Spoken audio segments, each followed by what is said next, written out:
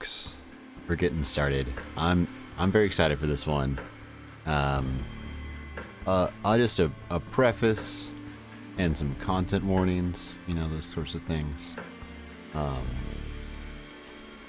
so yeah, we're gonna be doing Vampire the Masquerade. We're gonna be playing through Coteries in New York, which is a visual novel. I will be reading as best as I can. There's lots of characters. I've done a little bit of going through already just to see what I was in for. And I'm glad I did.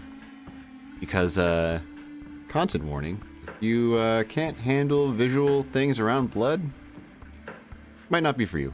Mind you, I also struggle with this, so it's gonna be quite something.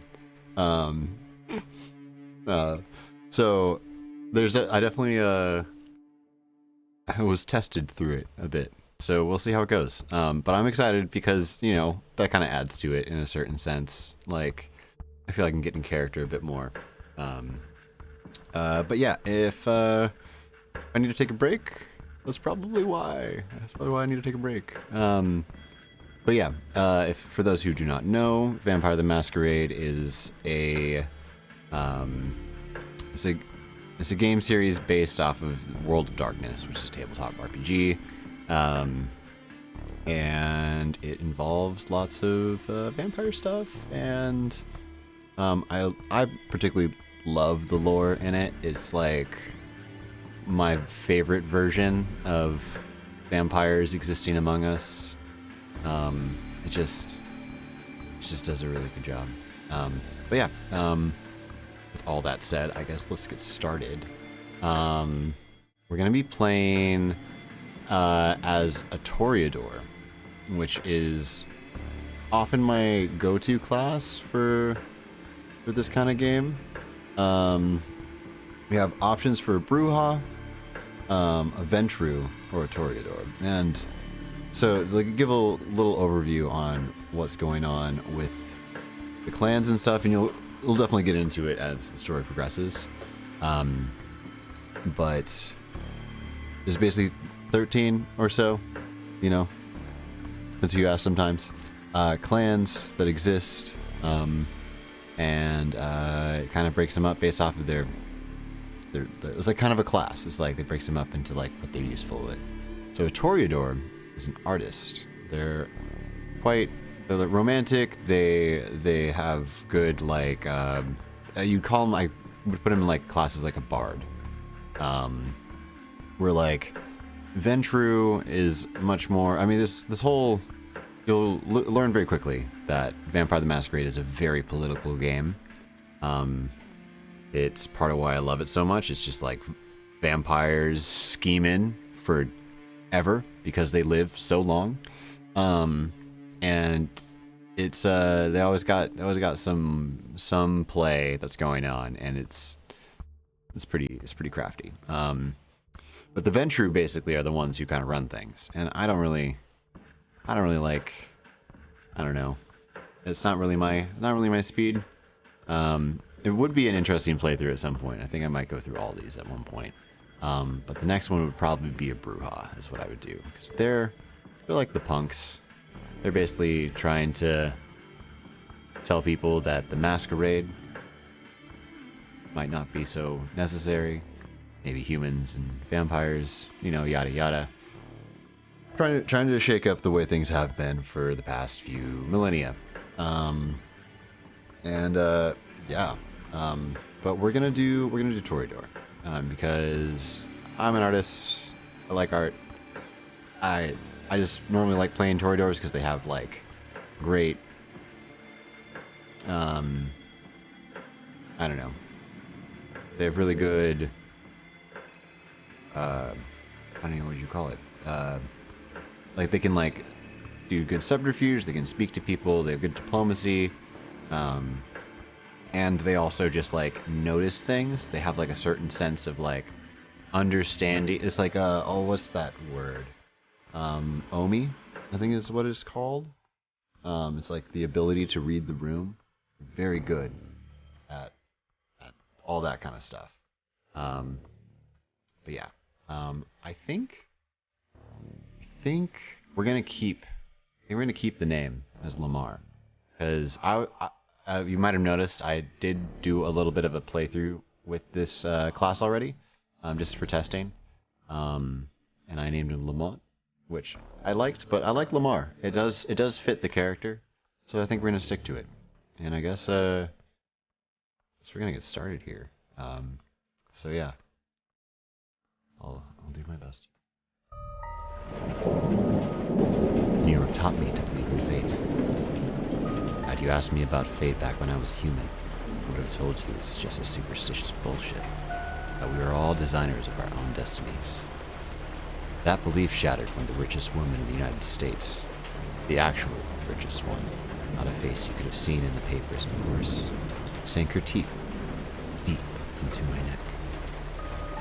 It happened in the very same place you're standing in right now. By the way, fate, you decide. Please, there's absolutely no need to be hostile. Just listen a little longer. See, my mistake was that I flew too close to the sun. It makes sense that my punishment was never to see it glow again. I was incandescent myself. I was hot shit. I had it all. Money, looks, confidence, connections, men, women, a career, and a spark in my eye, the one you need to be born with. And that's when someone far more powerful than me saw my radiance and thought, that won't do. She robbed me of the light erupting from within and gave me a subtle, enduring gleam in its place. She decided that you would fit me much better. She was a 9th generation kindred just like you, an apex predator. She probably enjoyed teaching me the peak of human excellence, my real place in the food chain. It's such an eyesore when you look at some loudmouth braggart and see them for all they really are. The temptation to teach them a lesson can be unbearable, right? Well, my sire's lesson was a lesson about fate. A message saying, you're eternally doomed to be at the mercy of your sovereigns. It almost drove me to destroy myself. What saved me was the ability to interpret her teachings. Hers wasn't a message of doom, it was a message of hope. Fate exists, and one can shape it if given the right tools. My sire didn't believe my tools were fitting to the job. She considered them toys, and me, just her amusing subject. Well, she's deader than dead now, and I'm still here, standing right where she stood when we first met. You might have wondered how I've learned about your arrival to JFK Airport. My answer is, of course, destiny. As luck would have it, today happened to be a day some of my associates were inspecting the coffins. Driving you straight from the plane and having you wake up in such an unfamiliar place was a little desperate, and I do apologize for it. But it is so rare for you to visit New York. 3 times in the last 15 years, was it? And you're never eager to inform me you're here. I understand you still have that meeting on 53rd Street later tonight, so I'll provide a comfortable transport. I value our relationship very much, don't get me wrong. But it is precisely because I value it that I'm going to ask you to repay the favor you owe me. You're the only one I'd trust to do the job well, and without attracting attention. You might think I'm crazy, asking you to breach the rules of society like this. You might think it's impossible to get away with it unpunished. But this is New York, and I don't know about other cities, but in this one, fate really exists. And right now, it's smiling in your favor. This is how it begins. You stifle a yawn. It's been a slow evening. The little bit of red liquid left in your glass and the crumbs on the plate remind you that, if nothing else, these Argus visions are at least come with some decent wine and legit catering. And yeah, it's fun to talk about your work on display, even if you end up discussing it with pretty much the same people at each such occasion. You've already met that one critic who keeps telling you, with self-assured authority, how you should pursue a different artistic avenue. Then there's the obligatory doe-eyed art student who's oh so impressed with your technique. To be fair, you're not all that happy with your latest piece, but hey, it's not the worst thing you've seen tonight. That ignoble, dubious honor belongs to one of the other paintings on display. And yet, this author, currently being paraded around by his rich parents, has barely been able to grab a bite of the fancy canapes. So many sycophants to meet here, so little time. For a moment, you think that maybe it's not worth it. Maybe you should take the critic's advice, cut your losses, sell out to some corporation and get it over with. As if the universe wanted to validate that train of thought, that's the exact moment your sister Emma decides to pop into your view. So let me get this straight. Cushy corporate jobs are selling out, but supporting a billionaire's vanity project is totally fine with you? Hi, Em. You absolutely despise her as an artist. While you're struggling to uphold some nebulous ideals of what art is meant to be, she's perfecting her ways of mooching off the system. Shamelessly preying on little-known street art and niche internet memes, she repackages them as bourgeois-friendly collages. So it's perhaps no wonder the New York Times has recently dubbed her a mind-blowing explorer of digital art's extreme possibilities. But, in spite of all that, you absolutely love her as a person, even as you welcome her by smacking the back of her head, a gesture meant to convey nothing but deep affection. No, but seriously, supporting young artists? My ass. I don't know what kind of money you got for this place, but I doubt it was even a fraction what it's going to be worth in the tax benefits. The gallery owners actually said that if he had to choose his most valuable audience, it would be the IRS. I'm pretty sure he was only half kidding. You mumble a non-answer and then segue into a different subject, trying to preemptively quell her repeated offers to get you a steady job. Of course, she proves as insistent as ever. You know, sometimes I just don't get you. On one hand, you wouldn't be caught dead taking money from the inevitable winner of the culture wars. On the other, if someone gave you the chance to collaborate on some dumbass Oscar bait flick sponsored by Larry Elson's bailout fund, you'd do that shit for free. She rolls her eyes and asks, you know what the only difference between the art scene and the culture industry? The culture industry actually pays your bills. As expected of someone who's given up on the attempts to infuse her work with any sort of endearing quality and decides to just keep responding to the zeitgeist. She claims to happily accept the fact that after she dies, both she and her work will end up in a landfill. When you respond that you prefer chasing a 1 in a million chance to immortalize yourself, she claims it reeks of an overinflated ego. But you've been down this road too many times before, and managed to accept she'll never understand what's truly important to you. Slowly but surely, you move on to more agreeable topics. Your plans to finally get hammered together, or the most recent crop of garbage Netflix shows your friends have tricked you into trying out.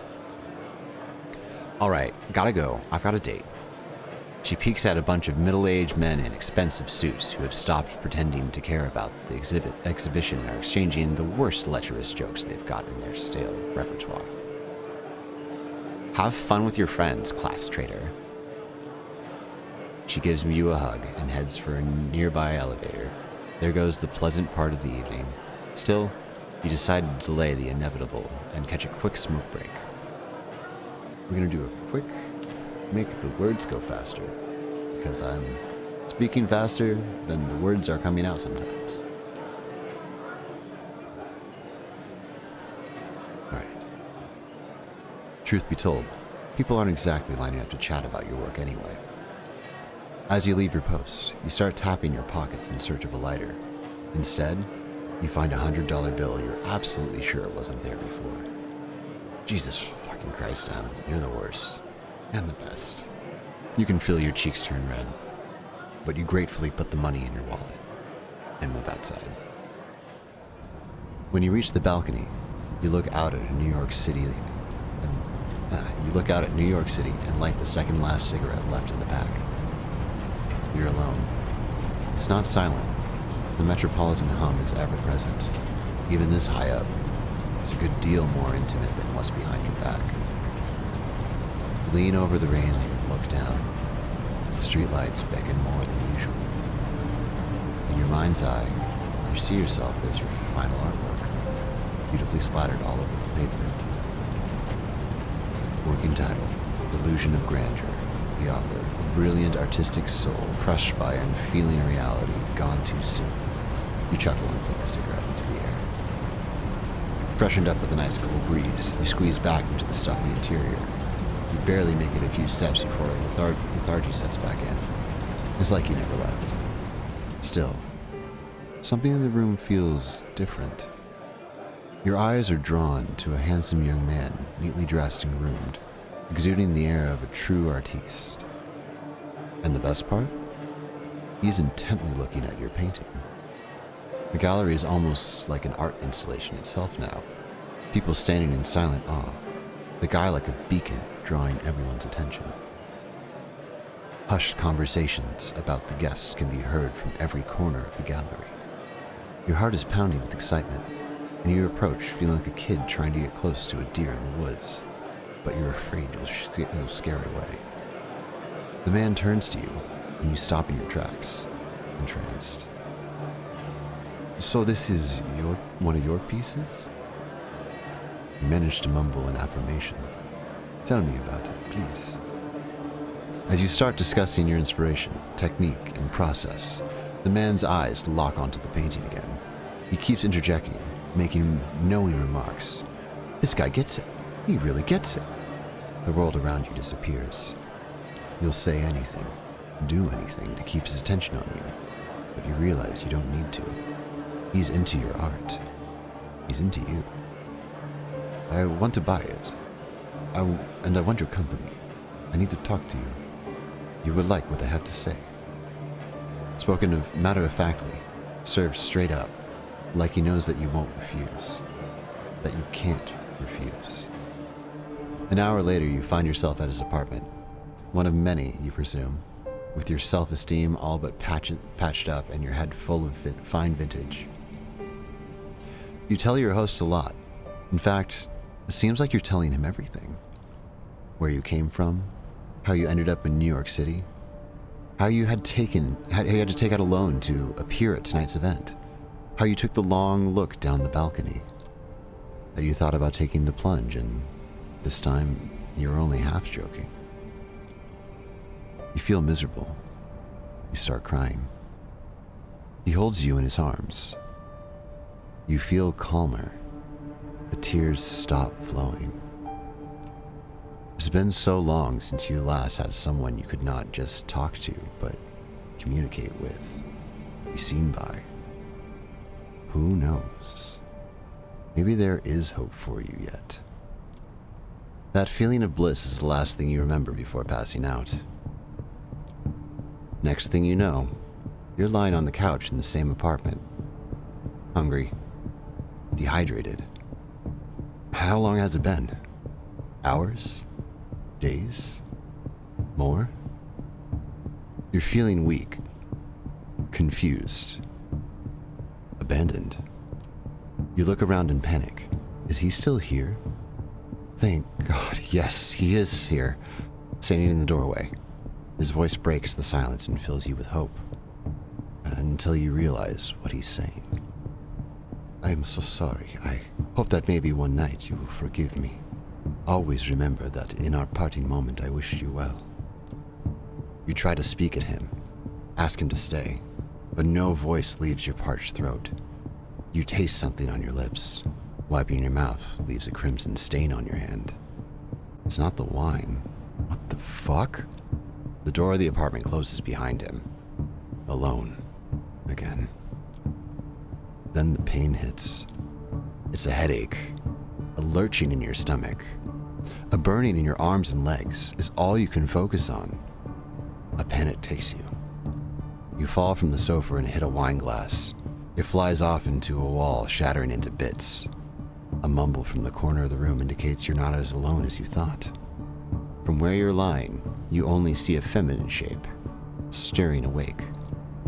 You crawl towards the woman. Inch by inch, the pain turns into an urge. You need to get closer to her. You begin to see details.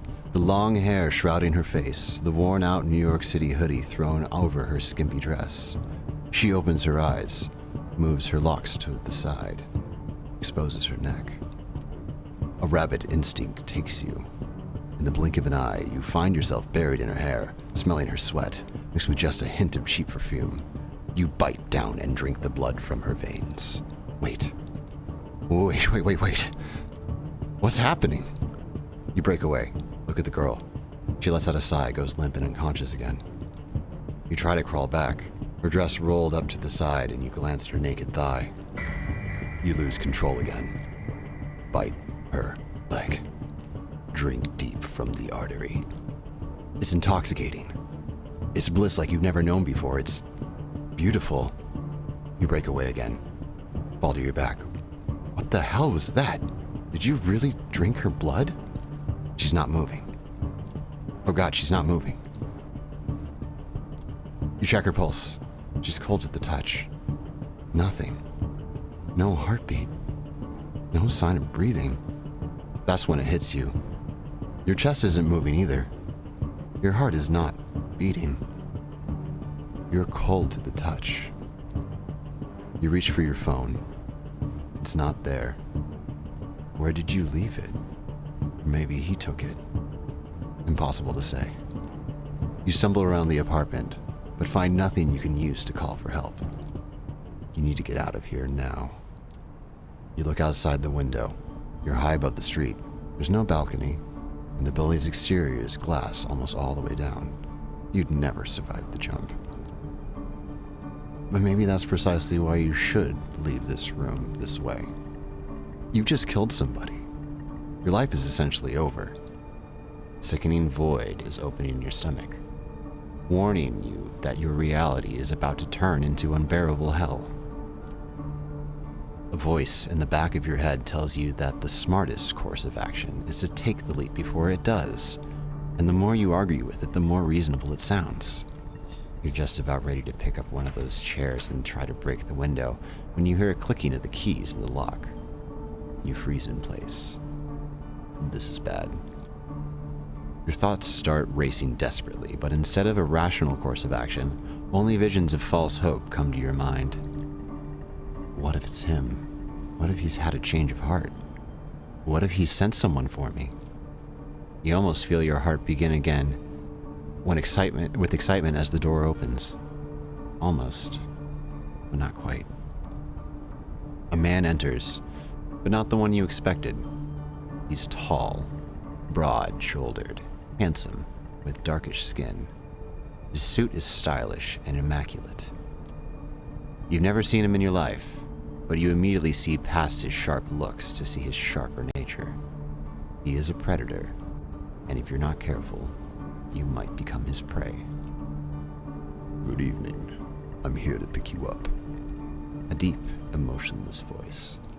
He turns his eyes to the lifeless body of the girl in the New York City hoodie and raises an eyebrow.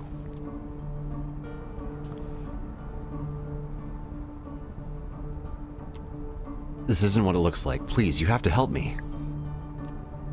That's what I'm here for, after a fashion. He approaches the bed to examine the corpse from up close. Well, this is unfortunate, but preferable to going insane from hunger. Quite a nice gesture, actually, if troublesome. He briefly looks at you with something like pity in his eyes, then changes his expression to a perfectly blank one. Listen, you may perceive your current situation as something out of the ordinary, but I've met hundreds of lost sheep like you, and you see, they tended to fall into two categories. First, there were the smart ones, those who carefully obeyed my every word and didn't pull off any stupid stunts. They always got where they needed to go safely and soundly. Then, there were the dumb ones. The punks who thought they could take me on. The wise guys who tried to contact somebody secretly without permission. The troublemakers who tried to run off and make a scene. None of them got to their destination in one piece. In fact, a lot of them never reached their destination at all. The man talked in a bored, professional tone, giving off an impression that he really has delivered this speech countless times by now. So you see, despite being a smart person, I'm a Mets fan. I love baseball, and it inspired me to come up with a 3-strike system to determine if someone is dumb. If you get on my nerves 1 or 2 times, well, I understand. Not all of us perform well in stressful circumstances. But if you do it 3 times, understand that there will be no excuse, no forgiveness, no mercy. His present changes, ever so slightly.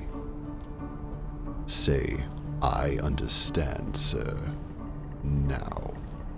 You feel an overwhelming, barely resistible urge to fulfill his demand. With all due respect, go fuck yourself, sir. For some reason, cursing him turns out to be so physically straining that your voice comes off as comical. The stranger chuckles. First strike, and watch your language, whelp, or else. All right. Have you got anyone you'd like to inform about your current situation and tell them you're all right?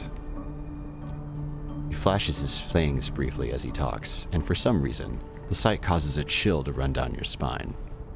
Something's wrong with him. Someone closest to you.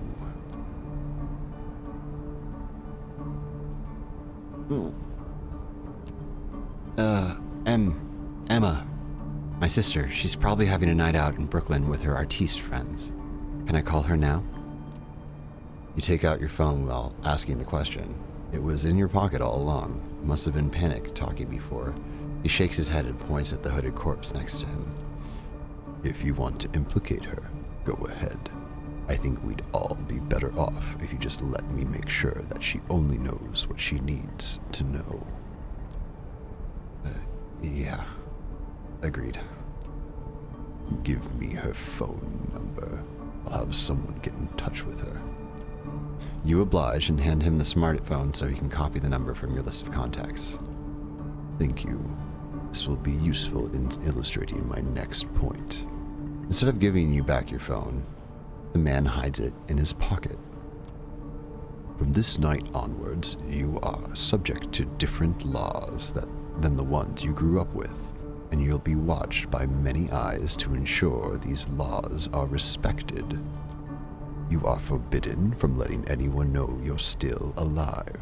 You're forbidden from showing your face anywhere they know you. If anyone comes to search for you, it's over for both you and them.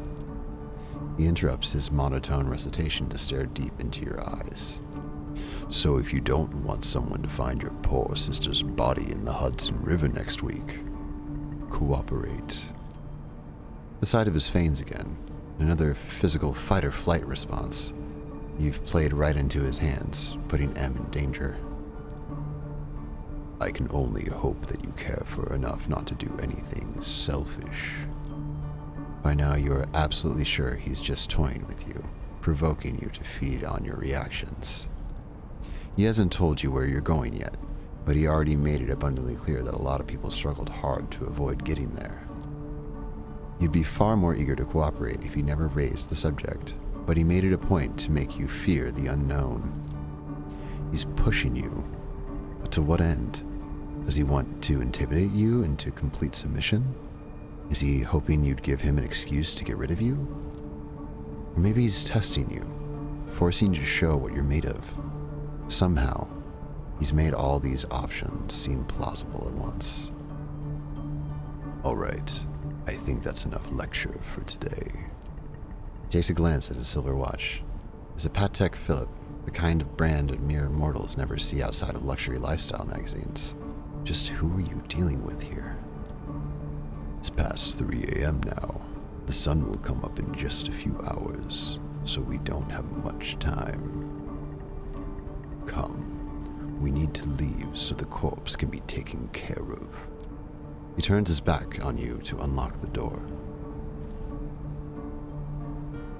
Oh, I don't think we attack him. No. Okay.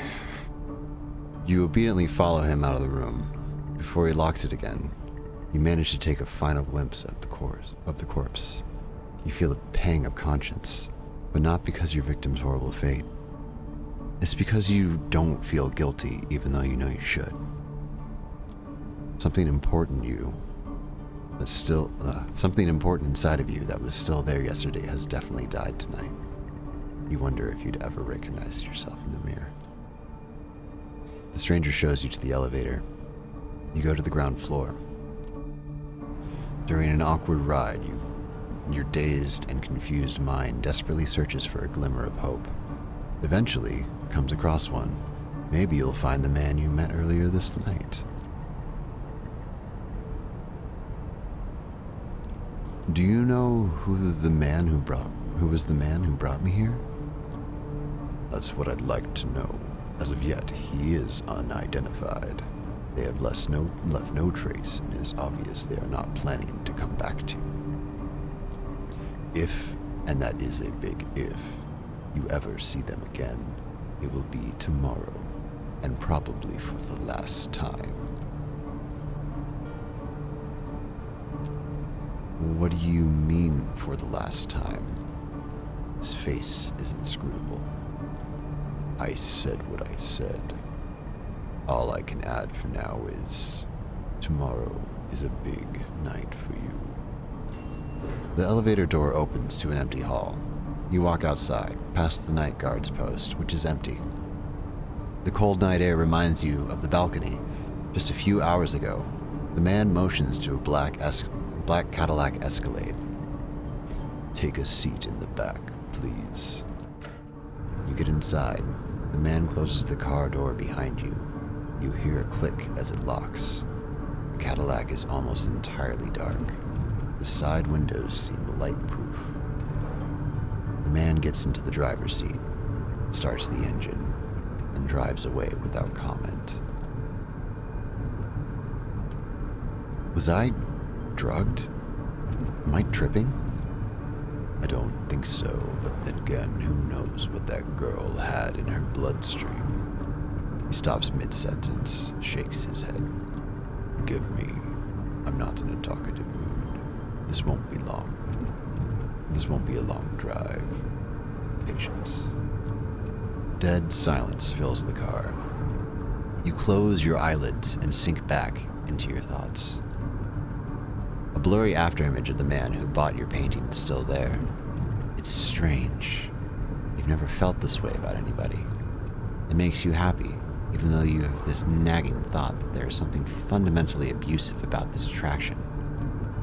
But then the girl's hair, spilled over the purple hoodie, and her blood, spilled over the cold floor, come into sharp focus. You wince. You want to cry, but it's as if there's no more tears left in you. After what feels like an eternity, the car comes to a stop. You get out in an underground parking lot. It's an ugly, concrete gray thing, empty but for the car you came in. It looks like there's a room behind a metal door in the wall. Guess you'll live to see another night. Follow me. He opens the metal door and lets you inside. Here we are. These are your lodgings for tonight.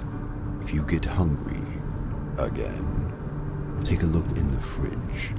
Tomorrow, I will come pick you up.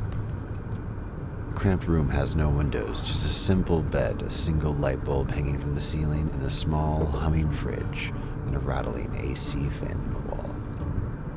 It has all the coziness of a solitary prison cell. You notice claw marks on the inner side of the entrance door.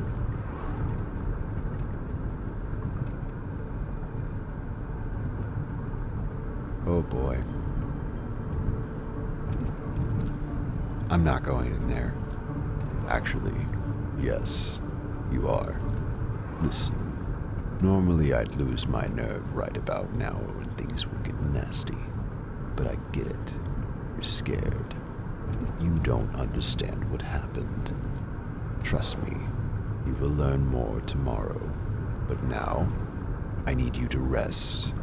And you need you to rest. He gestures inside the room. Finding no more willpower to resist, you step inside. The stranger nods contently. Good night. He locks the door behind you. It looks very secure and sturdy. You open the fridge. There's a single plastic bag there, filled with red liquid, unlabeled. Tomato soup? You feel sick to your stomach. Best leave it for now. You lie down on the bed. It's a simple mattress of a metal frame, kind of grimy and damp. Seeing it makes you grimace, but you're just too tired not to lie down. Your entire body hurts, a dull feeling that makes you feel heavy. You feel vulnerable and lonely. Usually when that happens, you turn your attention to painting, just to not think about the alternative. Your family upbringing left you with no skills but artistic talent. Creating art used to be something of an unpleasant duty. Somewhere along the line, though, it became the only weapon you had to fight with existential despair. Some of your best work was created in lieu of impotently crying in bed. Hell, you're pretty sure a few of those pieces had your tears mixed in with the paint. Like the painting that led your whole night to this. You look back at your life, and it starts looking like a downward spiral. You're so tired, your entire body tenses up, and before you know it, you drift away into oblivion. You wake up. That in itself is a surprise. You barely remember when you were drifting off. Didn't feel quite like sleep, more like plummeting into an endless void. You imagine that's how death feels. The room is unchanged. The lamp is still on. The AC is still rattling. The refrigerator is still humming. You take a look at your watch. It's almost 9 p.m.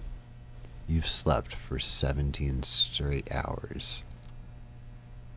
Maybe you died. Your breath is gone.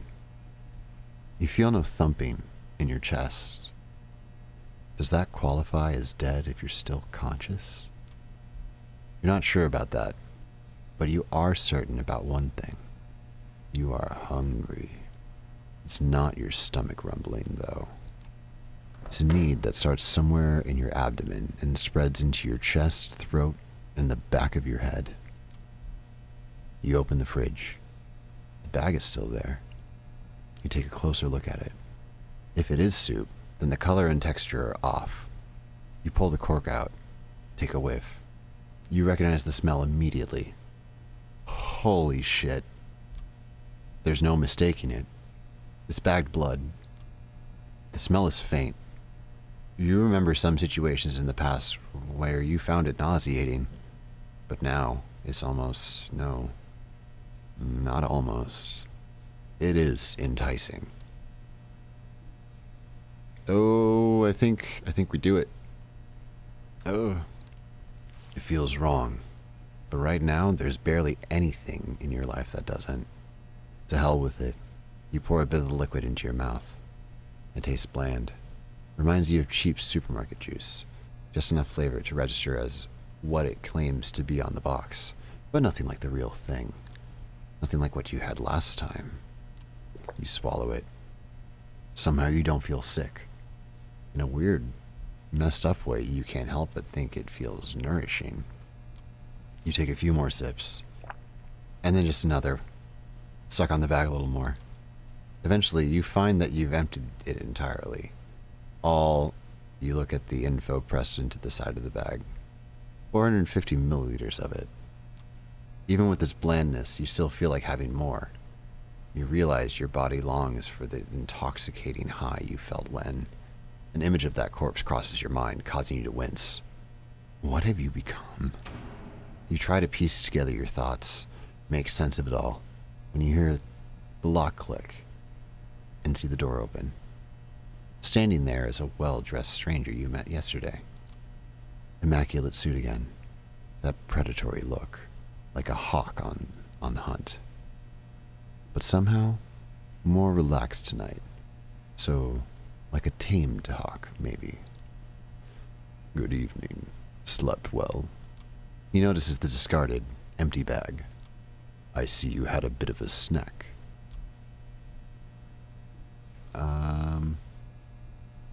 Great question.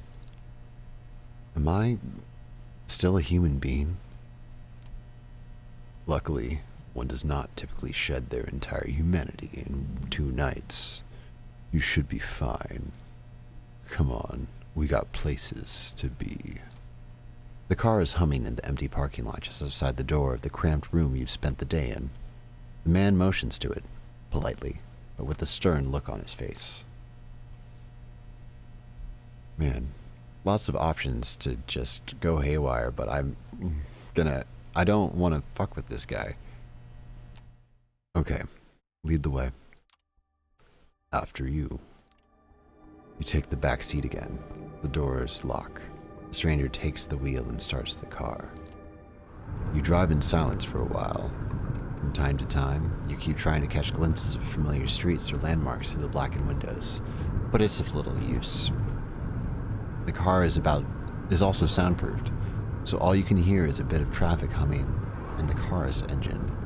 The driver doesn't say anything and seems focused on the road. You check the door handle. Yeah, the door is locked all right. A piece of dark glass separating you and the front of the car looks sturdy too. There's nothing left to do but wait.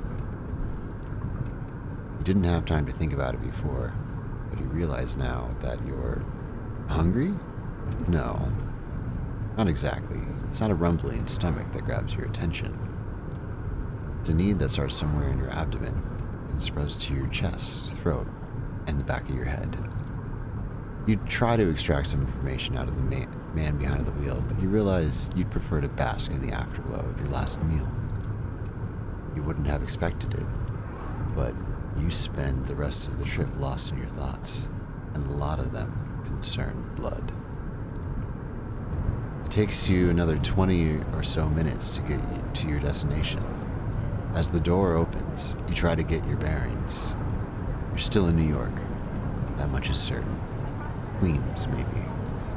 Wait, you know exactly where you are. The nice-looking 2-story building has a logo you immediately recognize. The Art Hole, an avant-garde gallery used to hold that collection of bagged viscera and body parts by... You can't quite remember the guy's name. He's Brazilian, you think. Fabio something or other? After me. No sudden movements, please. You've never been inside. Not quite your style, but the place has quite the cult following. You keep racking your brain for more facts, hoping they'll help you with whatever you got into. 2 large men in suits flank the door to the gallery on both sides, and they give your companion a nod as you approach. Prompted by the stranger who guides you, you walk inside. The gallery is full, which is unusual at this hour, to say the least. About 24 faces fill the showroom, and a number of waiters navigate the gathering, serving drinks.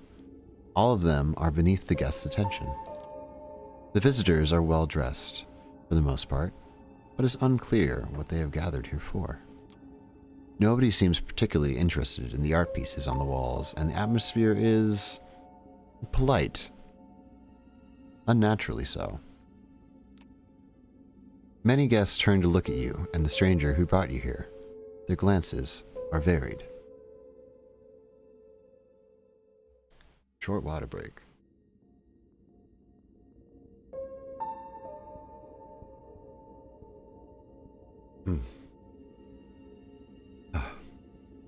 That's such a good story. I love it. You see open contempt of a few faces and animated interest on others. Most of the eyes in the room calmly observe you, as if wishing to appraise your worth. Memories come back to you like a bad case of PTSD. How many times before has someone judged you, impassively or decisively, through your art? You'd share a piece of yourself with the world, and it'd respond by making you feel like garbage. It always took a lot of effort not to lose your cool and tell all of them to shove their opinions up their collective asses. Now looking around, feels like you're just becoming another artwork as commodity to be judged by a bunch of obscenely wealthy, out-of-touch assholes. It makes you want to scream. Good evening, Kadir, and to you, child. The noble, cold voice takes you out of your head and back to the situation at hand. The gallery, a shadow, a crowd of strangers, you being brought here against your will. For what purpose? The room awaits your response.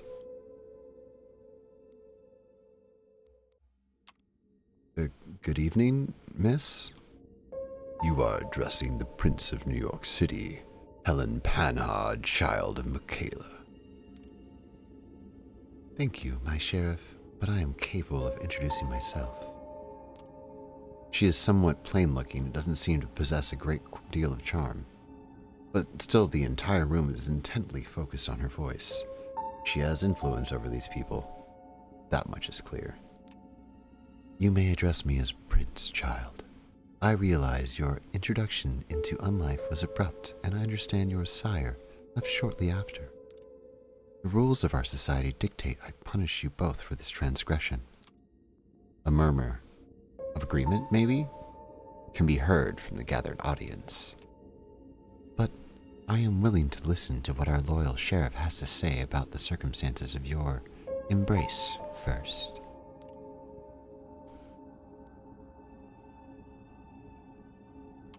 Wait, my sire? You mean the man I met at the art gallery? That's one of the things we're here to ascertain. You're about to be judged by the court of New York City. Kadir, please tell us how you found this fledgling and what happened on your way here. Court? Prince? Is this some kind of secret society make-believe? A trusted informant who had chosen to remain anonymous at this time tipped me off about a suspicious kindred appearing in one of our domains. Upon investigating, I found them gone, but this fledgling remained in their place. Interestingly, his sire made use of an older haven of one of the clan of the Rose for the Embrace. They were even thoughtful enough to leave a local woman for the fledgling to slake his thirst on. Despite some reservations, he offered little resistance last night and cooperated on our way to the safe house. I was pleased to not have to force his compliance. We had a quick chat, but wishing to appear here post-haste, I urged him to join me, which he did without struggle. A pleasant departure from my usual routine, I must say. His thirst partially slaked with the bagged blood we kept in the safe house. We had a pleasant enough drive here. The story ends with us arriving at Elysium tonight. All eyes are on you again. You take a special interest in one of the faces. It's a beautiful woman with curly, almost blood-red hair and a dress to match. You see her whispering to some bespectacled man with an absent-minded look on his face. Who is she, you wonder? Thank you, Kadir. I take note of this fledgling's behavior and will take it into consideration later. She turns her attention to you. First, there is the matter of your sire, the person who brought you where Kadir picked you up from last. Who were they? He was beautiful, charismatic, charming, dark hair, a sort of artistic mess. He had an accent I couldn't recognize. He took notice of my art. Bought a piece, in fact. I want to meet him again. The last sentence came out almost involuntarily. You immediately feel ashamed, sounding like a sad puppy whimpering after the master. Yes, you do want to meet that man again. It's an urge deeper than you've ever felt. Maybe even love? No, that's idiotic. He never even introduced himself to you. He used you. That asshole just plain used you. For what? Well, Kadir, does that sound familiar? No, it doesn't. Or at least not familiar enough. I will continue the search after we're done here. That guy, he bought my painting at the gallery. Didn't pay in cash, I think. Maybe you can track him that way? Oh. Did your outlook on him change all of a sudden? He smirks, seemingly enjoying your misery. Personal jabs aside, thank you for that observation. I will investigate this later. What shall I do with the fledgling, my prince? What is your recommendation, my sheriff? The traditions are clear. Thou shalt only sire another with the permission of thine elder. If thou createst another without thine elder's leave, both thou and thine progeny shall be slain. I am ready to fill my duty. Stay your hand just a moment longer, Kadir. I wish to consult my counsel on this. Make sure everyone is in agreement. Of course. He seems strangely relieved. The prince leaves the main showroom, and a handful of people follow her out. You're about to ask this Kadir what all this talk of traditions and councils was, but the red-haired woman approaches the two of you. Sophie. Sheriff, I was wondering if I could have a word with the fledgling. What for? She lowers her voice in response. Come now, Kadir. We all know what the verdict is going to be. Let me speak to them. You might not want to stain your hands tonight after all. Her words grab his attention. His face is hard to read. It's like several emotions are struggling for domination. Anger, sadness, hope, gratitude, resolve. I'll go get my sword. He steps out of the room the way you came, and you are left in the showroom with the woman in the red dress. She takes you aside, and the eyes of the remaining guests follow you. Well then, fledgling, you are in quite the pickle. Sounds like you knew exactly what to say to him. I could swear you two have a history. Aren't you a perceptive one? If only I could direct your focus elsewhere. What I want to tell you demands your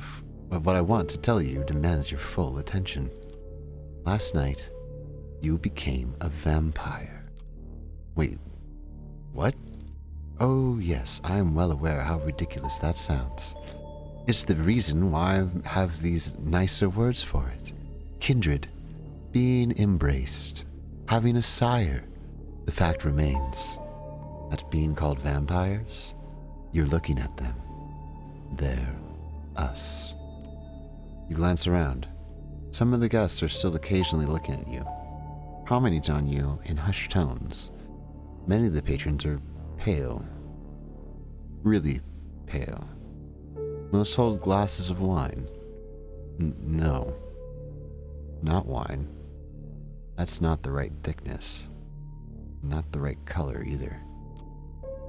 You're trying to come up with something sensible to say, but you're drawing a blank. It makes a morbid kind of sense. You drank blood last night. There's no denying it. Your breathing has not returned. Your heart remains still. A vampire. Two voices in your head start battling for supremacy. One of them slowly begins to put everything that happened since yesterday together, coming to a conclusion that no matter how it's sane it might seem, nothing but what she's saying makes sense. The other voice just keeps saying, "What the fuck, what the fuck, what the fuck?" on repeat.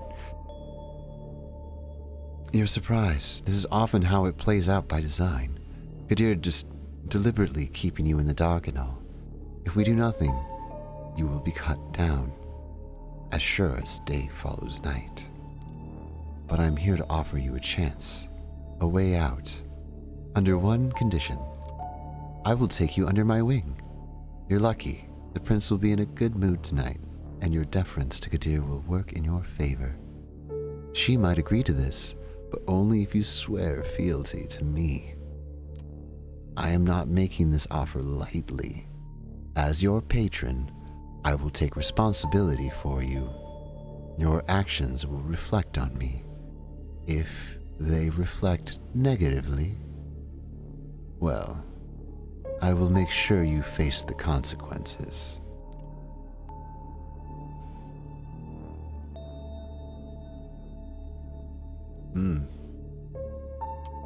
Suppose I say yes. What happens then? You survive, hopefully. Or not, depending on the prince's whim. I'm giving you a chance, not a guarantee.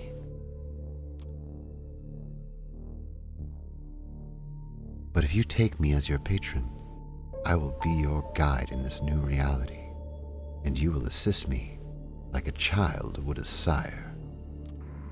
Steps and hushed voices can be heard from the side room. It seems the prince and your counselor are returning to the showroom. Kadir appears from downstairs as well and starts walking towards you. When you hear the verdict, ask to be spared. I will intervene. Remember my condition. She flashes a heart-melting smile towards Kadir, who does not smile back. The sheriff's immaculate suit is now complemented by a curved, oriental-looking metal scabbard fastened with a colorful sash around his waist. It would look vaguely ridiculous if it wasn't surprisingly intimidating first and foremost. Kadir takes his place next to you and observes as the prince takes center stage again. Loyal kindred of the New York City Camarilla, gathered here tonight, I have made my decision regarding this fledgling. She briefly addresses you. I want you to know that this was not an easy decision for me to make. For your part, you have not done anything to earn our ire. I do feel a genuine sorrow for what must be done. We are all keenly aware that these nights we do need to close our ranks and trust the wisdom of our elders and their traditions more than ever before. There is no place for tolerating dissent when our very existence is under constant threat, although I acknowledge some of my counsel's divergent opinions on this. She takes a look specifically at one of the people who left the room before, a rather plainly dressed, shy-looking man whose skin has somewhat healthy tone. He bows his head in deference. I hold the final authority over this fledgling's fate, and I declare that while their embrace might be the sire's responsibility, in their absence, it is their progeny that must be punished. The sentence is final death, to be resolved presently. Kadir, you hear a scraping sound and see that the sheriff has unsheathed his curved sword. It is a beautifully detailed blade, which you expect must be worth a small fortune. Its apparent sharpness makes you freeze up. 2 outs. Bottom of the 9th. His quiet mumble is audible to nobody but you. As his eyes meet yours, you note just a hint of sadness in his countenance, one that quickly vanishes to give way to grim determination. And he's out to bat. You will not get another chance to speak up. You make your choice. I don't want to die. Spare me, please. Prince, if I may ask you to stay the sheriff's hand for a while longer. Kadir looks at the prince, awaiting her response. The sword is still hanging above you, threatening to fall at a moment's notice. Is there something you'd like to say, Miss Langley? Yes, if I may. At first, the prince looks somewhat annoyed at the distraction, but she stays quiet for a while, measuring the mood in the room. The bored elites suddenly look at you with aroused interest. some of them dismayed at not seeing the bloodshed, but all intrigued by the unexpected twist. The prince nods. Well, let's hear it. Sophie takes a few steps forward. All eyes are on her now, but Kadir's heavy hand on your shoulder makes it clear you won't take advantage of the distraction. My prince, while the traditions are clear, I believe that the proper context should be observed in addition to the letter of our laws. This fledgling is a burden, but with proper guidance, they could become an asset in our domain. Am I understood that you are volunteering to take this sireless child under your protection? Yes, I happen to think that might be Yes, I happen to think they might hold a potential that would be unfortunate to waste. I do expect their full cooperation, of course. Whispers could be heard again, an incredulous voice or two, a hushed, just behead the fucker, some suppressed exclamations of surprise. Silence. I ask all of you to make a note of this moment. I might be persuaded to bend one tradition in this child's favor, but another will have to be enforced even more firmly in its stead. Until thy progeny shall be released, thou shalt commend them in all things. Their sins are thine to endure. Are you certain that's a responsibility you wish to shoulder, Miss Langley? I am willing to guide this fledgling and add a valuable ally to our sect in a time of need, yes, but I would like to receive the right of destruction over them, if it pleases you.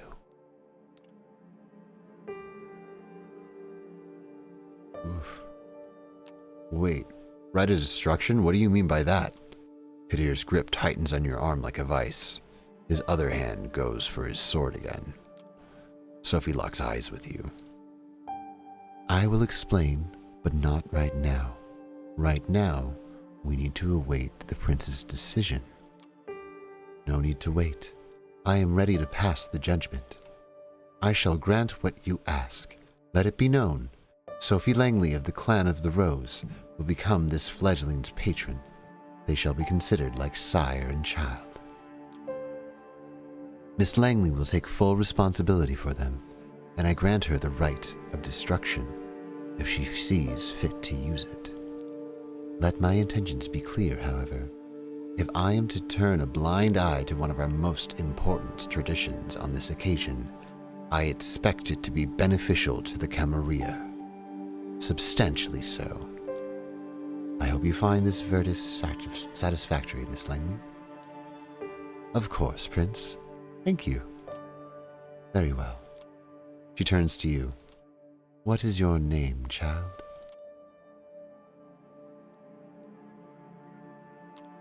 Do you use your actual names? My old life is over, so shouldn't I have like a, vampire nickname? It depends on the choices made by individual kindred, but for now, I do need a name I can use in an official manner. It's Lamar, then. She nods. Well, welcome to the Camarillo, Lamar. Now, this evening proved to be even more eventful than I anticipated, but with the fledgling's fate decided, I believe our meeting can conclude. Thank you all for appearing on such short notice. Give my regards to those who couldn't make it. Kadir, a moment of your time before I let you return to your duties? Of course, Prince. He shoots you a side glance that doesn't leave much space for interpretation. You will be watched, you will be judged, and if need be, you will be punished. The two of them leave the gallery. Well, Lamar, I think we both already managed to significantly improve each other's evenings.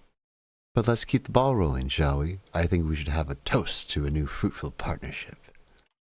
She raises her hand at one of the well-dressed concierges who have now appeared in the showroom to refill the guest glasses. The conventionally handsome man approaches with a carafe of red liquid. He pours it into two tall glasses. It's blood again. That much is clear. You're in two minds about drinking it, but the memory of last night's hunger makes you wince. You take a tentative sip. You expected the same blandness you tasted a few hours ago, but this one you can actually savor. It's smoky and warm, making you think of a cozy cabin in the woods. It does strike you as a strange image from your mind to jump over when drinking human blood. But it is what it is. You've never tasted anything like it. Do you like it? I think New York City caterers have a very bourgeois idea of what good blood should taste like. Apologies. You must have so many questions. While we're here on the topic, perhaps we should start with those related to sustenance.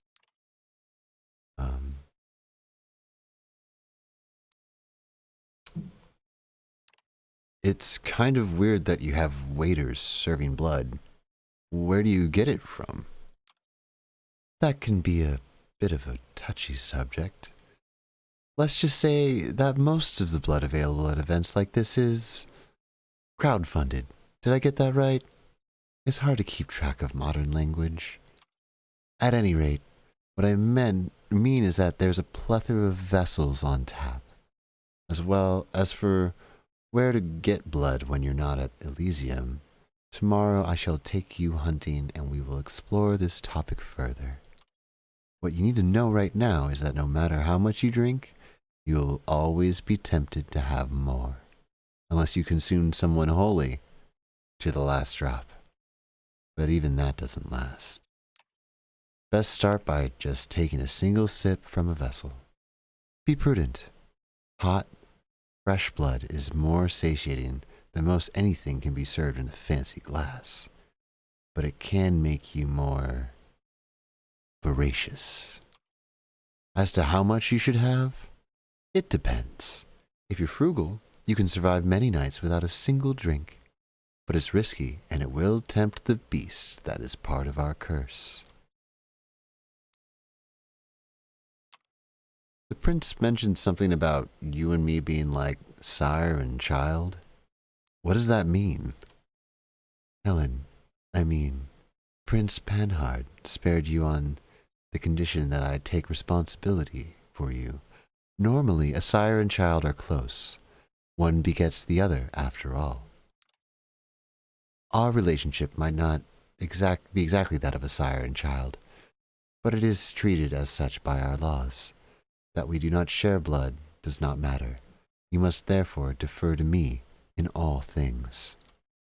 I don't wish to use the right of destruction that the prince granted me, so I will appreciate it if you don't give me a reason to do so. I promise I'd guide you. Meant it. Treat me as your mentor and superior, and I will treat you as my loyal retainer and understudy. With me, you can go far.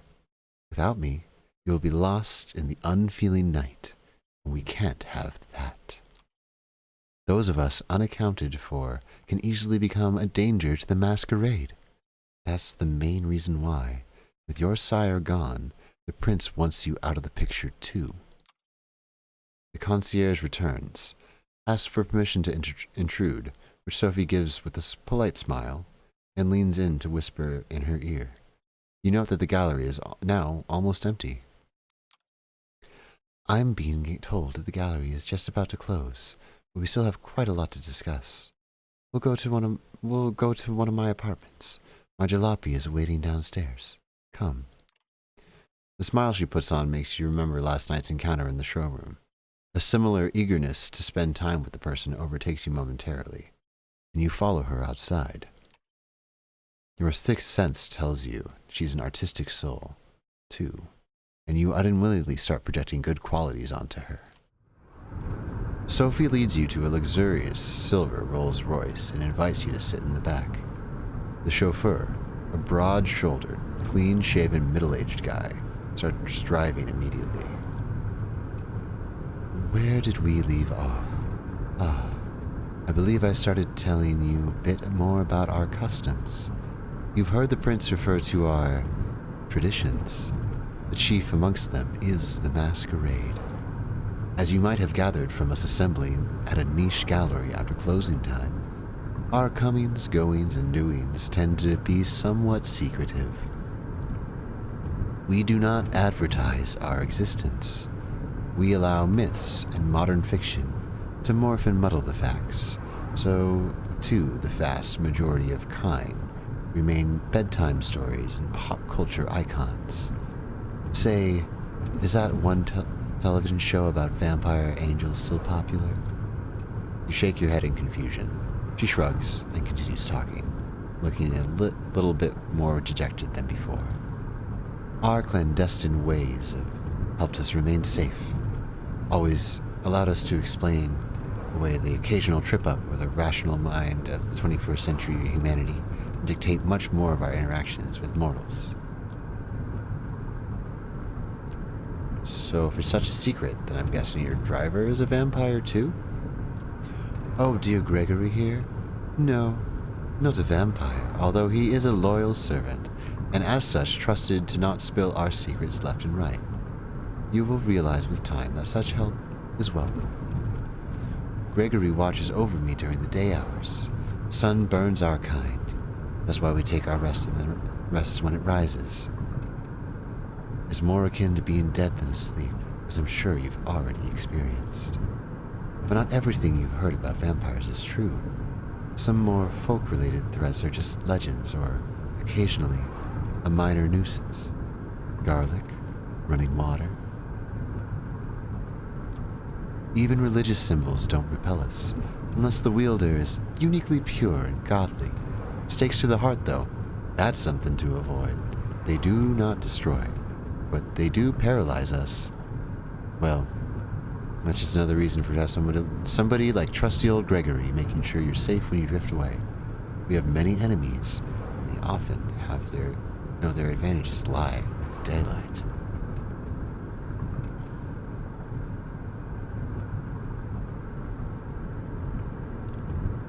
You mentioned enemies. I guess that makes it necessary to watch each other's backs? Can you count on other vampires for that? She surprises you by letting out a soft chuckle before answering. No. Our little sect supplies social interactions aplenty, but it doesn't really encourage counting on someone. Support given in exchange for favors. Yes, that's more like it. Long-term solidarity does occur in the Camarilla, but we are a very politicized organization by necessity. Loyalty is to your sire, to your prince, and to the sect. When you're in Elysium, like we were tonight, the sect can appear to be a monolith. The reality is more complex. Outside of official gatherings, shady deals and quid pro quo mentality reign supreme.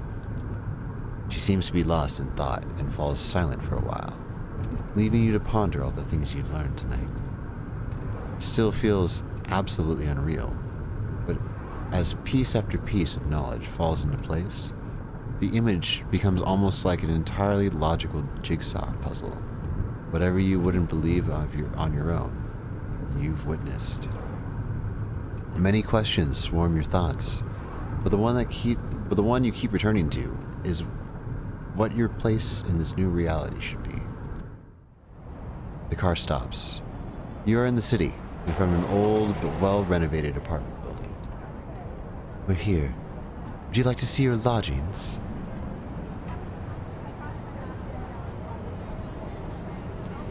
I have an apartment I could go back to. Sleep there. All my stuff's there anyway. Does it have sunproof blinds? Or a solid, secure door? No. I think you'll find this apartment much safer. Come upstairs. She leads you through a small hall with a night guard who greets Miss Langley with a good evening and takes you and you take the stairs up to the second floor. Sophie opens the door to room 209. Inside are all the amenities you could expect from a modern apartment, and some you wouldn't have deemed necessary just the previous night, including thick blinds for the windows. The The back room has a comfortable-looking bed and a thick steel door with several sturdy-looking locks. No windows. Well, how do you like it? Yeah, it's not bad. I'd change a few things, switch a picture or two, maybe paint the wall a different color. I'm sure you would, but I would appreciate it if you could hold back the need to redecorate, or at least consult me before you do. The time for solo acts will come later. Right now, what we need is collaborations. Tomorrow, I will take you hunting and discuss the blood in more detail. I'll let you get comfortable. The keys are by the television set. I will come pick you up tomorrow night. Use the back room for rest. You can lock the doors, just in case. It stings a bit when she leaves. It's like the room suddenly became a few shades dimmer. You inspect the kitchen, hoping to find something to drink. Nothing. No regular food either. Feels strange that Kadir could be a more thoughtful host than your new sire, even if only in that respect. You briefly wonder if the sheriff might have a hidden side. With nothing left to do, you lie on the couch with the TV playing in the background for company. Columbo reruns. Kojak reruns. President of the United States got himself into serious trouble again. President of the United States got himself out of serious trouble again. Wanted to start yelling over each other about things that seemed a little bit less insignificant just 2 days ago. You start drifting off, reflecting about another night of confused conversations and worldview-shattering revelations. How many more before you finally understand what happened to you and what you're supposed to do now?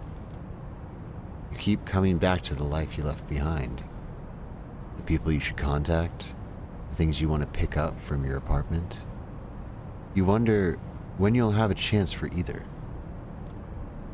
As you start to feel the same tiredness that made you drift into a cold sleep last night, you settle in the back room. The bed is comforting. Lack of windows less so. You leave the light bulb on. Looking at it, you realize it's the closest thing you'll ever come to staring at the sun on a breezy summer day again. A wave of melancholy overcomes you. A few minutes later, your consciousness fades and you take the plunge into darkness again. Sinking, sinking, sinking, sinking. Hit the rest button, I guess. Hunger is at the heart of vampire's existence. To ignore it is to tempt the beast to take over its desire to feed. To overindulge in feeding may threaten the masquerade while staining what humanity you have left. In Coteries of New York, we're doing a tutorial, folks. Having a high hunger is indicated by progressively thicker, bloody frame around the screen, like the one you see now. As our hunger grows, so does the indicator. Your hunger may increase when you call upon your vampiric powers or when you need to mend your wounds after a fight. When your hunger reaches the maximum level, you will receive a warning after you complete a piece of the story. Ignore it at your own peril. Some choices might only become visible if your hunger is high enough. Similarly, high hunger may block off some choices, as you will be able to see after pressing continue. Look at that. To decrease your hunger, you will need to feed. Whenever you see a feeding opportunity, you can take the risk to hunt and slake your hunger. You will need to keep the hunger at bay if you uphold the masquerade and survive the nights that await you. So that's the mechanic. You open your eyes. The bed isn't warm. The room is filled with artificial light, and the ceiling, the solid metal door is closed. Normally, you'd stretch out for a bit. On some mornings, you'd probably throw the quilt over yourself and snooze a moment longer. But that was before. The way you woke up now, you are fully conscious. No grogginess, nothing weighing you down. Just the nagging need in the back of your head. Hunger. Not as severe as the last time, but unmistakably there. You get up and open the door to the main room.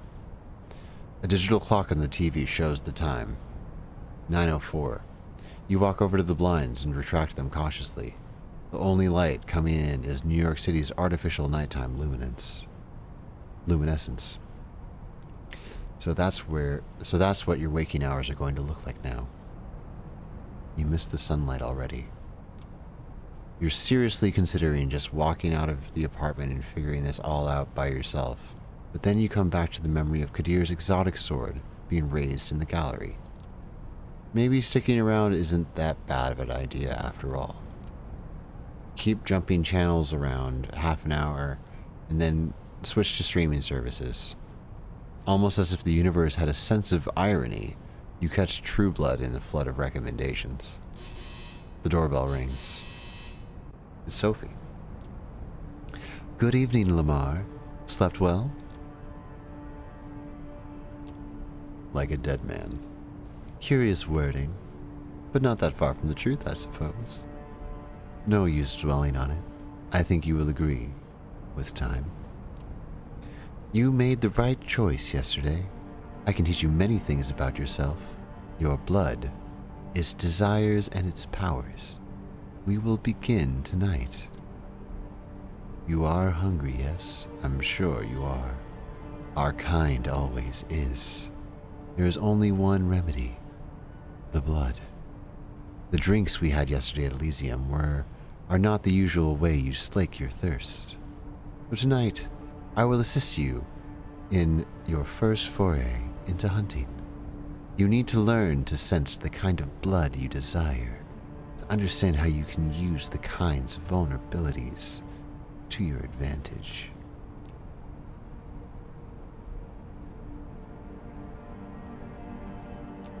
So let me get this straight. We are predators. Humans are prey. That's pretty grim. I know what you feel. I remember the notion. But you will, inevitably, grow beyond it.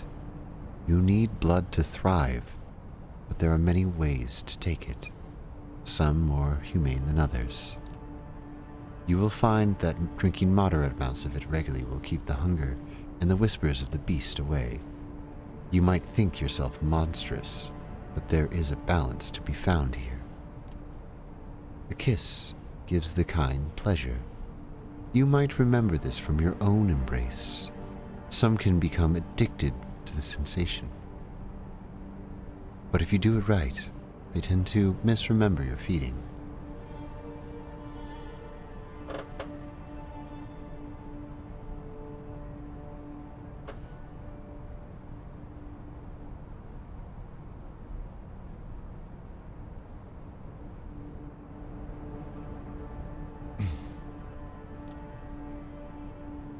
After all, vampires do not exist. They are myths, fairy tales, and pop culture mainstays, correct? She gives you a sly, knowing smile. This is why the masquerade is so important, and even more crucial when you feed.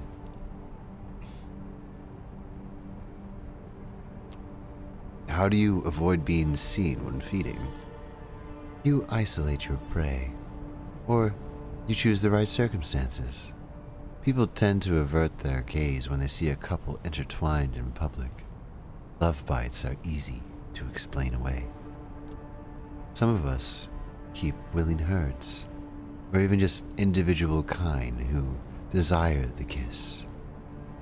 That comes at a higher risk these nights, though, so I would not recommend it to a young kindred like yourself. Feeding from the same area repeatedly can be dangerous, but by branching out, you risk the ire of other kindred whose domains you trespass. Lucky for you, New York City is more forgiving in this regard. New York is in somewhat of a unique position. Many of its neighborhoods remain contested or unclaimed. The reason for this is a lesson for another time. But keep the following in mind. Take opportunities to feed when they present themselves these upcoming nights. As long as you hunt cautiously and respect the masquerade at all times, you should be fine. To wit, I want you to join me for a trip tonight. Come downstairs. Gregory is waiting for us.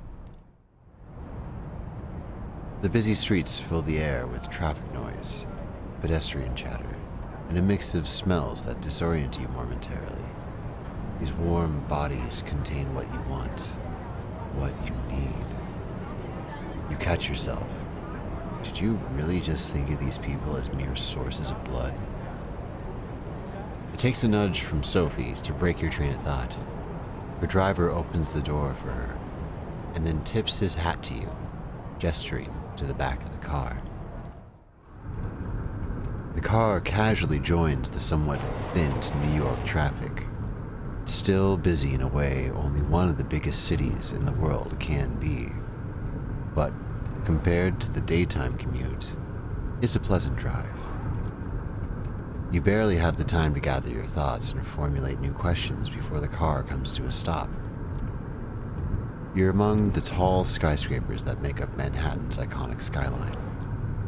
You feel a pang of emotion as you realize this is where you took part in the exhibition just 2 nights prior.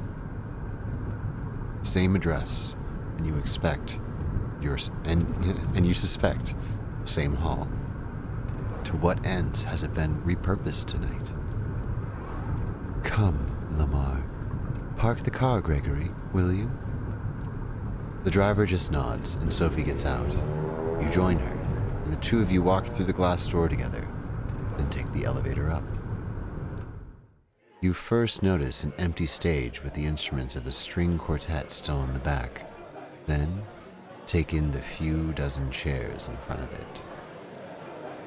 The concert seeming concluded, the patrons, all smartly dressed and posh, have spread out over all the hall. Sophie strides confidently inside, produces an invitation from her purse that she flashes in front of a security guard. You follow close and are let through without issue. Let's start easy. A social setting like this would usually prove quite challenging to an inexperienced kindred, but consider this evening a small gift from your patron. I'm hoping to procure you a willing vessel. Just remember what I told you about taking small sips. This one has a soft spot. I have a soft spot for. Don't damage her. Now let's see. There he is.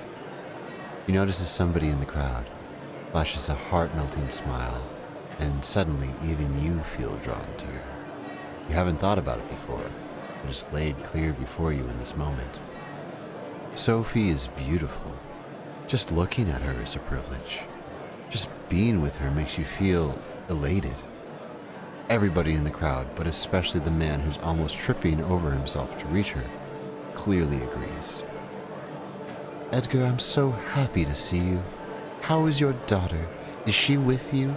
Oh, there she is. Julie, my girl, come over, please. There is somebody I'd like you to meet. The young woman who walks across the hall can't be more than 19 years old. It's clear from her mismatched earrings and the partially faded purple hair dye that she doesn't fit in this crowd. Julie, this is Lamar. I think the two of you should get acquainted while I talk business with your dad. Awfully boring stuff, I assure you. I'm positive you'll like each other. The girl gives you a shy smile and nods towards the balcony stairs. You follow, somewhat unsure what it is exactly Sophie expects you to do. You reach a secluded space from which the entire lobby is visible. All eyes are on Sophie. They listen intently, then laugh when she does. Julie saves you the trouble of figuring out the next step. If you're with Sophie, then I guess you're, you know. She puts her wrist to her lips and gives herself a theatrical nip, then looks to you, embarrassed, but Also hopeful?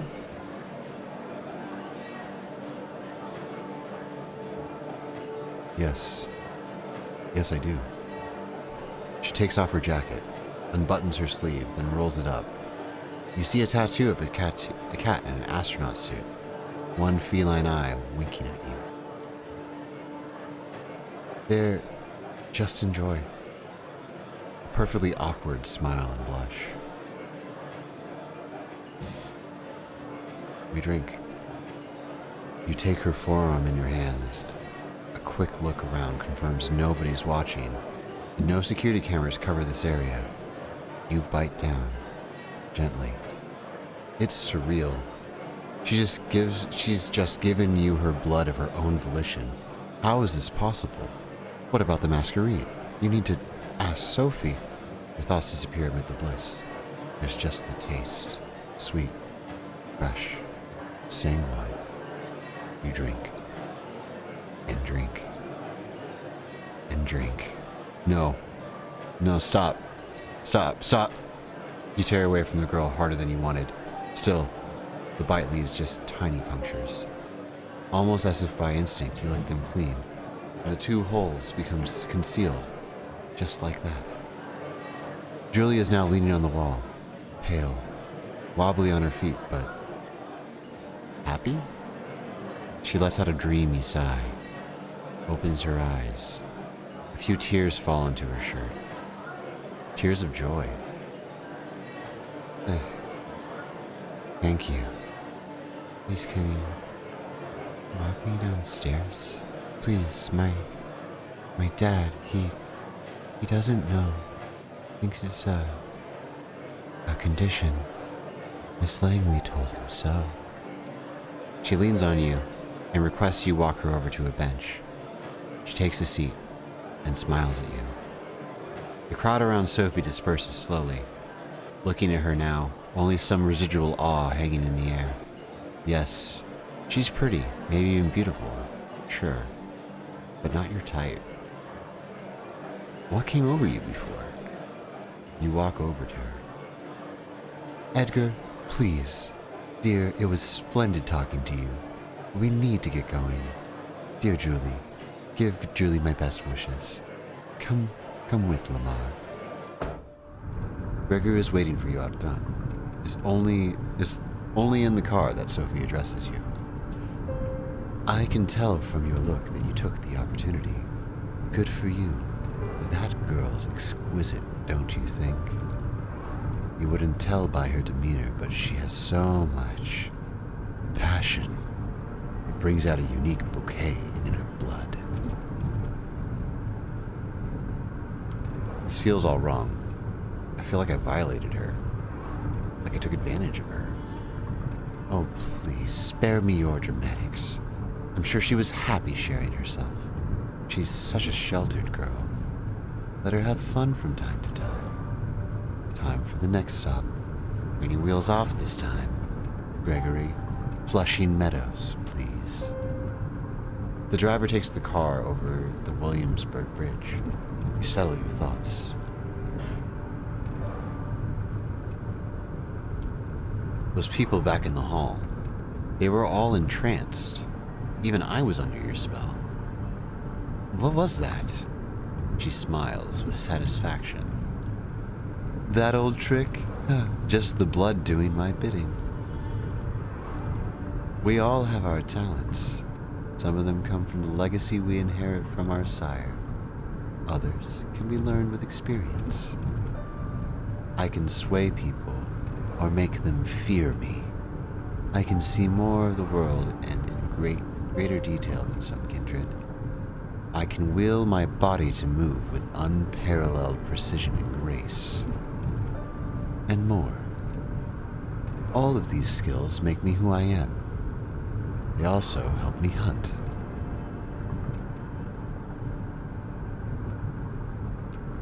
So you're saying that it's best to use these talents when hunting. They are useful, certainly, but the utility is universal. Your survival, violence, intrigue, entertainment, and pleasure, too. sometimes. Always keep the masquerade in mind, however. It is all fine if you can disappear in plain sight or command animals with your mind, but save those overt talents for the right place and time.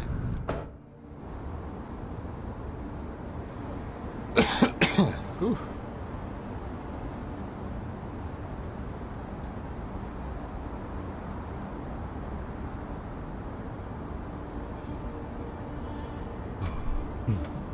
My voice is getting tired, but it's fine. We move forward. It only takes you half an hour to reach the park at this time of night. Both you and Sophie leave the car, with Gregory left behind again to find a parking spot and keep an eye on the car. Sophie seems deep in thought. She takes in the surroundings with a dreamy gaze. The sky is surprisingly clear tonight. The stars just barely visible in the light-polluted area of the city. I feel like having a snack myself. I'll be by the fountain. Go look for somebody to your liking. See what effects you can achieve with your blood, but only pick one victim. Just one. Then come back. Seeing how she seems not altogether here right now, you decide to leave Sophie to her own devices and seek out your prey. From here, it looks like you have a few choices. Just taking a stroll around the park and finding an isolated jogger or someone like them could work, but focusing on one area might work better. The New York State Pavilion might work as a secluded spot. There's a skate park nearby. In worst case scenario, there's bound to be some unfortunate wino around. Or maybe the tennis court's nearby. There's a light coming from there, so somebody might be playing a late night match, and they won't be alone, but they might be tired and let their guard down. As these scenarios play out in your mind, you realize you're planning how to assault a stranger in the middle of the night. It's a weird way to be, but the now familiar hunger prompts you to act.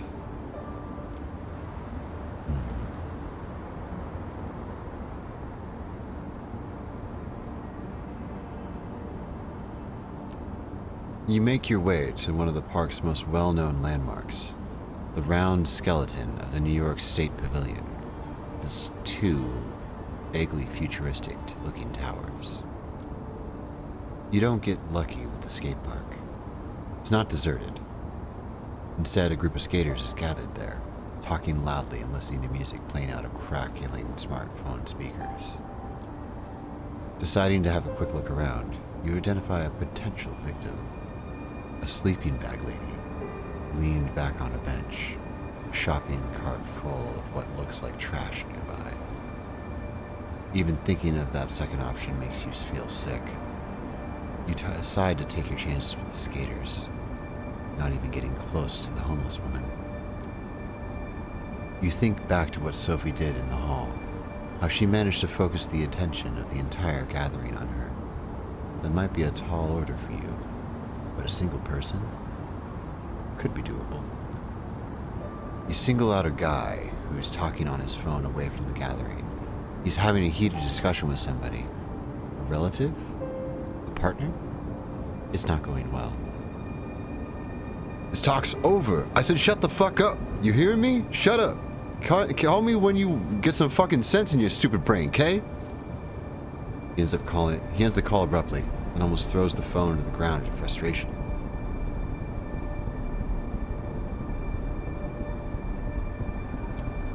Rough night. He's got an angry expression on his face and tears welling in his eyes, but he gives you a curious look and even a bit of a shy smile. Yeah, you can say that. What's up?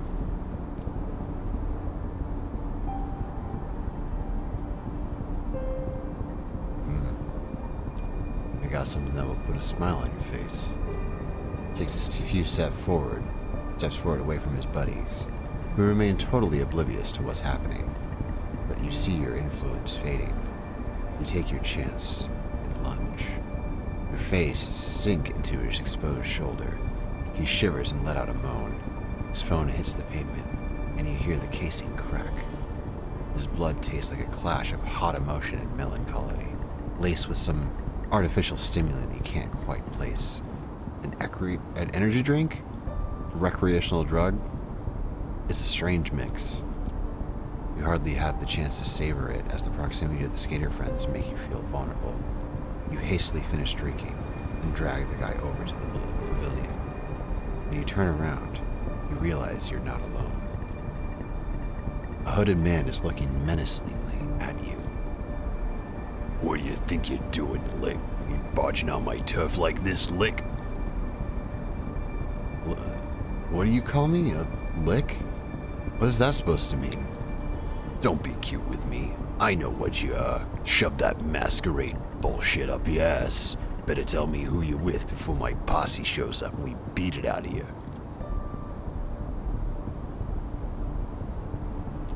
I came here with Sophie Langley. She's my patron. Doesn't ring a bell. Sounds fancy, though. He licks his lips, exposing his fangs and looking at you voraciously. A nervous tick? Or an attempt at intimidation? I wonder. What would Callahan do to you if I brought you in, huh? Break your shins? Leave you out to be kissed by the sun? Oh, concrete shoes, maybe. He's old school like that.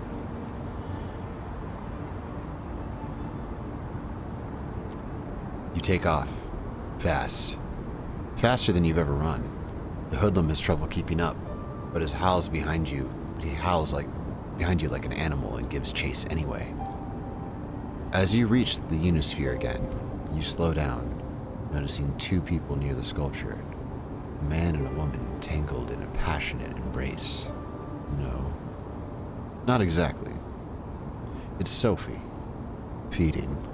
This whole scene is set up to look like it's a couple getting intimate in public. She pulls it off like she's done it 100 times before. It occurs to you that she probably has. The man is unsure on his feet as she lets go of him and leads him towards a nearby bench. Noticing you, she whispers something in his ear and leaves him. Her driver appears from behind a tree. Well, Lamar, how did it go? You're about to answer, and the same figure as before emerges from one of the alleys.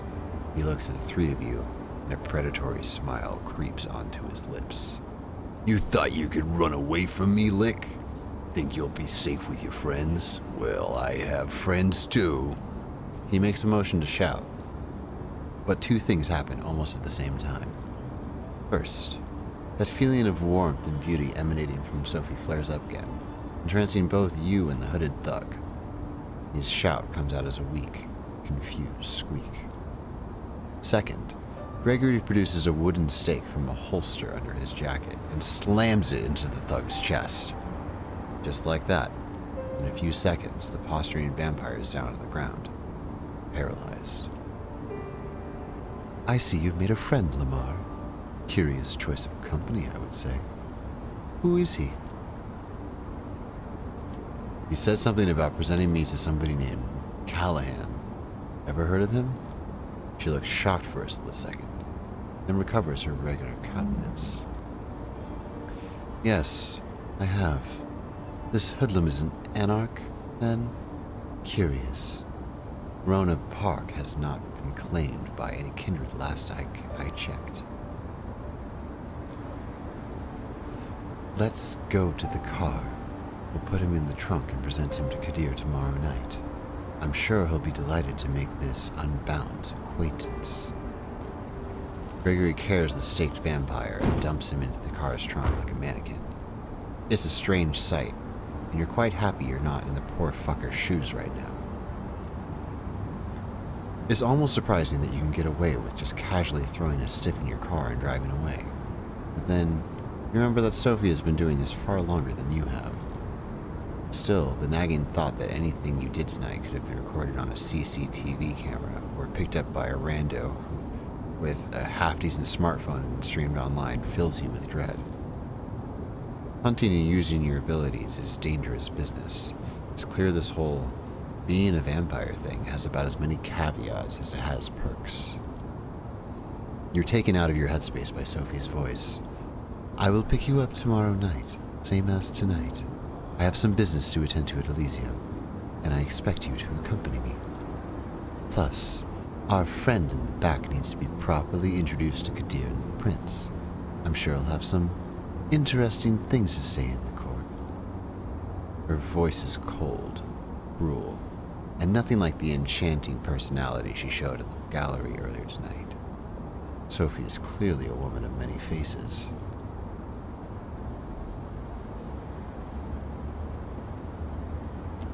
What's going to happen to him? The usual, I imagine.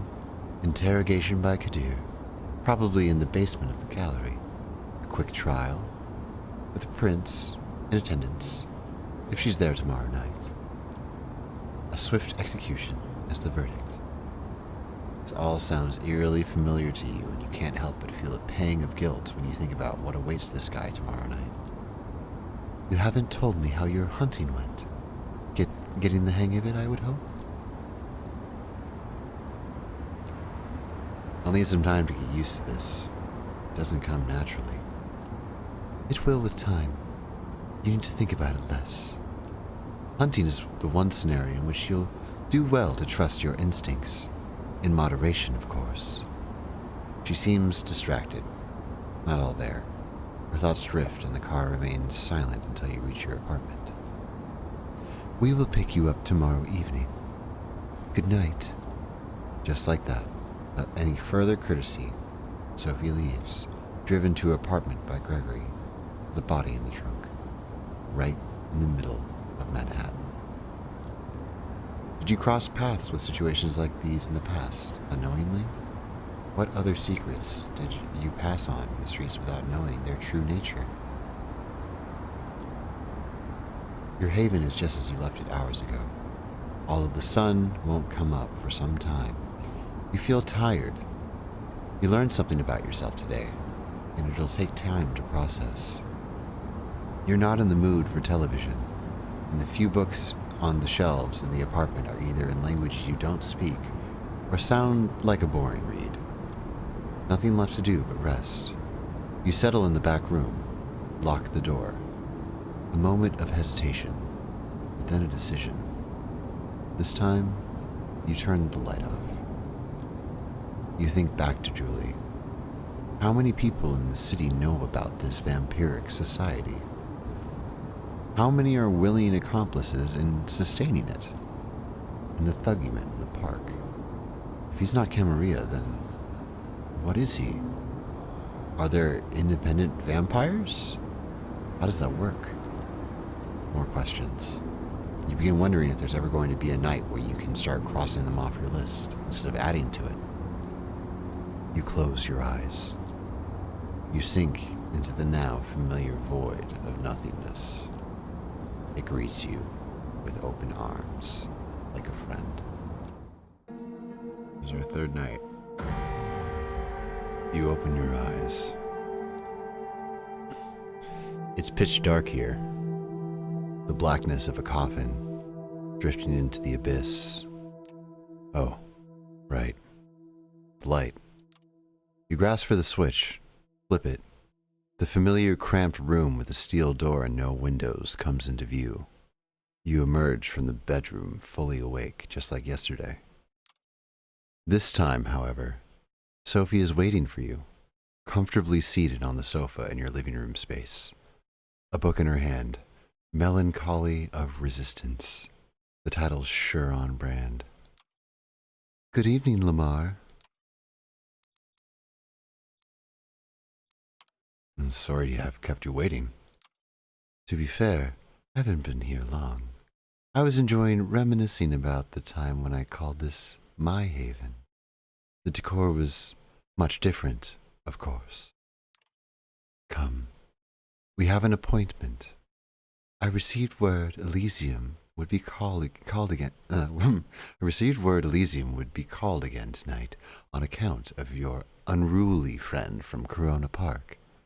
This should be a great opportunity for you to mingle. She keeps talking as you walk downstairs and get in the car. Gregory gives you a slight nod and a small smile when opening the door for Sophie. He starts the car when you take your seat in the back. Most of the Primogen Council is bound to be there, at least those who usually attend.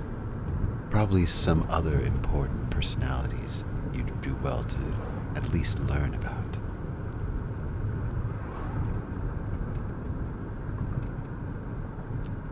Anyone I should talk to when we arrive? Not especially. My advice would be to try to talk to the prince and perhaps reassure her of your gratefulness for being spared. Maybe speak to Kadir on the same topic if you get a hold of him. The Primogen I would advise against. They are rather stuck up, all told. And even if they will talk to you, they might try to secure you for some nefarious purpose. I wouldn't appreciate that. Of course, be respectful if anybody approaches you and strikes up a conversation. You will no doubt be gossiped about, as will I. Keep a cool head. Some enjoy provoking fledglings into stupid acts. At any rate, you should behave yourself tonight. Remember what I told you about reflecting on me as your patron. I have a reputation to uphold in the court. Do not tarnish it. There it is. She might have saved you. She might be protecting and teaching you. But it's clear what she's really concerned about. Her own interests. You step into the art hall with something of a bad memory.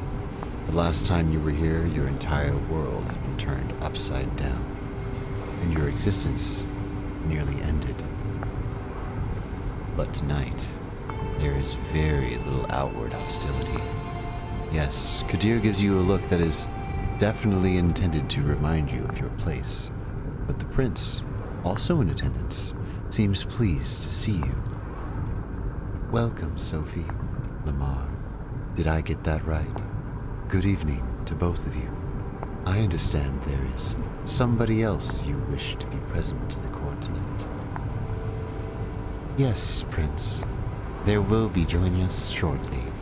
My assistant is retrieving them presently. This better be worth the prince's time, Langley. The prince gives Kadir a cold glance. Forgive the sheriff's harshness. He's in a particularly foul mood tonight. Something to do with Lamar's begetter eluding his grasp, I believe. That must hurt his ego. If only to reply. If his only reply is a crooked smile. The mention of your sire makes you feel a pang of emotion again. Whoever he was, he left a lasting impression. One reinforced with your visit to the show space last night. That's the past. Right now, though, you're back in the gallery and are reminded of your sister instead. Emma frequents this place. Is she aware of these clandestine meetings after dark? The flaring up of whispers in the gallery hall breaks you out of your thoughts. Gregory enters the room, the jumpsuit-clad, inert vampire still staked on his shoulder. The show's about to start. Sophie's driver places his charge in the middle of the room and nods respectfully to Kadir. The sheriff approaches the vampire and removes the stake from his chest. The captive's eyes flicker to life, and he starts looking around in disbelief. Like a cornered animal, he backs out on all fours, keeps going in circles until he realizes he's trapped. Kadir steps on the man's chest and pins him to the floor. Why, who do we have here? Oh, fuck. Oh, shit. No, come on, don't. Silence. The sheriff takes on an aura of utter dread. He appears as if his primal force of nature that's out to get you, and there's absolutely nothing you can do but shrivel in terror. The beast inside you shrieks. and you could swear it happens in unison with the instincts of some of the other guests tonight. It's unlike anything you've experienced in his company during your turbulent first night as a vampire. He really did go easy on you, all things considered. It seems like it takes all of the hoodlum's willpower to not crawl into a fetal position and start crying. No, please.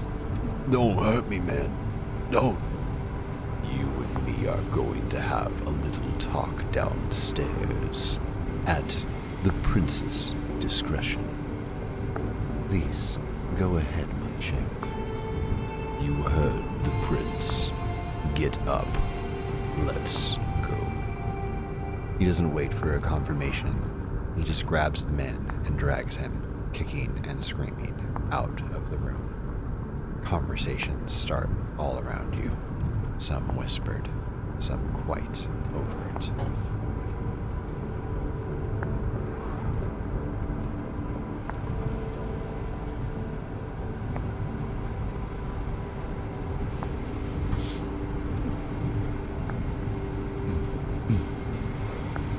Sophie looks somewhat bored on the whole affair, her eyes wandering from art piece to art piece, clearly finding nothing to her particular liking.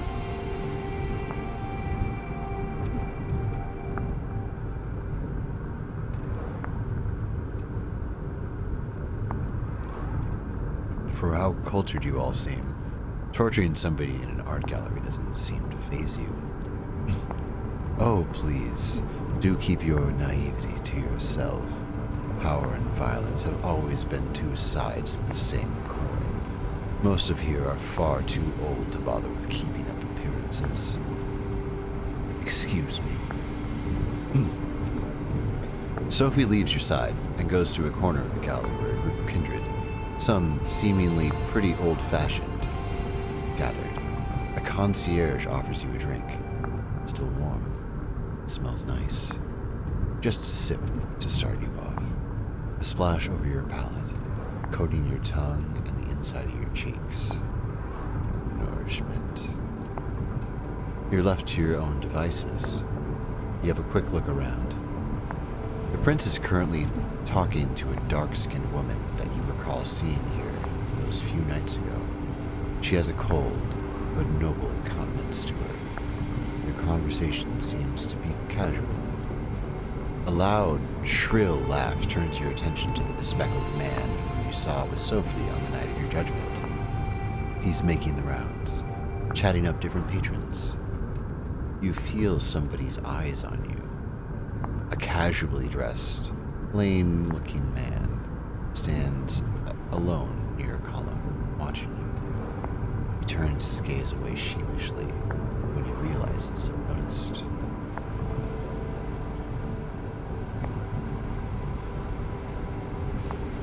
You approach the prince, trying to stay as respectful of her private conversation as possible. She glances at you as you step forward, her scrutinizing gaze mimicked by her companion. She addresses the dark-skinned woman before turning to you. Excuse me for just a moment, Samira. Yes, Lamar? What is it?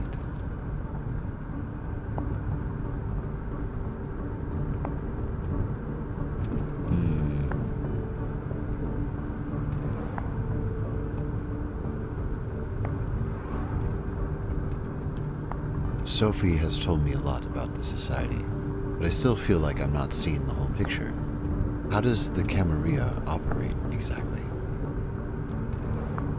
That is a very broad question, but I suppose I can answer it in simple terms. The Camarilla has a long history of keeping order among kindred and furthering our influence over the kind. Our principles, which we call traditions, are paramount to those goals. The sect at large has many layers and positions that I'm sure somebody will be happy to explain to you in detail. As for me, as prince, I am the overseer of this city's affairs. The Ivory Tower sometimes calls on designated archons to intervene in a domain's politics, but New York City rarely required such arbitration during my reign. The dark-skinned woman looks impatiently at you and catches the prince's attention. Forgive me, that's all the time I can spare right now. We have some things to discuss with Samira still. Enjoy your night, Lamar. And the same to you, Prince Panhard. Prince nods and turns back to the other women to continue their conversation. You notice Sophie mingling with other kindred, clearly in her element and not to be disturbed.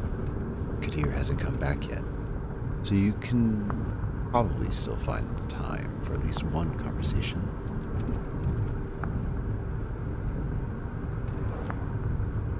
There's something about this guy. It's not that he's staring at you. Most everybody in this room has, at one point or another.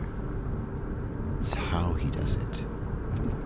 He seems shy, maybe even afraid. It's hard to find a secluded spot in the gallery tonight. This guy has an entire corner of the room all to himself.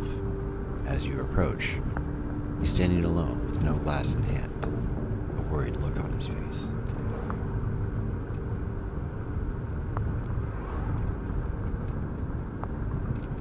So, care to tell me what's so interesting about me that you've been looking at me since I came in?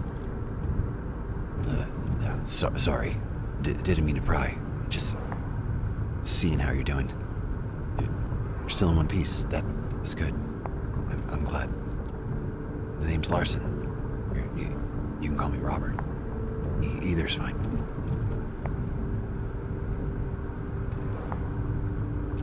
Why are you staying around by yourself like this? I'm not usually liked around these parts. I'm surprised you wanted to talk to me. Then again, you're new, so you probably don't know. I'm one of Prince Panhard's primogen. I'm here on business, in case the prince requires my insight. Usually, it's so she can hear me out before ignoring me. I'm not sure if you were paying attention the other night, but when the prince mentioned diverging opinions on whether you should be executed or not, that was me. I was the diverging opinion. And you were ignored. Yeah, that's usually how it goes. Listen, I don't want to be rude, and I appreciate you reaching out, but word of advice? Stay away from me. Many vampires in this sect regard my position as primogen to be some kind of a joke, you know? You talk to me, they'll notice. And they'll hold it against you.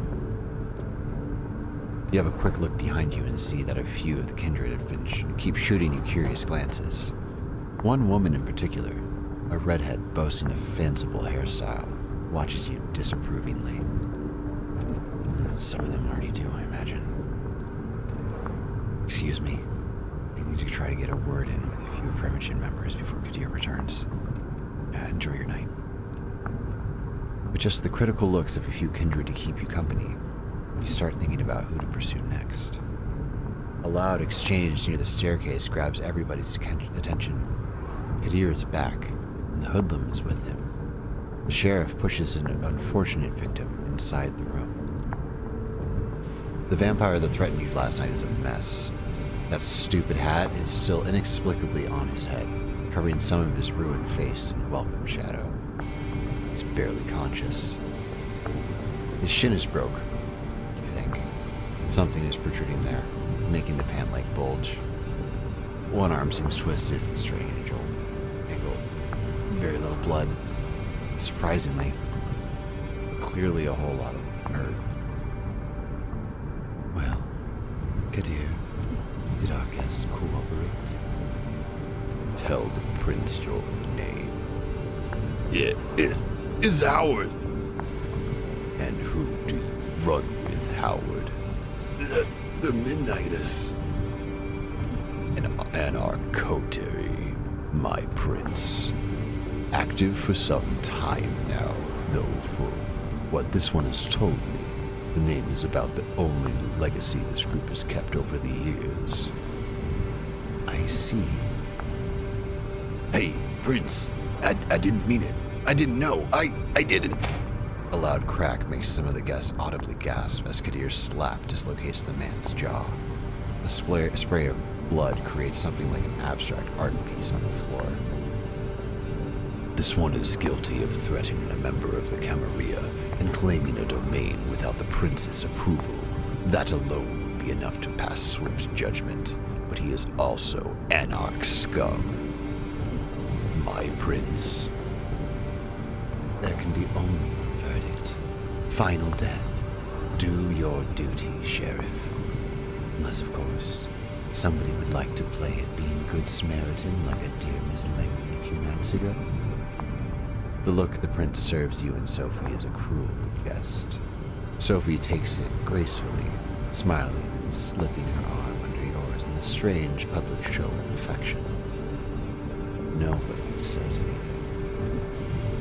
The vampire named Howard jumps to his feet and makes for the window.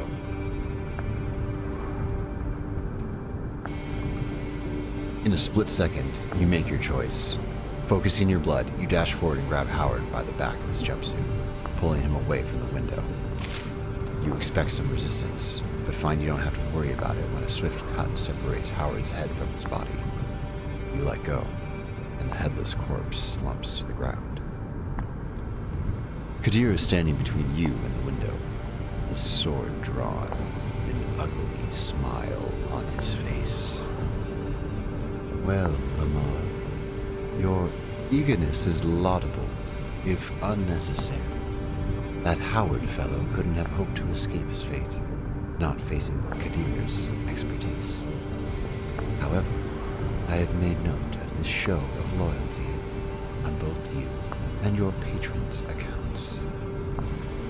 I would like to thank Miss Langley for bringing the Anarch thug to my and Kadir's attention. I assume all have found the verdict satisfactory. It's a rhetorical question, and everybody here knows it. Then I consider tonight's meeting concluded. Good night to all of you. She steps out of the room, and you see that many of the guests moved to do the same. Sophie seems to be conversing with somebody, a serious-looking man in a trench coat, about what transpired. You probably have the time to strike up a conversation of your own too. Kadir al-Asmai is still here, for one, but clearly getting ready to leave. Larson is still moping around, and the other man you noticed before Kadir brought the Anarch in is still chatting with the remaining attendants.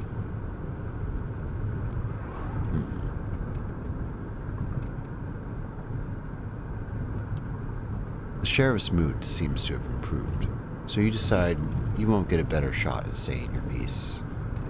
He is just sheathing his sword as you approach him. He notices you just before his face turns from a melancholic frown back to his regular predatory smirk. You seem to have caught him in a moment of reflection. What is it, Lamar?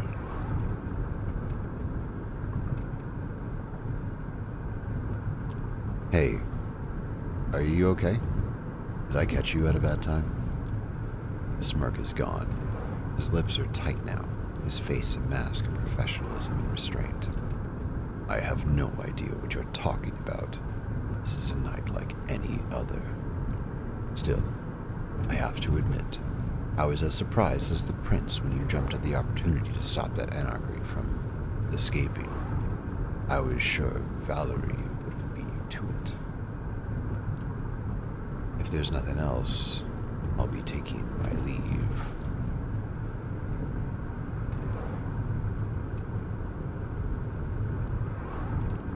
Tell me, do you enjoy this? Being a sheriff for Prince Panhard? Enjoyment has nothing to do with this. It's my duty. When Kael'ros asked me to fill the shoes of the sheriff and root out our enemies, I was glad to serve the sect. When Helen became prince and asked that I keep doing this, I agreed, because I believe in the Camarilla, and I respect the fact that The needs of the many outweigh the needs of the few.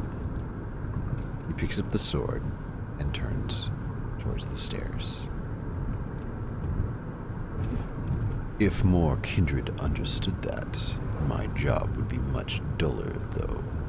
On that note, I wish you a good night. And watch yourself. You've messed up my batting average, so I'll be sure to keep a close eye on you.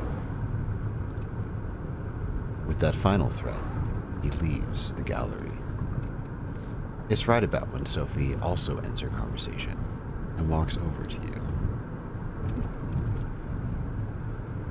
Interesting evening, wasn't it? Come, Gregory's waiting downstairs. She seems preoccupied with something and not in a talkative mood. It's an awkward ride back to the city. This time, you arrive at another building, just 2 streets across your apartment. She brings you upstairs, through a very nice lobby and a luxurious-looking hall, into her domain. Please, have a seat. I shall be right with you. You take in your surroundings. The apartment is like a gallery, an old-school smoking room that you've seen in some period piece once. A nouveau riche. Is that how you say that? Living room, meticulously combined together. Apologies. Old habits die hard. Clearly, some stick with you even after death. She drags on her cigarette and breathes out. Breathes. How is she doing that? Can you do that? Oh, yes. You might not know. It takes some practice, but you can keep smoking if you'd like. Other things too. Experiment. You might surprise yourself. But I did not bring you here to show off. This is where I rest these nights. That door in the back? The bedroom, similar to yours. I have servants and bodyguards in addition, of course. I brought you here because I need you to trust me. When I told you before that I needed you to your best behavior to uphold my good standing with the court, I meant it. But that's not the whole story. I have your interests in mind too. That's what I've given you your own haven, why I'm trying to teach you how to navigate this new reality. But you need to trust me, or else this won't work. You can come here whenever you feel like asking for something, when you're in trouble too. Though, I hope that won't happen often. I would ask you to come here when you wake up tomorrow. I'll have something to discuss with you. You know what they say about trust, Sophie. It needs to be earned. Saving you from a cruel fate wasn't enough, I see. That silence again. There's definitely something on Sophie's mind tonight. She doesn't seem eager to share it. You just yet. I'm leaving for another visit. Come downstairs with me. We'll give you a lift. A quick trip, a promise that you'll show up tomorrow, and some polite goodbyes later. You open the door to your haven and gather your thoughts. It's exciting, in a way, being dragged deeper and deeper into this secret society and its rules. Whatever Sophie has planned for you is bound to teach you more about this thing you have become. You sink into your vampiric sleep with just a sliver of hope. It's a welcome change.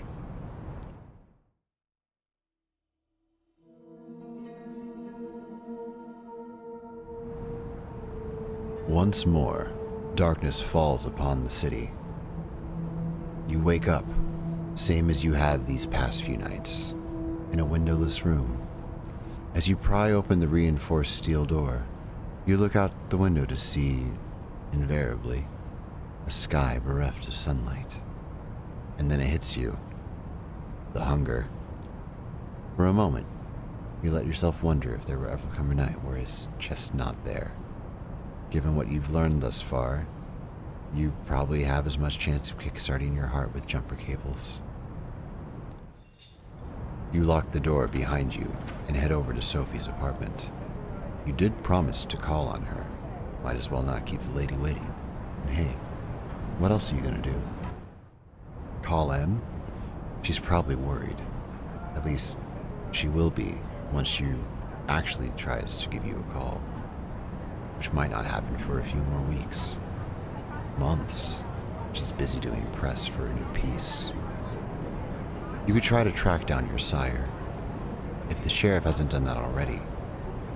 After all, he did buy your painting. There has to be a money trail, right? But even so, what would you say to him?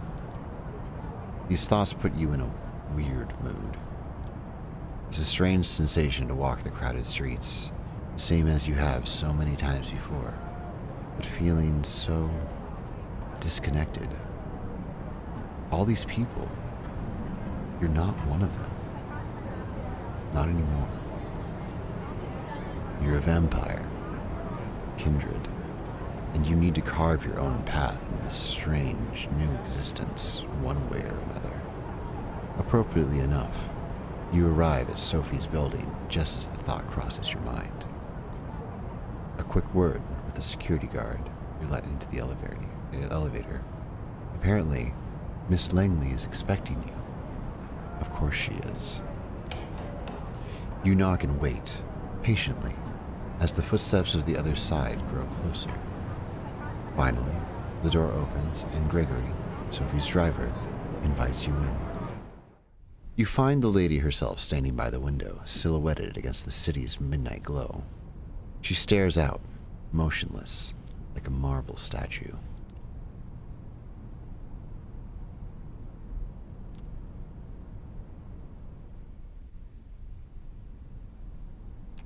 Is everything all right? She doesn't react immediately. Seems to snap out of some meditative state and look at you with strangely bleary eyes. Yes, it is. How kind of you to ask. Tell me, when you look out at this city, when you see the lights, hear the hum, smell the rain on the pavement, what do you think about? You gaze out. You thought the city couldn't surprise you anymore. You've lived here all your life, after all. But tonight, something feels different. You realize in this moment that you have truly changed. Yes, you know what Sophie means. The way she gazed out that window and saw the truth beyond. You do the same. The view is fascinating, each detail absorbing, every angle a new experience. The familiar made sublime. When you turn to Sophie again, she smiles at you knowingly. Ah, so you understand. I had my doubts, but perhaps we are of the shared lineage after all.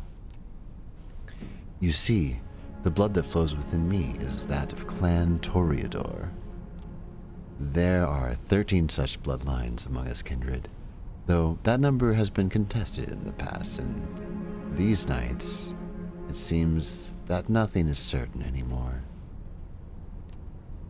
The clans have gone by many epithets over the years, but the names used these nights have their roots in medieval times, the original Inquisition, if you can believe it. They use these to categorize us, describe our inherent differences. In time, we adopted them ourselves. Each clan has a uniqueness about it, inescapable, originating from an ancient progenitor, carried from sire to child. For the Toreador, the gift lies in a sensitivity of sorts. We are uniquely attuned to beauty and ugliness both. We can see either where most cannot. A blessing on most nights, occasionally a curse. The sheriff is of my clan as well, although you'd be hard-pressed to see him as such. Poor Kadir. It breaks my heart to see him in this state. Still, if there is a beauty to it as well. Nothing like a good fall from grace. Try as she might to act playful, you can tell she genuinely cares. She lets her gaze wander for a brief moment, but is quick to regain her composure. Then there are the Ventru, known for their pride and proclivity to rule over others. The prince represents that clan, as is quite common in our society around the globe. Where the Blue Bloods think themselves rulers, the Bruja like to see themselves as preeminent revolutionaries. They call for universal rebellion while being slaves to their own temper. We don't discuss the rabble much anymore, not after they've largely broken off with the Camarilla. To think they were philosophers once, long ago. I hope to tell you more about some of the other bloodlines tonight.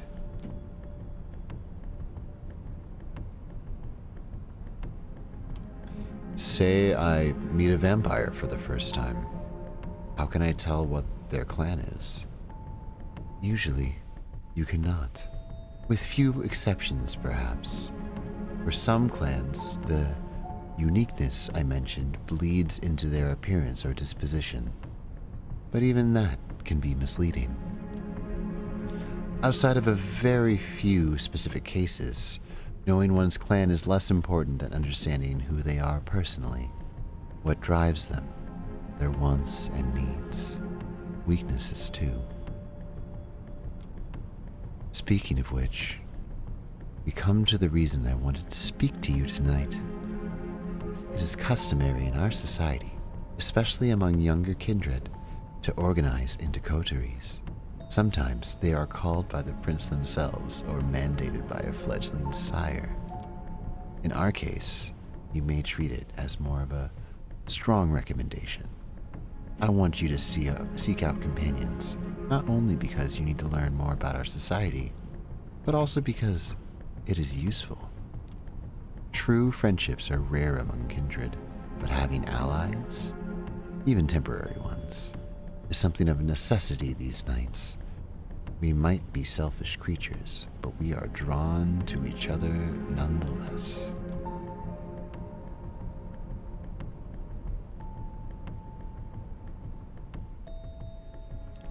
Suppose I'm not the social type, and would rather go alone. What then? Well, if you find the company of others disagreeable, I certainly don't intend to force it on you. I'm sure you'll find other ways to burn the nights away.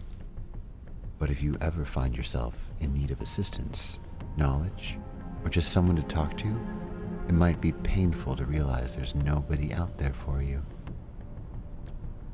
Should you get yourself in a tight spot, I will not always be available or willing to lend a hand.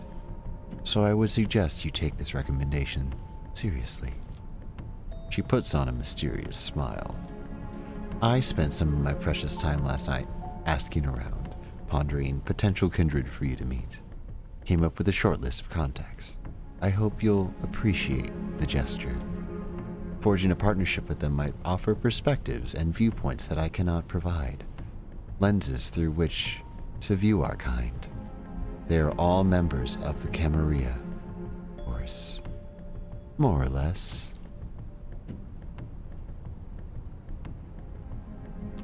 Wait, you're choosing friends for me now? Is this like a playdate thing? Don't try to get clever with me, darling. Think of it as a gift, one you can put to good use or squander entirely. Either way, you're welcome. So let us start with the Tremere. They are a powerful clan, disliked by many, but feared and respected by many more. They have been an important pillar of the Camarilla since the very beginning. They are blood sorcerers. Blood sorcerers? You'd swear you once saw them play at the Apollo. Probably not the same blood sorcerers, though. Sophie snickers. Oh, child, don't be caught with that look on your face when you meet a warlock in person. They really are adept at using vitae, their own as well as others. It's a unique and potent effect. Since they are quite rigid in their hierarchy, the kindred I had in mind for you might need some persuading. His name is Agathon. From what I hear, he is quite the scholar, very ambitious, the child of a noted Tremere here in New York, Aisling Sturbridge. Spend enough time with Agathon, and I'm sure you'll run into her sooner or later.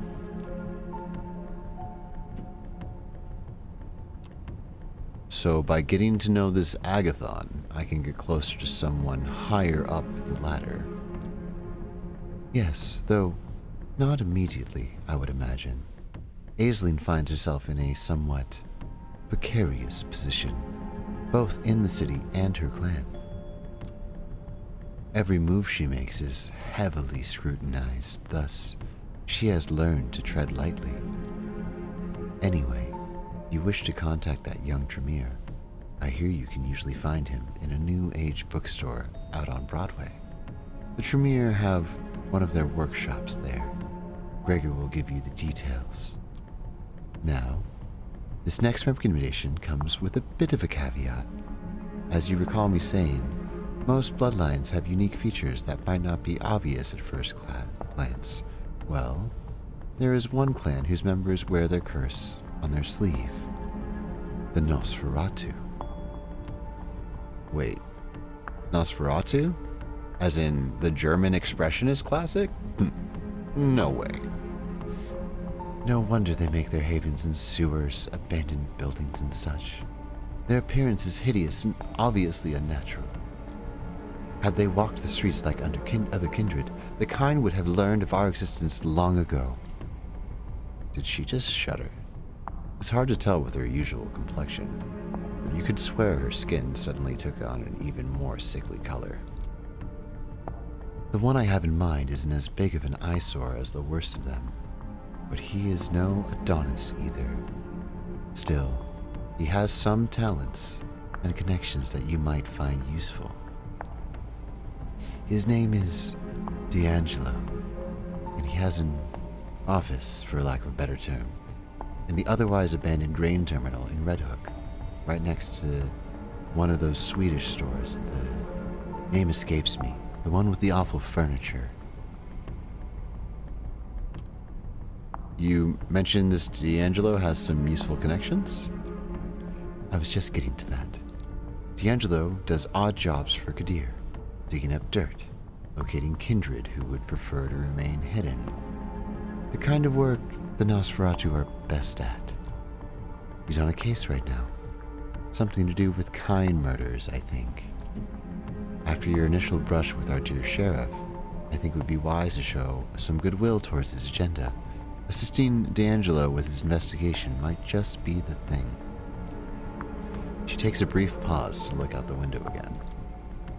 Now, on to two more exotic proposals. Exotic? As if the blood mage and the vampire detective were business as usual. You may have heard about the Gangrel before. They are a wild clan, in touch with their beasts in a way others might not dare to attempt. They mostly keep out of big cities, but there are exceptions.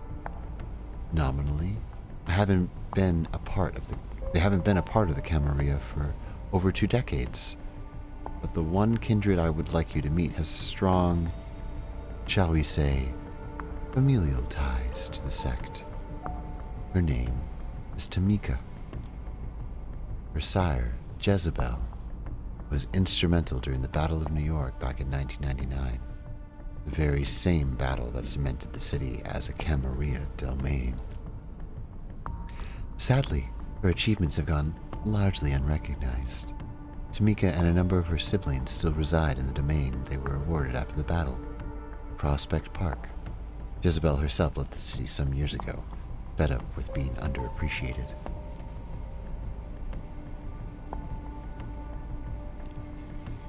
Siblings? Actual biological brothers and sisters? No, not in the mortal sense. The Gangles sometimes use the word brood to indicate child or begat by the same child, same sire, as you can probably tell. They do take the whole animal motif quite far. I'm not sure how many of them there are, but they are rumored to be a tight-knit group. The gangrel often act on instinct, so when you meet Tamika or her siblings, be careful not to slight them. They are easily provoked and can hold a grudge for a long time. I speak from experience. So you see, seeking out Tamika would prove quite educational, if nothing else. And who knows, perhaps you will find her temperament to be a welcome change of pace. But speaking of a change of pace, I have one last suggestion for you, though it's one I don't make lightly.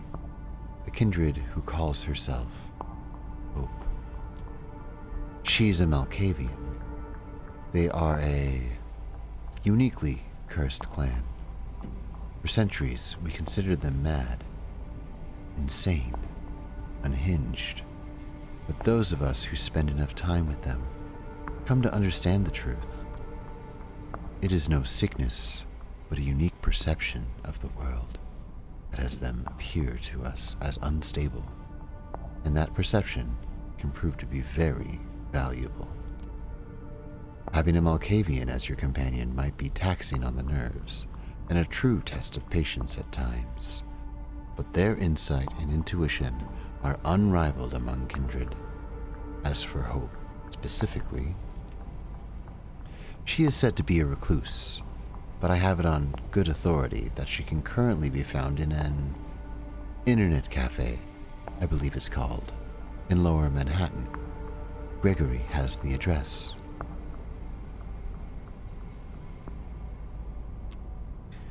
Where did you learn about her, exactly?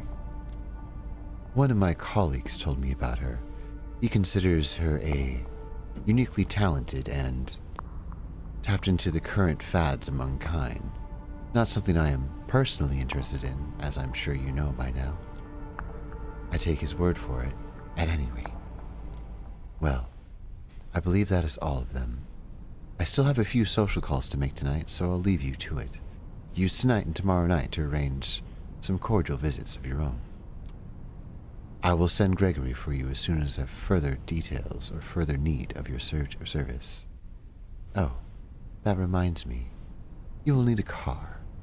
Join us downstairs, won't you? She smiles once more and turns to her driver. He helps her put on her coat, and the three of you leave Sophie's apartment. Sophie points to one of the cars near the building as Gregory hands you the keys. It's a rather inconspicuous, compact car, a decent-looking, if not luxurious ride. Stay safe, Lamar. This is your first night alone. Don't let it be your last. As they drive away, you find yourself with more freedom than you've had the past few nights. A blessing or a burden? Time will tell. With a list of addresses in your hand, you consider your next move.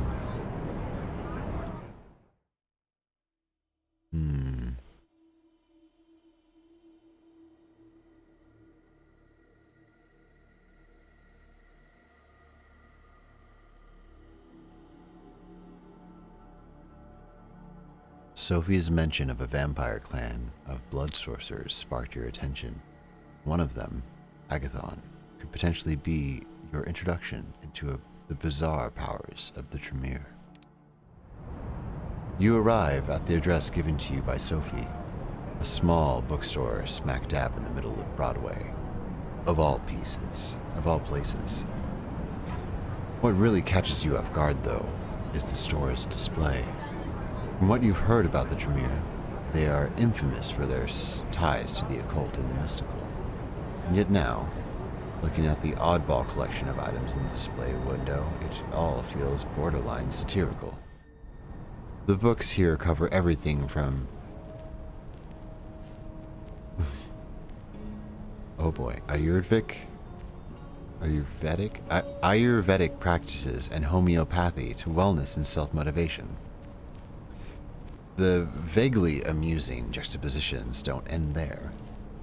You notice a copy of Anton LaVey's Satanic Bible tucked behind a cheap, smiling Buddha. A scientific journal of hematology sits next to a teen-oriented pamphlet on the blood-type personality theory. A number of religious and quasi-religious symbols, lockets, pins, and various emblazoned paraphernalia are haphazardly strewn across the display and between the tomes. Before you even open the door, you can smell the burning incense and hear the corny Far East tinged music seeping through the crackling speaker mounted above the entrance. It's much more quaint than what you expected from what Sophie told you about the so-called warlocks. It doesn't look like they have much interest in impressing outsiders. Then again, if there's anything you've learned from these past few nights, that appearances can be deceiving. At this time of night, the shop appears to be closed. Regardless, you ring the bell. You hear someone shuffling around inside. A brief moment later, the latch slides and the door is pushed open just a few inches. A tired-looking blonde in loose clothes appears in the crack. She seems confused, like you just woke her up. She lets out a yawn, scratching at her tattooed neck. Finally, she squints in your general direction. Your pierced lip curves into an awkward smile. I'm looking for a guy named Agathon. Is he around? The girl gives you a suspicious look over, but opens the door. She takes a few steps back, and you hear footsteps coming from behind a floral curtain that covers the back door. A bespectacled, smart-looking woman emerges and looks straight at you. Come in and follow me. Just don't touch anything, please. You follow her through the store. Inside, as expected, the stuffy air smells of sandalwood, frankincense, and a dozen other aromas. The woman leads you behind the curtain and through the back door onto a rickety staircase. A flight of steps takes you up to the second story. You instantly notice the change in decor, as the tacky New Age bookstore gives way to something resembling a cross between a library and a workshop. The smell here is strong, too, but much more layered. You're not sure what to make of it at first, but with each whiff, it becomes apparent. Blood. The aroma, though subtle at first, soon becomes overpowering. It takes you a moment to adapt and focus. I don't think you know who you're speaking with, so an introduction is in order. My name is Aisling Sternbridge, and I am the High Regent of the Chantry of the Five Bowers. You are Lamar, correct? I would have to say you're lucky the ward outside the building is only for notifications tonight. Otherwise it would have been quite unpleasant. To answer your question, Agathon is here. But he's hard at work and I wouldn't want to disturb him. Am I to understand this is a social visit?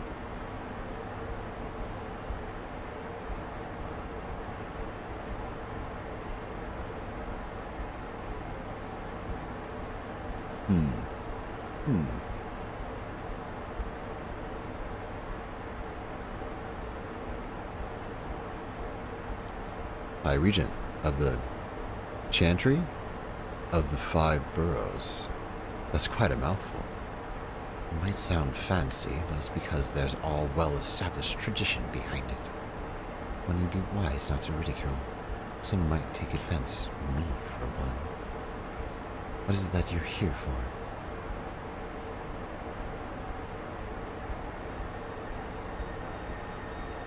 I heard some good things about Agathon. Thought I'd drop in and see how much of it was true. Appealing to our vanity. How very original. You'd better step up your game, fledgling, or New York will eat you right up. Suddenly, a man enters from a side room. He doesn't even look at you, lost in his own thoughts. I have it, Aisling. I think I know how to find it. He catches himself as he notices you. His face turns sour.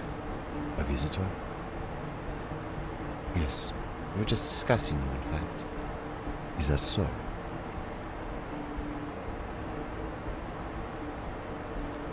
Let me introduce myself. My name is Lamar. I've been told you might be interested in teaming up. Teaming up? He seems very confused by the notion. For what?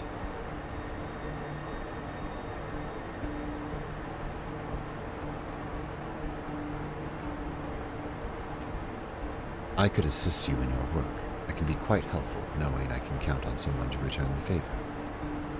Is that right? He seems to consider it, then turns to Aisling. High Regent, may I ask your advice on this? Aisling looks at you with nary a sign of emotion. I believe that you are more than capable of carrying out your task, my child. I do not think any assistance is necessary. Oddly enough, he seems somewhat disappointed. Your confidence in me is appreciated, High Regent. It has been earned, so it is settled then. I would kindly ask that you leave, fledgling. We have many matters to discuss, matters not meant for undiscerning ears. Both of the warlocks look at you expectantly.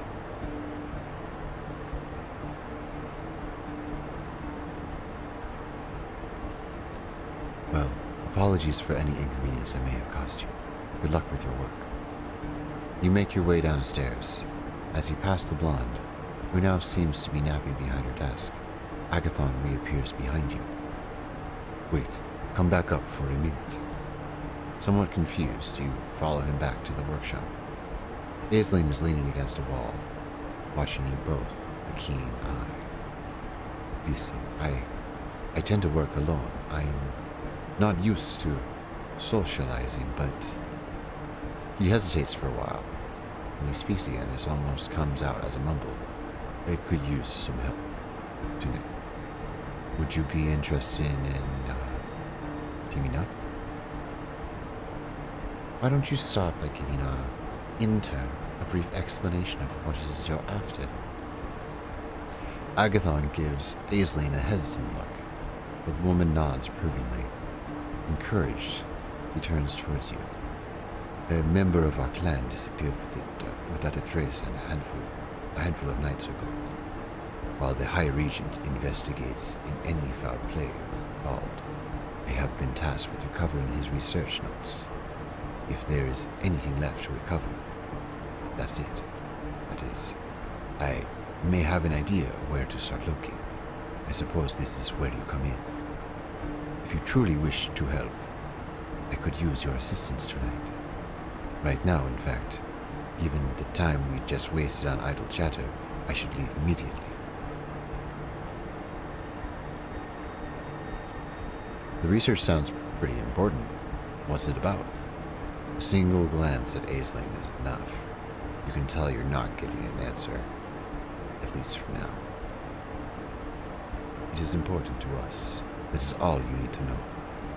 These people aren't in the habit of making things simple, facing layers upon layers of secrecy. You can only hope that what lies beneath it is the real deal. I'm heading out. Are you coming or not?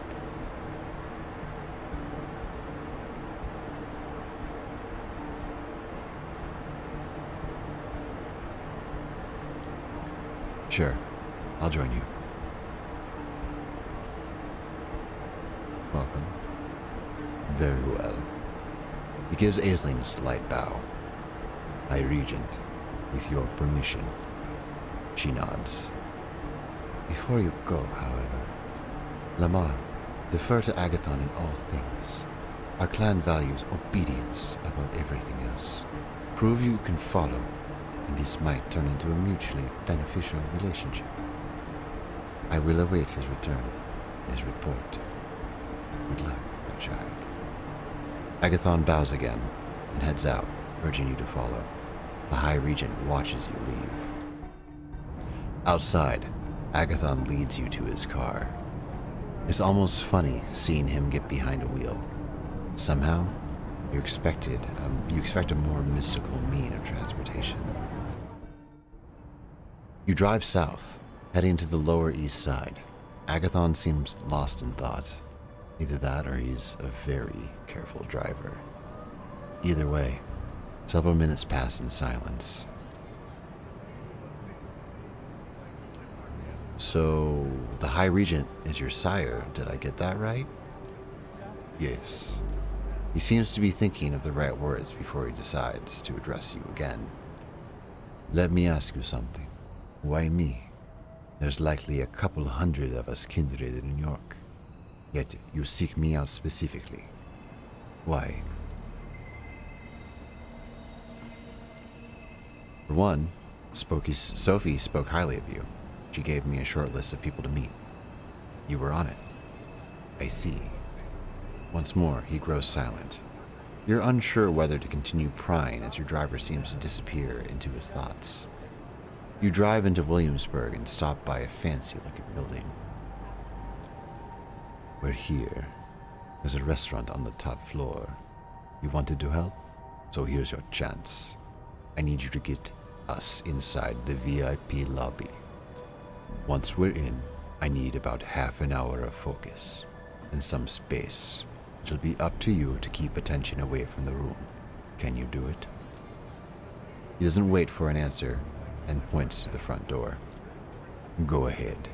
I'm right behind you. The two of you take the elevator up to the restaurant. The door opens, and you see that there are only a few guests left, sitting at their tables. An important-looking staff member approaches you. Good evening. I'm very sorry, but the restaurant is closed for the night. I can make a reservation for next week if you wish.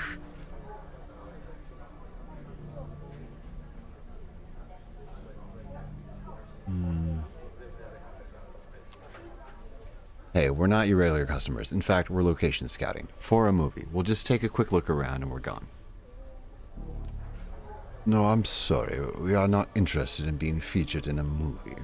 I will have to ask you to look elsewhere. I would suggest Smith and Walensky or the 21 Club.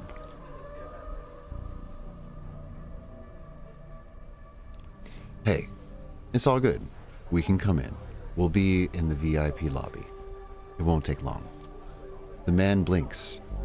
A confused smile appears on his face. Yes, of course. Not a problem. Please come right in. You walk in, trying to look casual, and make your way towards the VIP lobby. You step inside and close the door behind you. It's a nice place, very highbrow. Lots of old, expensive-looking furniture and private rooms to discuss any sordid business, or one discusses when you're that rich. Your companion looks at you with something akin to admiration, or at least that's how you choose to interpret the slight change in his usual somber facade. Not bad at all. He inspects the room. It's unusually cold, and Agathon soon discovers why. Looking behind the curtain, a window hangs open. The handle and lock look like they've been dissolved, as if with acid. God damn it, Juno. Whoever Juno is, it looks like she's no longer here. A flash of fury sparks in his eyes. Yeah, no kidding. He takes a frantic look around the room. This changes things. Keep an eye on the door. I'll need some time. Half an hour at the very least. Nobody disturbs me. Understand? He hastily pushes a couch and some potted plants out of the way, moves a bar stool, and takes out a curved knife. Cutting into his own arm, he lets some of his blood drip onto the wooden floor. It's pretty fucked up the way his flesh oozes the deep, red, thick vitae. In life, you'd have found it stomach churning, but right now, you feel weirdly turned on by the sight. What follows is more disturbing yet. With one hand, he sheathes the knife and seals the wound. With the other, he smears the blood around him while muttering some weird chant. It sounds vaguely Latin, but you're pretty sure it isn't. It's all more than a little disconcerting, but he seems to know what he's doing. A few moments later, the circle starts glowing faintly as thin whiffs of smoke surround Agathon. He sits down in the middle, legs crossed, eyes closed. Minutes pass. Agathon's face twitches from time to time, and his head turns every now and then as if he were looking around or listening in on a conversation. The smoke grows thicker, forming a veil around the mage. You expected something more flashy, but it's still a sight to behold. You wonder what the point of it is, but refrain from asking. It's probably best to let Agathon do his thing. For close to 30 minutes, you're left to your own devices. Then suddenly, the door opens slightly and the manager leans into the room. You tense up for a second, but he just gives you an awkward smile. Anything you need? You shoo him away before he can take a closer look at your companion, and he retreats obediently.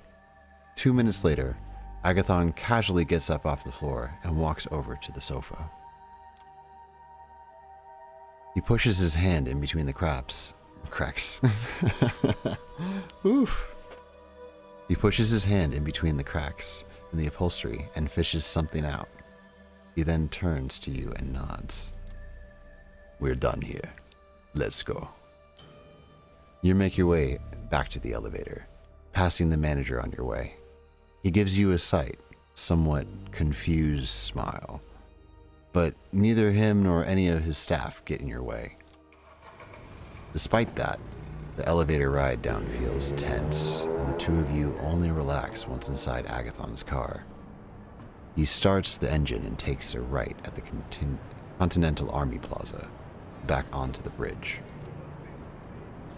You're just about to say something, but he beats you to it. That went better than I expected, all things considered. It might have been a trick of the light, but you're pretty sure you just saw a smile. I'm used to working alone, but I'm dealing with right now. It might require some more assistance, and you seem capable enough.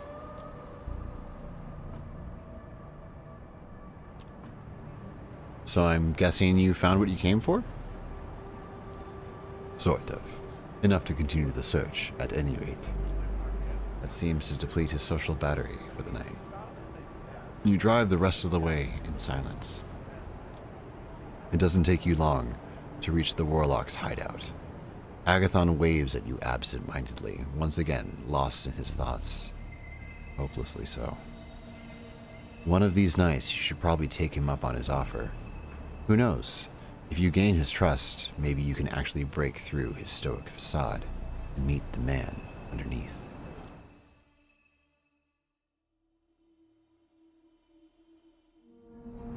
You notice something strange by the front door of your haven. A letter has been slipped under the door in a cream-colored, old-fashioned envelope. There's no name on it, but you know it's meant for you. Opening the letter, it's clear it's been sent by someone incredibly old-fashioned, rich, or a fan of classic stationery. No normal person sends letters like this. The note is short and terse, written in elegant, delicate handwriting. You are cordially invited to a rendezvous at the Cathedral of St. John the Divine. I'll be waiting to make your acquaintance tomorrow night. Look for me, closer to God. There is no other information. It looks like you have a mysterious invitation for the following night.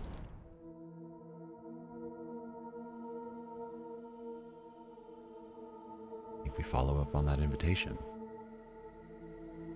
You've received an invitation to meet a mysterious someone at the Cathedral of St. John the Divine. You haven't been to a church since you became a vampire, or kindred, as the euphemism goes. You've had to focus on concrete, practical things like survival and feeding. You learned the essentials of the vampire experience, but you don't really have a clear idea of what it all means. Yeah, it definitely seems like a risky move, but we're here for the drama. The Cathedral of St. John the Divine is a New York landmark. You've been inside once before when you were much younger. You marveled at its Gothic facade. Looking at it now from across the street, it feels ominous. The prospect of an anonymous invitation to a secret meeting is a worrying one, but the venue is well chosen. It's hard to imagine a violent attack in a place like this, with eyes everywhere. You enter the cathedral discreetly.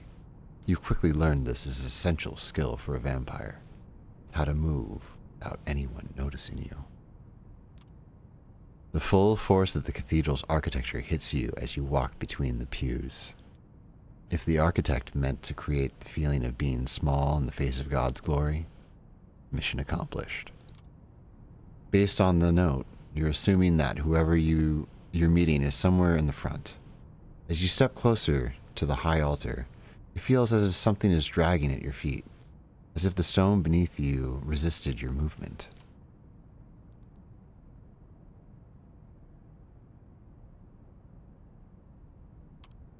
Religion is superstition. It must be your nerves. As you try to shake the feeling of crushing foreboding, it occurs to you that the vampires are a superstition too. There's an old man sitting in the front. You see only the back of his head, bowed down in silent prayer. Your footsteps echo on the floor, and he turns to look at you. You can't take your eyes off him. He's tall, dignified, white hair balding, a few strands escaping to the sides. He's wearing glasses and simple clerical clothing. His eyes are warm and pale, too kind for someone like you. Something is wrong. You feel heavy, as if a giant hand was pressing you down. The skin on your face is burning. Perhaps unconsciously, you expected something like this, as a vampire walking into a cathedral. Only it's not the building or God making you feel like you're burning alive. It's the man. The priest. Welcome, my child. The priest's tone is kind, but the rising panic inside is telling you that kindness is not for the likes of you.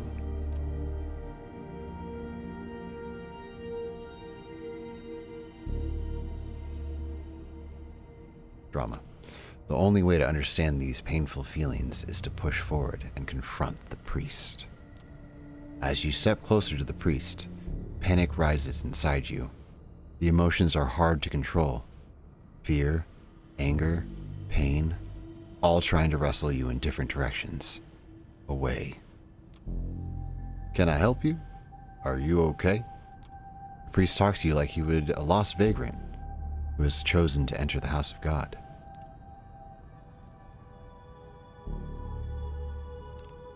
How are you doing this?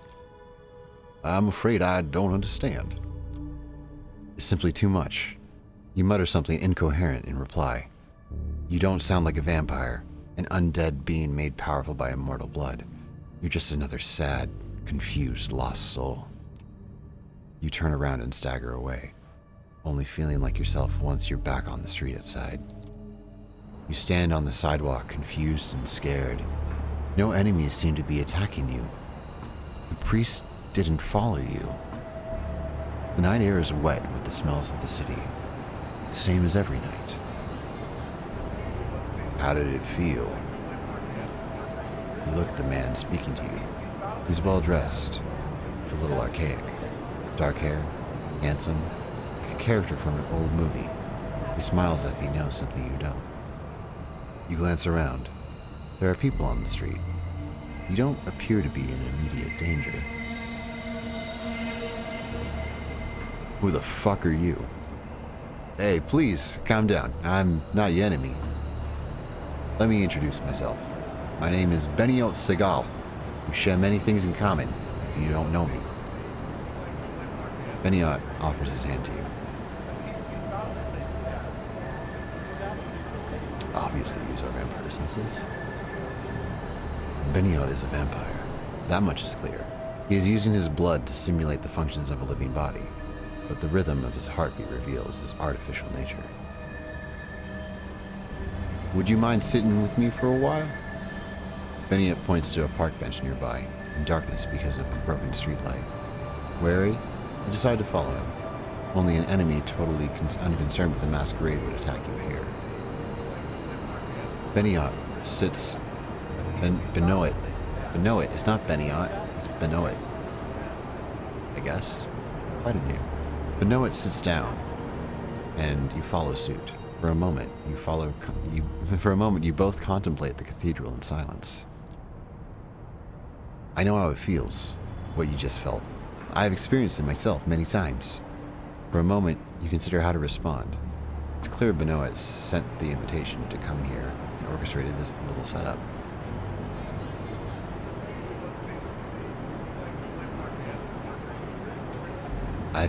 I'm thinking of hitting you in the face.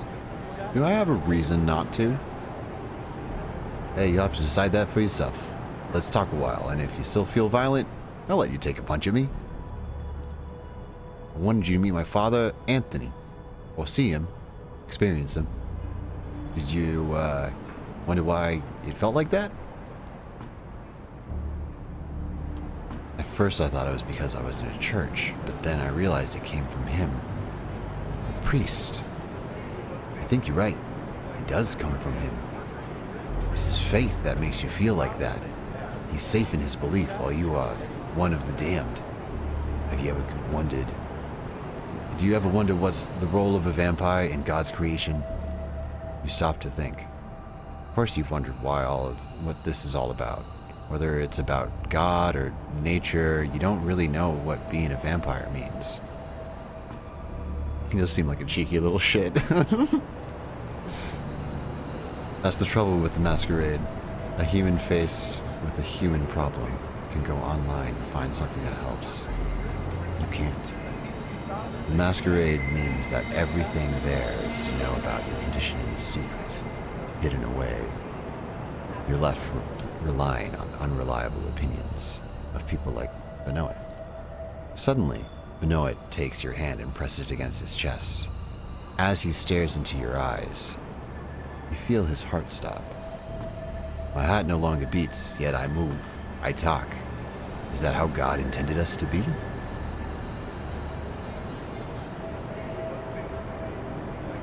Whoa, I don't believe in the supernatural. That's the natural there's a natural explanation for all of this. We just don't know it. Maybe there is. I don't know either. I know that Father Anthony's faith is real. Sometimes I'm skeptical too, but in Father Anthony's presence, I know faith is real. I know it because it hurts so much. And perhaps you have questions about faith and our kind.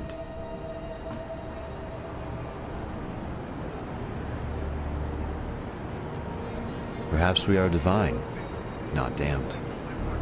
Benoit laughs, and for the first time the aura of bitterness enveloping him lifts.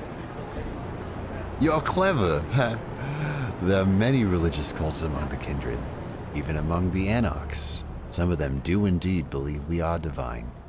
We die, we rise again, just like Jesus. Be careful with that kind of talk, though. You might not know it, but there are always politics attached to every belief.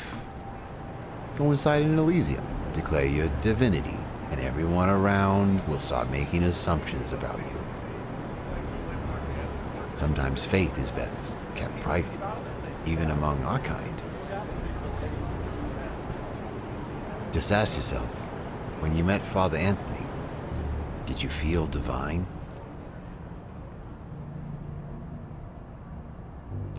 Did you have anything else, or did I come here just to talk about religion?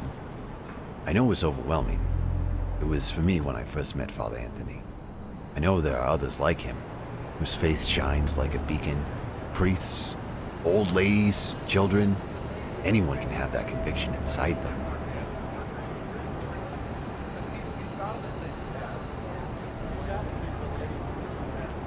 This is too much. You expect me to go along with all this insanity? Benoit nods patiently. Let's meet again in a few nights, here at the cathedral. We can talk more after you've thought it through. You leave Benoit sitting in the shadow of the cathedral, contemplating what lies within. It would be easier to ignore his words without the reality of what you experience. Father Anthony was holy. You know it to be true. But what does that mean?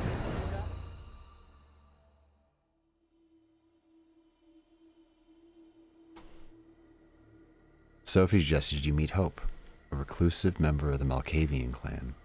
She's supposedly holed up in an internet cafe in Lower Manhattan. It's a quiet, moody internet cafe. Half of its space serves as a comfy coffee bar these days, but behind a glass wall, it still has a space dedicated to rows of PCs. From the street, you can notice tired adults in casual clothes, typing away absent-mindedly at some bored kid wasting the late evening hours on colorful online games. If Sophie's intel is to be believed, this is where Hope has set up her haven. One of the waiters is standing outside the building, gazing up at the sky with a smartphone in one hand and a vape pen in the other. You approach the man and tell him,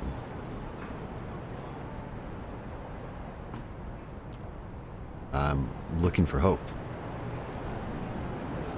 He releases a soft chuckle. "Yeah, you and me both." The man slowly takes a drag from his e-cig, sizing you up, up and down in silence. After a long, awkward moment, when you're ready to leave him be, he raises his voice again. "Come right this way." He heads back into the cafe, and you follow his lead. When you make your way through the space with computers, no one averts their gaze from the spreadsheets, emails, Facebook profiles, or games of Fortnite. It's a common sight, one you wouldn't have paid much attention to a few weeks ago, but now it seems so unnervingly quaint. Would they still be spending their time like this if they were immortal? The waiter unlocks an unassuming door at the end of the room and lets you inside. You two swiftly make your way through a labyrinth of steel gray corridors, taking confusing twists and turns. Feels like you're traveling into a different world, crossing one invisible portal after another. Eventually, you reach your destination. Your guide motions to enter a dark room with a lone source of pale light, a computer screen in the distance beckoning you to come closer. As you do, you hear the doors shutting behind your back and a short chuckle echoing behind it. Is this the place? Nothing else to do but sit on a chair in front of the computer. The monitor displays a modern chat application. A cursor is blinking in the username entry field in the middle of the screen. Obviously expecting you to input your handle. After brief consideration, you type in something goofy. Maybe it's your newfound sensibilities going haywire, but this place has a barely noticeable sleazy aura to it. Might as well go along with it. You input pornos collector and push the enter button. After a few seconds, the chat window opens and messages start appearing on the screen in quick succession. Hostage executor. Oh boy. There's a lot to read. I'm gonna have to. Oh boy. Yeah. This is real fast. Okay, I'm gonna go back and read that. Just to be clear, I don't have a wank rag. LMAO. Oh, for sure. No, for real. LMAO was meant for Jerry, of course. Not much longer. Yeah, Jerry is the chat MVP. I mean, I've admitted to far worse things on here. God, I'm so horny. Not sure why I need to lie about this one. Oh my god, literally, who cares? You and me both, bozo. Wait, who is Pornos Collector? Pornos Collector?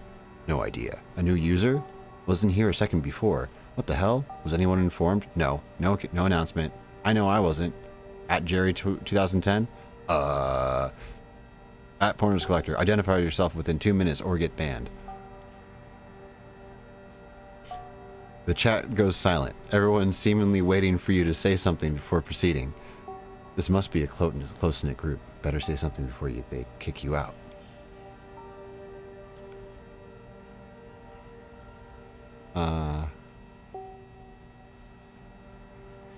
Sure, we're in a chat room, why not? You decide to let them know you're Kindred. Kindred reporting in, just here on some Kindred business. An instant stream of responses. Kindred? Oh my fucking god, who is this clown? Jesus fucking Christ, what a dumb fuck. Who the fuck are you? This was meant to be a safe channel. Investigating what went wrong. How did they even stay calm? How do you even location? Yeah, sure, that's our Jerry. DM, oh boy, now you're in for trouble, force collector. Yeah, you're gonna regret it, dumbass. The day you decided to spy on us. Oh.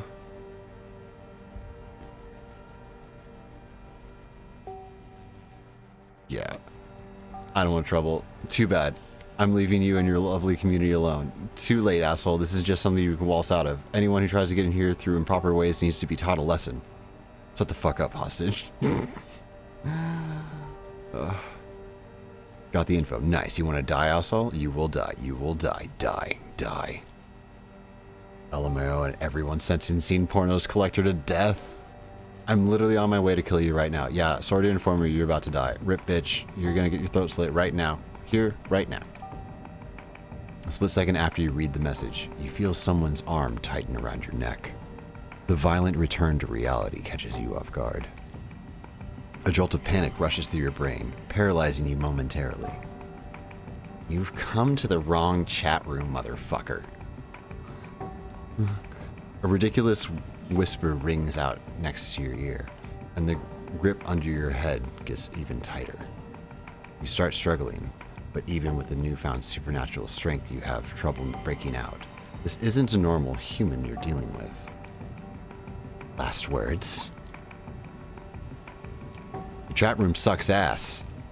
Hey, that's rude, but I still laughed. The hand holding your chin shifts its position slightly. Don't struggle or I will break your windpipe. Or my phone, which would be even worse for you. Sounds of a camera shutter and light flashing. Did they just take a selfie with you? Alright, that's enough fun. I'm letting you go. We can have a talk. Don't do anything stupid, Mr. Intruder, pretty please.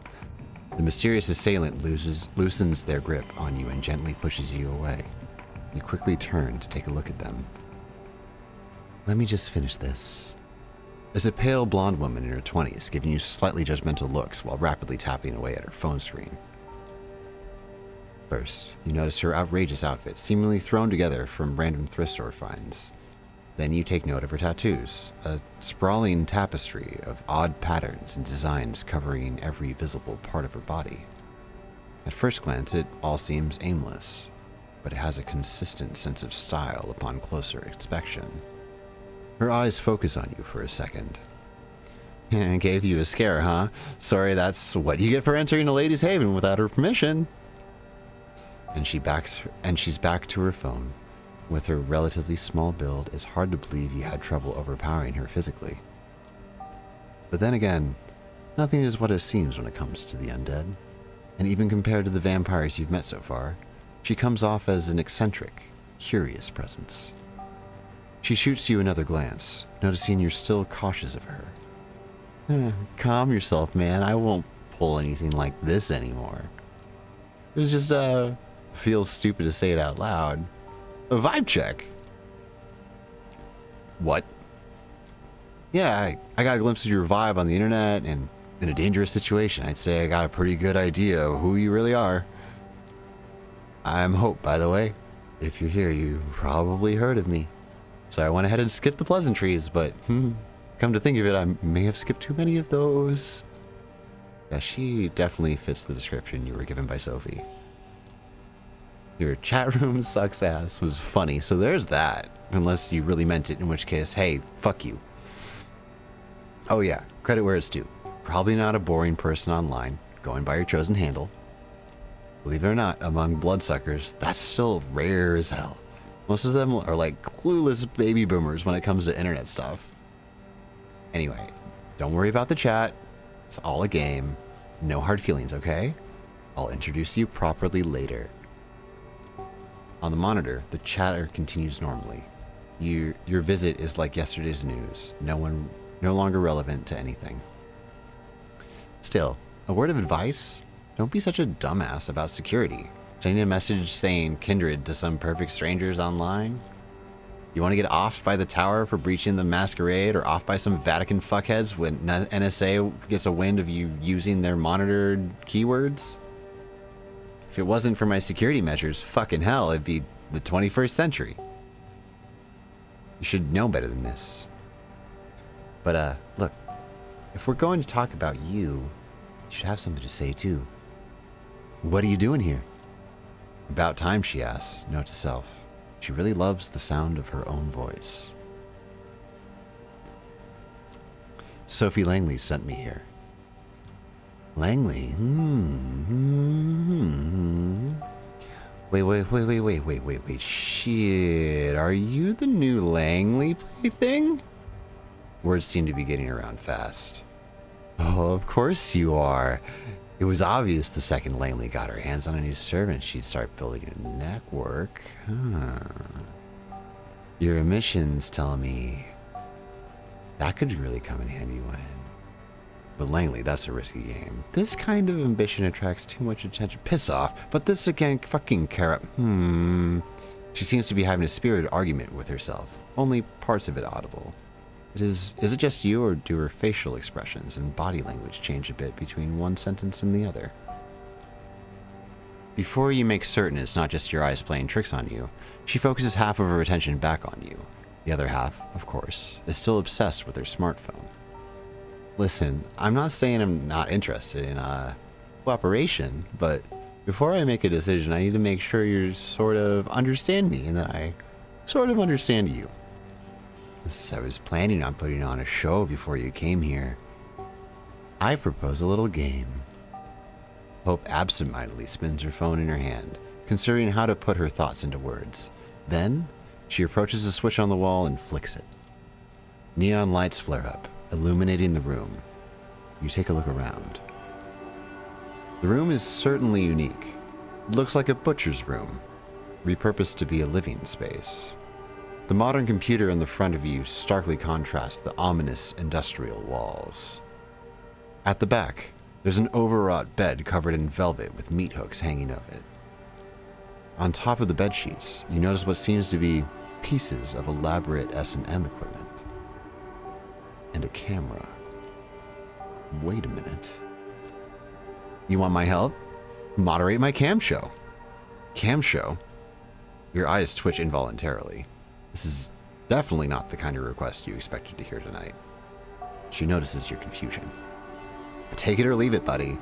You just became a kindred, and you want to become my partner in crime?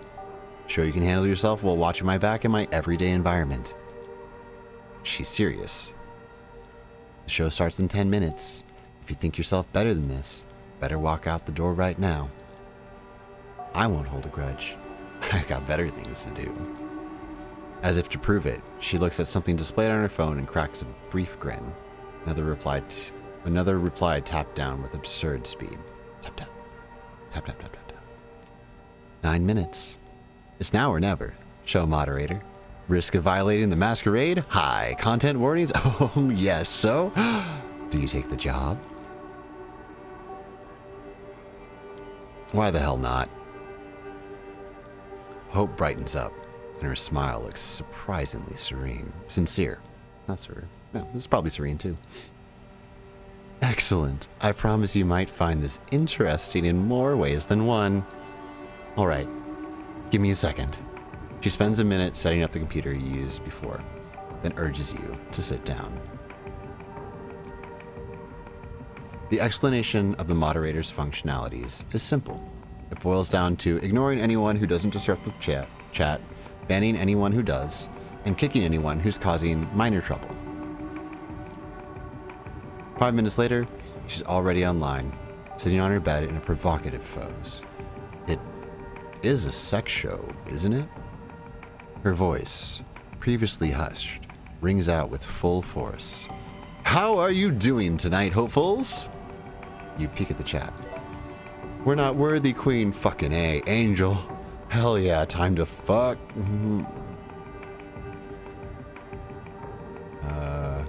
Yeah. You're tempted to try out the kick and ban prompts as soon as possible, but obviously you won't punish someone for a little dirty talk. Thank you. Tonight's show is quite special. Please welcome our new moderator, Pornos Collector. Oh, LMAO. What? Oh, who? Sorry for sentencing you to death earlier. At least the community here seems to be a bit more welcoming this time. Looks like this place has an established hazing ritual. Or maybe they and Hope came up with one specifically for you. Who knows? You decide to stay silent. Eventually, people stop riffing on you and focus entirely on the star of the show. All right, let's get this one started with a bang, shall we? It begins, Queen. Oh boy, she's gonna do it. So this is where the strip show starts? You raise your head, curious about what kind of performance she's going for. First, she opens her mouth and reveals her retractable fangs in front of the camera. Right off the bat, the online audience is treated to a sight of her wholly human set of teeth turning into a monster's maw. The image is both revolting and fascinating. She raises her left wrist for everyone to see, and then bites. The fangs immediately turn her arm into a horrifying, gory mess. It's unclear if she used them to slash or bite, but one thing for sure, no ordinary human could cause such damage. If an ordinary human suffered such a wound, you'd expect a geyser of blood to appear, but it doesn't. Hope is technically a corpse, so it's impossible. She flashes a monstrous smile and starts smearing vitae all over her hand to maximize the impact of the violent image. Then, she starts drinking it up. She makes it a point to make the sight as gruesome as possible, looking like a hyena feasting on a corpse. The contrast of her behavior with her look of an Instagram model is stunning. Once again, once she's done, she reveals her wrists to the camera for the last time. She starts making theatrical gestures with her right hand as the wound begins to mend. Yeah, this is the absolute appropriate reactions to what's going on. Shortly after, the wound is gone. It's like a magician's trick. Her left hand looks like nothing bad ever happened to it. Here's an appetizer. First blood to kick off the show. While you're wondering what the hell is going on, Hope catches a glimpse of your bewildered face and turns into your direction. How is that for an opening? You're shooting snuff! Come on, just because it's transgressive violence doesn't mean it's snuff. A brief moment of awkward silence. Besides, if I was shooting snuff, I wouldn't mend the wound. If you expected a strip show, sorry to disappoint you. This is more like a live stream digital art. The erotic subtext is there, of course. You peek at the chat. They're going wild.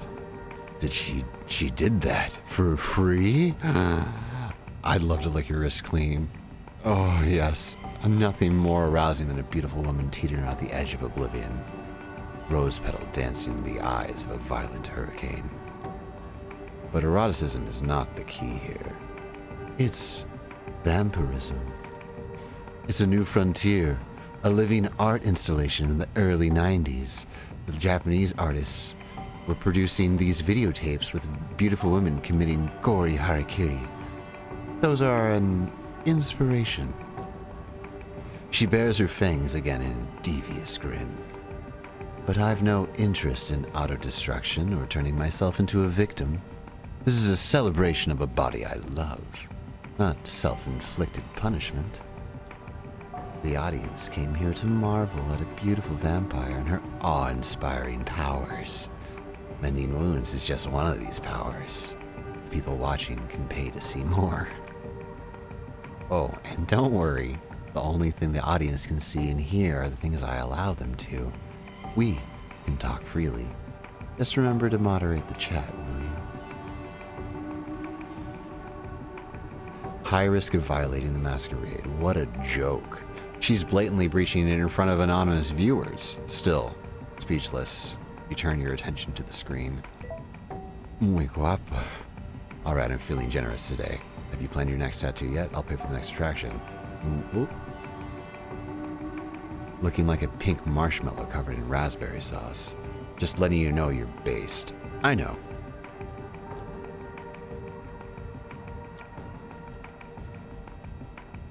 You give the guy a kick for spamming the chat.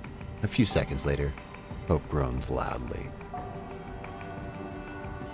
Oh, well, oops. What the hell did you kick Masochist for? It's normal for people to show their excitement like this from time to time. Maybe he'll interrupt it as his queen is hurting him and be grateful, but stop messing up. Oh well. Special message appears on the chat log claiming somebody has successfully sponsored the first goal of the show. Hope smiles and picks up a bag of blood from underneath the bed. It must have been retrieved from a blood bank. She showcases the label to the camera for everyone to see. Drink up, drink up, drink up. Hope pours all the contents of the bag into her throat. You have no doubt it's real blood, but wonder why the viewers would be so satisfied with something that's so easy to fake. Don't worry, it pays well enough. You don't even bother to tell her this is not what you're thinking about. Safe to assume she knows. So, what do you know about the kindred on the internet? Have they told you anything? While she is waiting for someone to sponsor her next vampiric feat, she decides to start a conversation. Is there a vampire internet?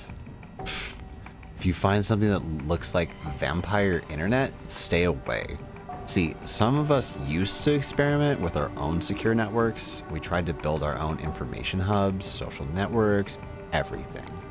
She's still working the phone in one hand and looking for something under the bed with the other. Oh, on how many things can she concentrate at one time exactly? Then, one day, the NSA got in. Turns out elders never really got the hang of proper security practices. Or the sigils they used to smear their screens didn't exactly work as advertised. Then, of course, all the other three-letter intelligence agencies in the world got the intel, and a lot of them decided bloodsuckers were the perfect new enemy for our post-9/11 times. Second Inquisition came into being. Ever heard of it? A lot of our kind died just because they were too present online. Right now, the remains of our old networks serve as government honeypots, kept alive to attract fledglings and hunt them down. You post a certain keyword on Twitter or Facebook, you get tagged for investigation. You fit certain patterns, you get tagged for investigation. So there is a certain thrill to becoming an online presence without attracting attention from the authorities. She stretches on the bed. I hope you are still monitoring the chat. Of course not. You're as good at dividing your attention as she is. You're not as good at dividing your attention as she is. You correct your mistake and check the recent messages. Oh, is she talking to someone else? Can't wait for the real thing to start. The two monitor setup rules. Call of Duty on one screen, Drop Dead Hotness on the second screen. The only woman I don't hate. Hope. More like my favorite hoe. Ban. This kind of nickname only suggests trouble. You get rid of them permanently. Good job. She keeps close tabs on you. Anyway, yeah.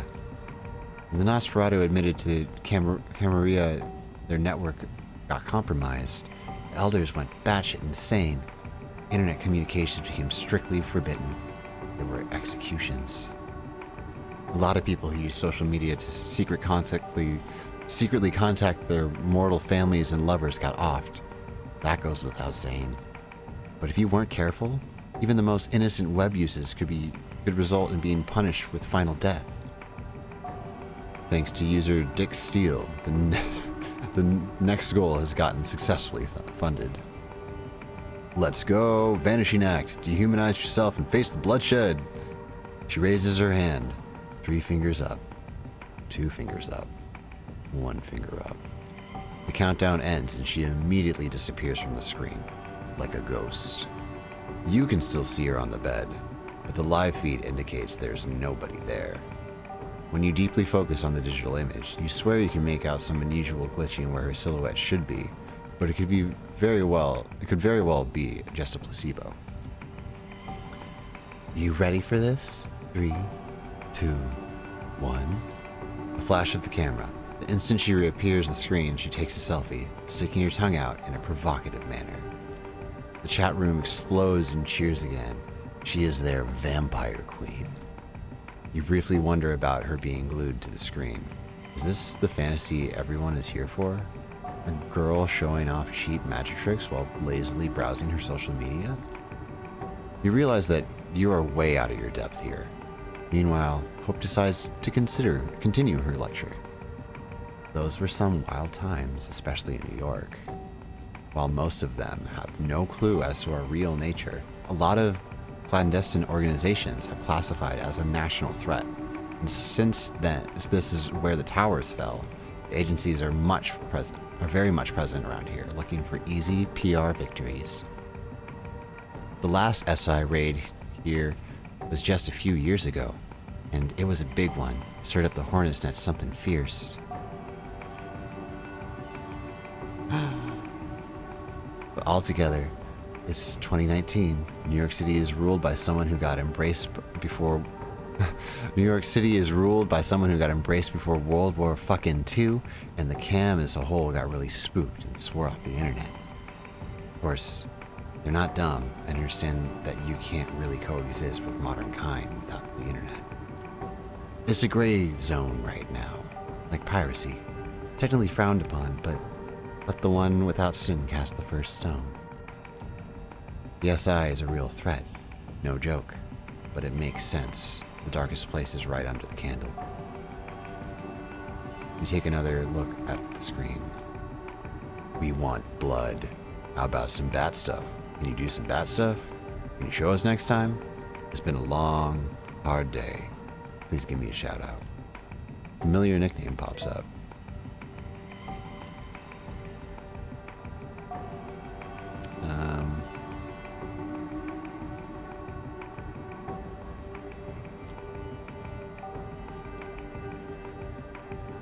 Oh, I didn't mean to. Oops. Chad is ridiculing you again. That wasn't the best choice. Let's hope you can bounce back from that. Oh yeah, fun fact about being a vampire. We can sweat and pee if we just exert ourselves really hard. Some of us can even orgasm. You can even cry, but only tears of blood. Something I always dreamed of doing when I was 14. So romantic, and it drives them crazy. As proof of her words, a scarlet tear starts running down her face. The chat goes wild. It seems to be exactly the kind of thing they've been waiting for. An angel fell down from heaven. Oh my god, she did it again. Beautific. Can you imagine? Oh my god.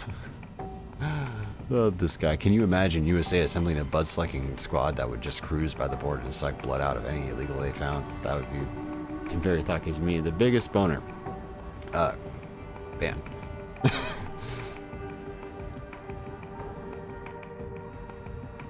Just to be clear, you realize what we're doing here is a blatant breach of the Masquerade, right? I honestly expected you to leave or inform someone by now, but you haven't you? You try to focus on the chat.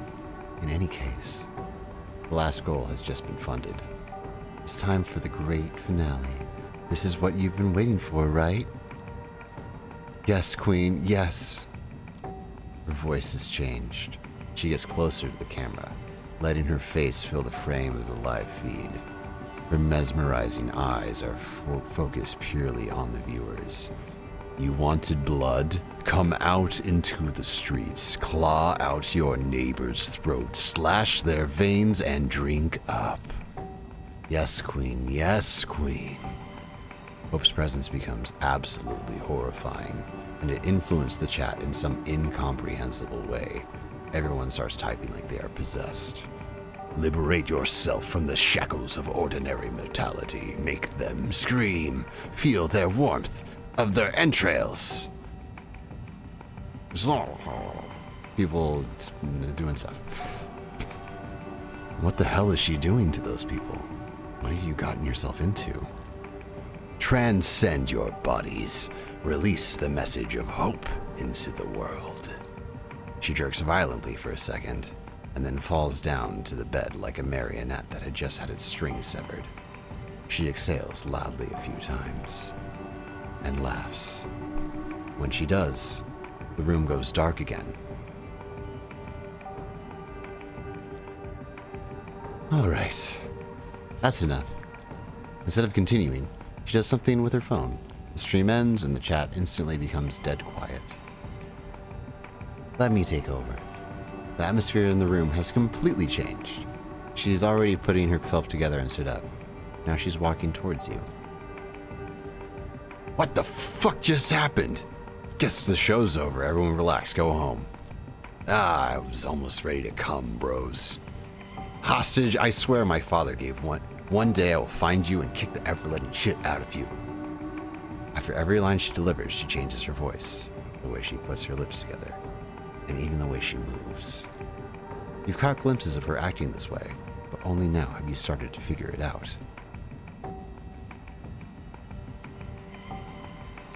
But that's impossible. I'm immortal, I'm bored, I'm separated from most vampires in the city by a generational chasm, and so I'm goddamn lonely. The internet used to be my only friend. Years ago, I started researching 2+, collective unconscious, and all that mumbo-jumbo at the intersection of psychology and spirituality, and decided to experiment. The show was fake.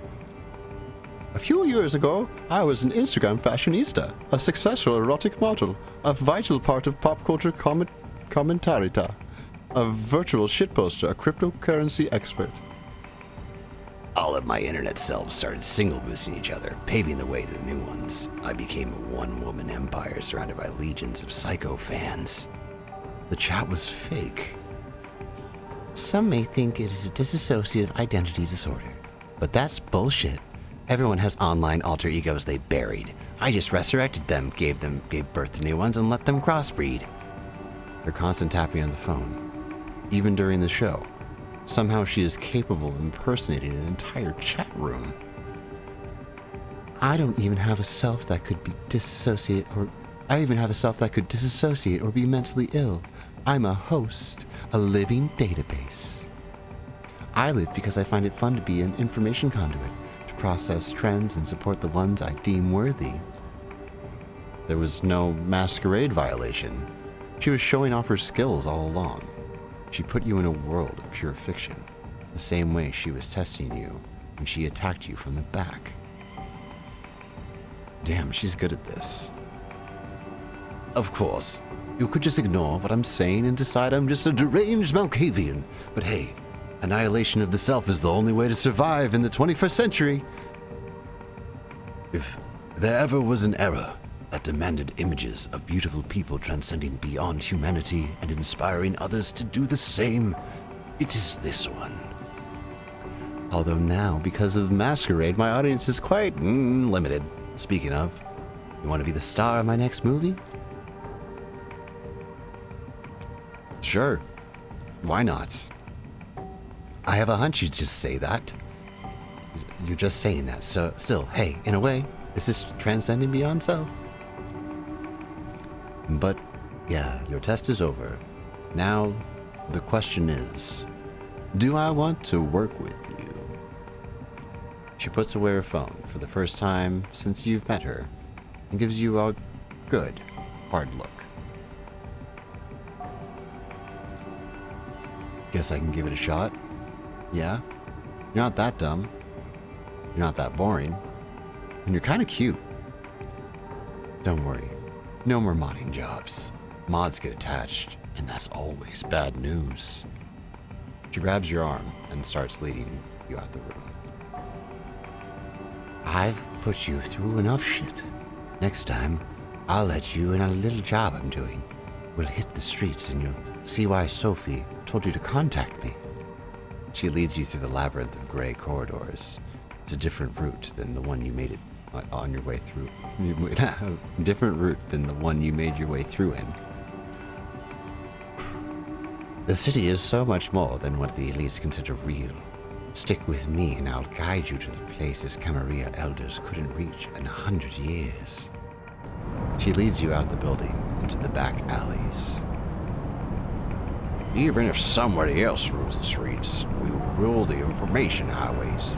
This is the power of hope. She lets out a theatrical laugh and disappears. You don't even notice when she leaves you alone, but you assume everything went as well as it could. A new ally. The power of hope. As you walk off into the night, everything around you feels a little less tangible than it did a few hours ago.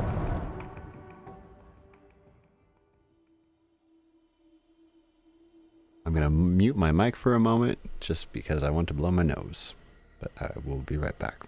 I'm not going anywhere, actually.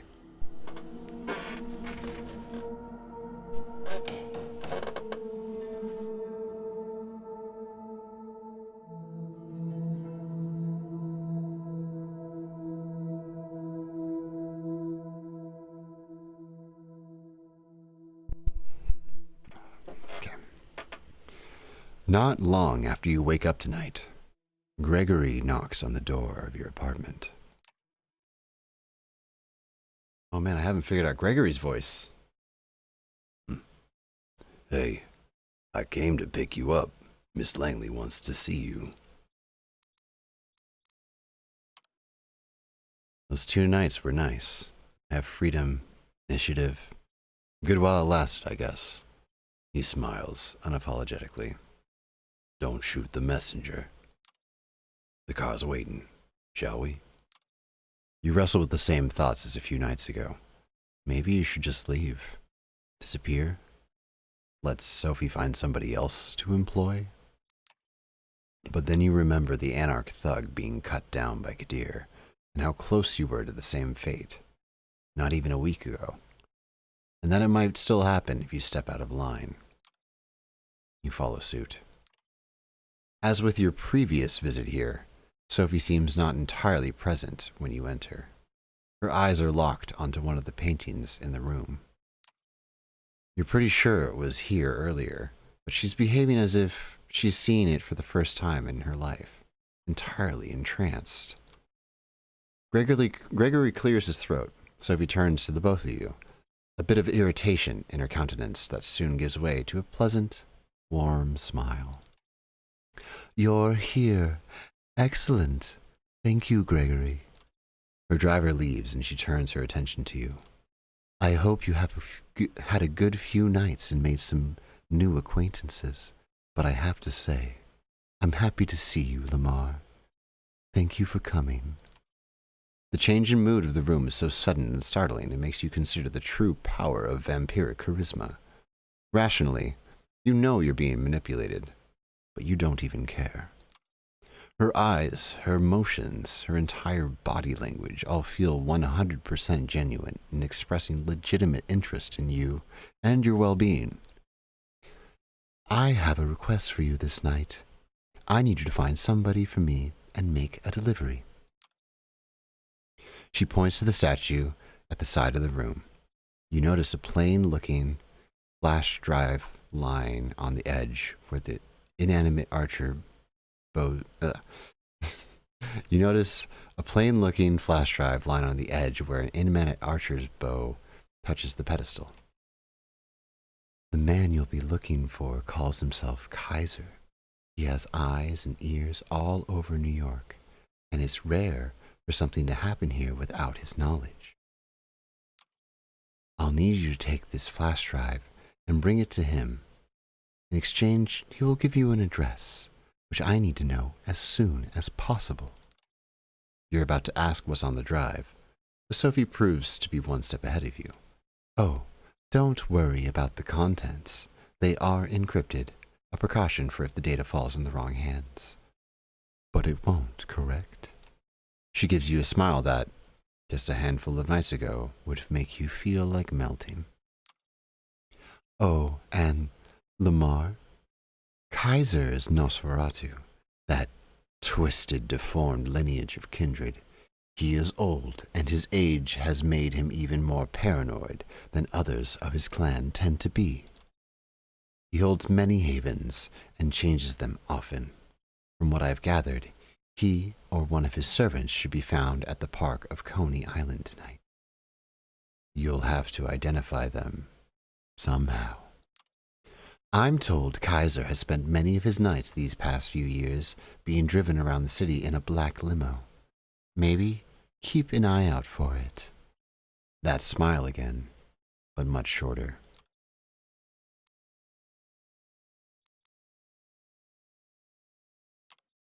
Anything more you can tell me about Kaiser?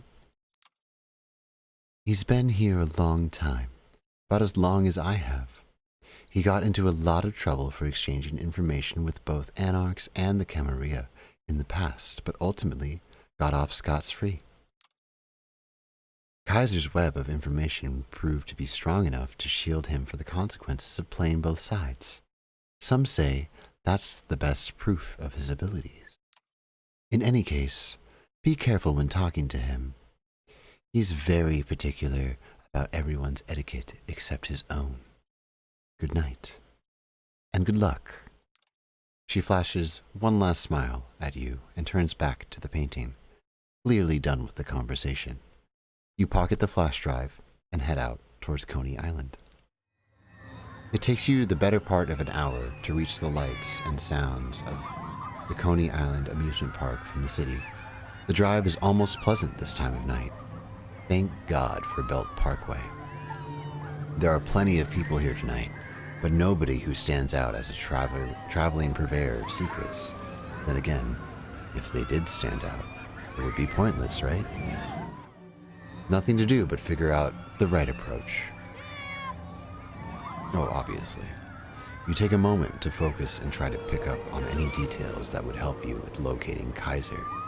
Initially, the noise from the nearby amusement park floods your mind and momentarily stuns you.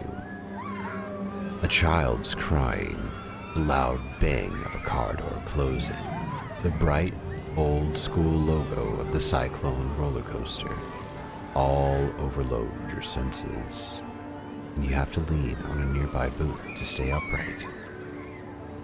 You regain control, start walking, listening in, taking in the sights and smells, looking for something, anything to point you in the right direction. A man talking on his phone, a snippet of conversation. Clean the red stuff from the garage. Tidied up in general. The limo will fit for sure. Come on. Don't be like that, boss. I didn't mean to. Yeah, I know. It's a privilege, Mr. K, sir. The call ends. The man tucks the phone away. It's a fancy model. Doesn't look like anything readily available on the market and doesn't fit the guy's rugged looks at all. He notices you. Hey, what you looking at?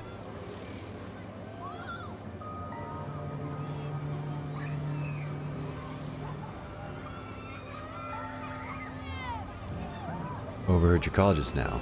Any chance Mr. K stands for Kaiser? Nah, it stands for, Clearly lying isn't his forte. fuck off. Neither are comebacks, it seems.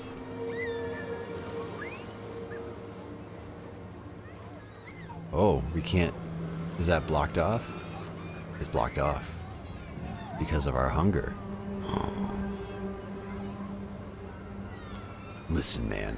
I need you to contact your boss, and I need you to do it now. Quit wasting my time, or things will get unpleasant real soon. He doesn't take that well. He reaches for his pocket, produces a gun, you rush him, bang. The bullet hits you in the arm and goes out the other side. It hurts, but what would be a debilitating wound for a mortal is just a nasty scratch for you. It takes a bit of brawling. The man's stronger than you expect, but using your powers, you're able to overcome him. With just a few hits to the jaw, the man passes out from the pain. Searching him, you find a fancy phone that doesn't look like anything readily available on the market. The phone's locked, but a recent smudge on the screen gives you a rough idea of what the combination might be. You get it right on the second try. There's just one number in the phone book, unlabeled. You dial it and hear someone pick up. The voice is like a rusty pitchfork scraping against gravel. Jackie, you're messing up my stuff session here. It better be something big. We're gonna probably change that. Hey, is this Kaiser I'm speaking to? Silence. Not even a sound. The call ends. You try calling again, but the number is blocked. Nothing to do but wait and see if he shows up.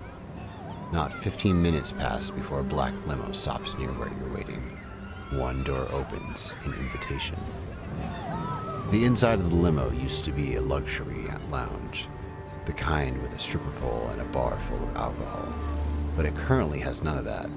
Instead, there are monitors and consoles. There are dozens of displays, each one showing something different. Surveillance camera footage, stock market quotes, television news, emails, tweets, silent movies, lo-fi footage of a gory torture session. You wonder if the limo owner can focus on anything while surrounded by all these visual noise, and then realize there's nobody there. Or is there? A man blinks into existence on a leather-covered couch, attempting to maintain something that approximates a regal presence. You're 100% sure. It's Kaiser. Surrounded by dimly lit computer screens, his features are even more ghastly than you imagined. All sharp angles of twisted bone, mangled flesh, and crooked teeth. He bears them in an awful parody of a smile. Suddenly, someone grabs you from behind, twists your arm, and pushes your head against the car's roof. I got them, boss. I have them. The Nosferatu chuckles. Oh, congratulations, dickweed. Could have done that before you gave away the fucking phone. Let's just get them all. Let's just let them go already. But you're gonna make me repeat myself, you thick motherfucker. He lets go. You take a look at him. The man is confused and clearly hurting. He flashes you an angry stare but obeys his boss's orders to the letter. What are you waiting for? Formal invitation? Get in the car. We have some talking to do. The door closes behind you. Well, I'm sure, and I'm here and I'm pissed. Unless you have a death wish, I assume there's something you have for me. Don't indulge me, or start figuring out how I drain blood with your fangs up your shitter. You reluctantly pull the flash drive from your pocket and slowly pass it to Kaiser. Plugs it into a USB port on the arm of his chair and displays the data on one of the screens that happens to be turned away from you. Takes him about a minute to access the data. Let me guess. This is from Langley. She said she'd have something like this. You weren't her flunky? You have to bite your tongue to keep from arguing with the word he chose. But you nod. What do you think I am? I saw this footage a week ago. He removes the flash drive and throws it back to you in disgust. Tell Sophie the deal's off. She wants her address. She can give me something else.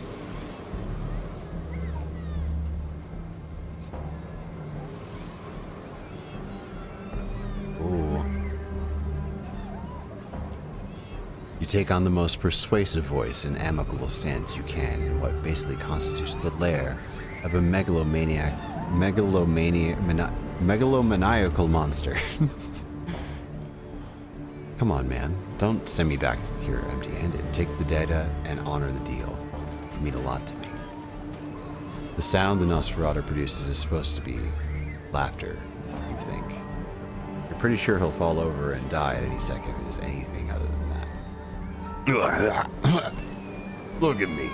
I'm so pretty and well-spoken. I'm gonna feed you this bullshit, and you're gonna cram it in and ask for seconds. Who the fuck do you think you are? You know what I should do to you for trying to pull that trick on me? I should mutilate your face and rub sulfur in the wounds, rip your tongue out and use it to stuff a fucking turkey. Only see, I'm in a gracious mood tonight. Plus I hate turkeys, they disgust me. So I'm going to give you a chance to make this little transgression up to me. I'll contact you. Maybe I'll even throw in the stupid address so I can shove it up her. I'm not saying it. But right now, unless you want me to really get pissed off, you'll show yourself out. Pretty sure you're done here. You get out, close the door behind you, and the car immediately starts backing up. The opaque windows slide past you, and soon the limo is on its way. Kaiser's lackey is nowhere to be seen, so you make your way to your car and drive back, wondering what tomorrow brings. The hunger calls you. A face on the night streets of New York catches your eye. You cannot look away. You were supposed to be doing something else, but that was exactly... doesn't matter now. Sheer beauty. A face, no. A person to die for. You followed them. Get close enough, almost smell them. Almost taste them. Yes, they must taste like heaven. You could ask them to share. Or you could just take their blood. They wouldn't say no, right? Why would they? You are their biggest admirer. So what if people are looking? So what if the whole world learns who you are? It's worth it. You compose yourself, your rational mind fearing a blatant breach of the Masquerade's temporary hold of the beast and its compulsions. It won't last unless you feed. You need to quench this hunger before your passion forces you over the edge.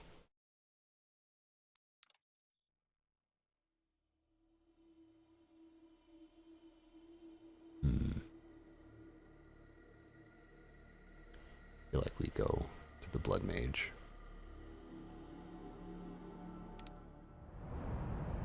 You know what to expect when you return to the small bookstore serving as Agathon's haven. The cacophony of occult imagery assaults you from the book covers displayed on the window, but under the fake facade there's something real. This time, the Buddhas and the satanic Bibles of the storefront seem almost funny. Or perhaps you've just started to tune in to the dry humor of these Tremere. Just as you're about to ring the doorbell, the door opens and Agathon storms out. You step aside just in time to avoid having him stumble into you. Lamar, what are you doing here? Look, I came to help you like last time. Oh, okay, fine. You're right, follow me. As he turns to go, Agathon almost looks pleased that you're here.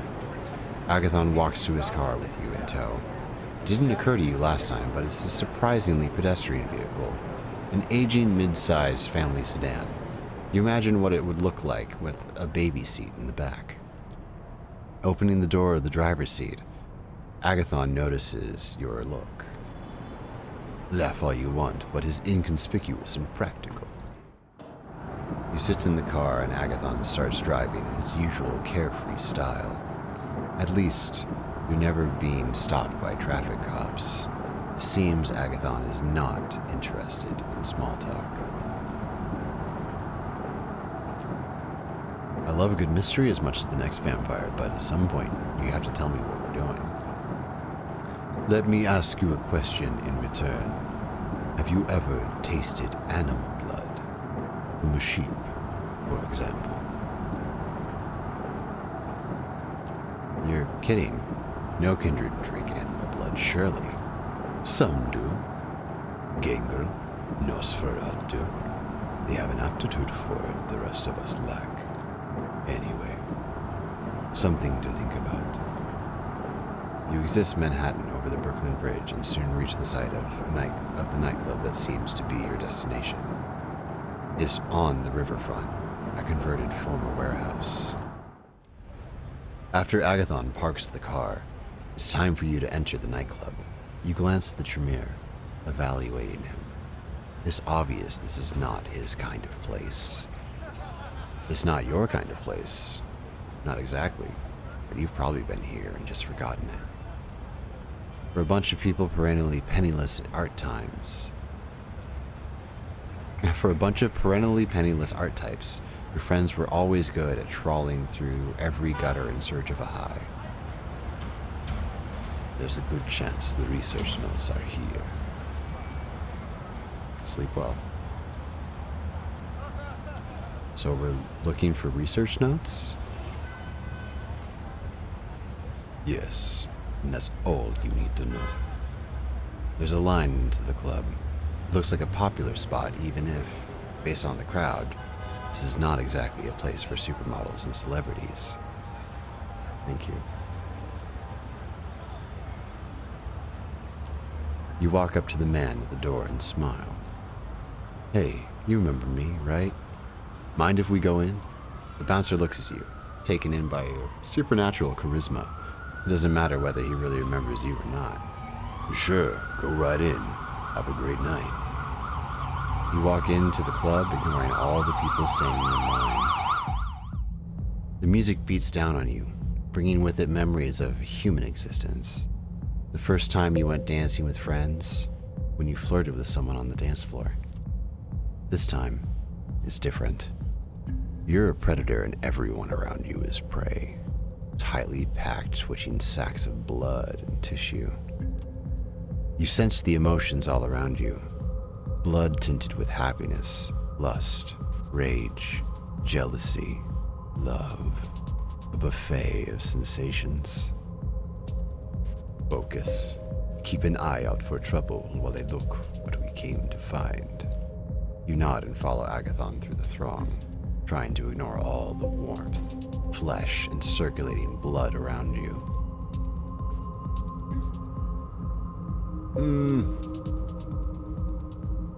I feel like You decide that the opportunity to feed has been handed to you, and it would be churlish to refuse. A young Latino man is dancing close to a beautiful, drugged-out girl. She takes his face in his hands and kisses him on the mouth.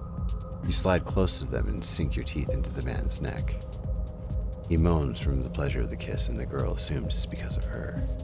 You check to see if nobody is watching and lick the wound close before disengaging and returning to look for Agathon. You find a young, intense woman pointing a finger at his face. Agathon. Oh. Agathon, you traitor! Don't you dare stand between me and what's mine. You look at the woman in surprise. Her appearance stands in contrast with the anger in her words. Juno, you know Aisling will not let you leave with the notes. Perhaps she will let you leave at all. Juno pulls close to Agathon's face and stage whispers loudly enough for you to hear over the music. You're still so brainwashed that you care about what Aisling fucking Sturbridge wants. I'm done jumping through her hoops. I don't know what I saw in you, Agathon. You're such a lapdog. Sorry to interrupt, but this woman is your ex? Yes, we used to date. Maybe we still would if you weren't such a fucking coward, Agathon. That's not fair, Juno. It's fair and you know it. You're too busy licking Aisling's boots to realize what we had. Aisling doesn't wear boots. Don't correct me. With the start, you realize Juno is genuinely upset. It's hard to say how long ago they broke up, but the wounds are still there. You're the kind of a man who takes the side of his boss over his girlfriend. Juno's eyes glisten red with blood of her tears. You look at Agathon with uncertainty. It was for your own good. Juno steps back, suddenly cold, ignoring the people dancing all around. She stares hard at Agathon. The past is the past. Traditions are dead to me. You won't stop me, Agathon. I'll make sure of that here and now. You know I have the power. No, Juno, please.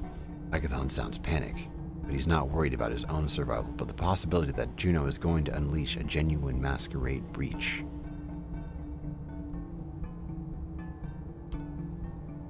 Calling on the powers of your blood, you step closer to Juno, between her and Agathon. Agathon was being an asshole. Don't hurt yourself just to get back at him. It's not worth it. Juno looks you in the eye. I can see that she's tired, and you can see that she's tired and scared. Defecting from the Tremere is not easy or safe. You're right. She turns to go, and stops and glances back at you. You should pick better friends. With that, Juno walks through the oblivious dancers toward the exit. Looking around, you realize that Agathon didn't stay to witness your exchange with Juno. Instead, he worked his way around the dancing crowd, looking for the notes using his arcane methods. After Juno is gone, he returns, shaking his head. The notes were here, but not anymore. It's possible someone grabbed them when they hunted here. After making sure Juno is nowhere to be seen, you and Agathon push your way back outside. Outside, you walk to Agathon's car and drive back over to the Brooklyn Bridge in Manhattan, heading for Agathon's haven. Juno mentioned some very personal things. I trust your discretion in not discussing those things with Aisling. Your love life is your business. Thank you. After a while, you reach Agathon's haven, and he parks the car. You walk to the occult bookstore, and Agathon invites you inside. The smell of incense assaults you as before, making you grateful you don't have to breathe. You follow Agathon upstairs to find Aisling Sturbridge in an armchair reading an old book. She puts a bookmark in place as you come in. You were successful, I hope. No, I'm sorry. The notes were there at some point, but not anymore. That's a shame. I hope you don't run out of time. How did Sophie's little protege do? Agathon turns to you. Well, surprisingly well. That is a surprise. I'll have to compliment Sophie on her choice. We met Juno. Fortunately, she couldn't find the notes either. That's interesting. The High Regent turns to look at you. What was your impression of Juno, fledgling?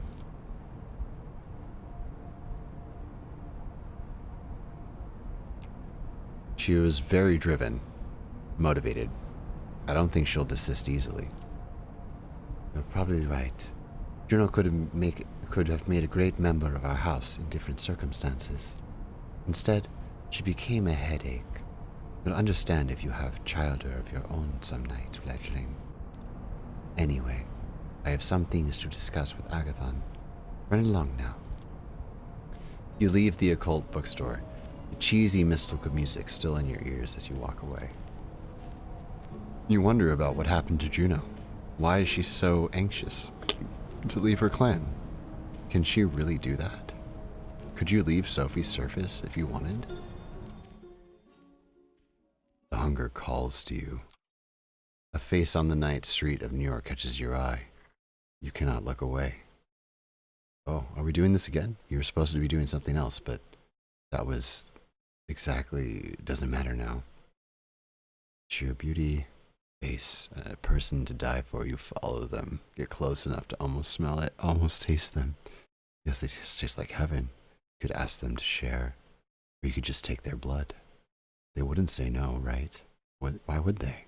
You are their biggest admirer. So what if people are looking? So what if the whole world learns who you are? Worth it. You compose yourself, your rational mind fearing a blatant breach of the Masquerade's temporary hold of the beast and its compulsions. It won't last unless you feed. You need to quench this hunger before your passion forces you over the edge.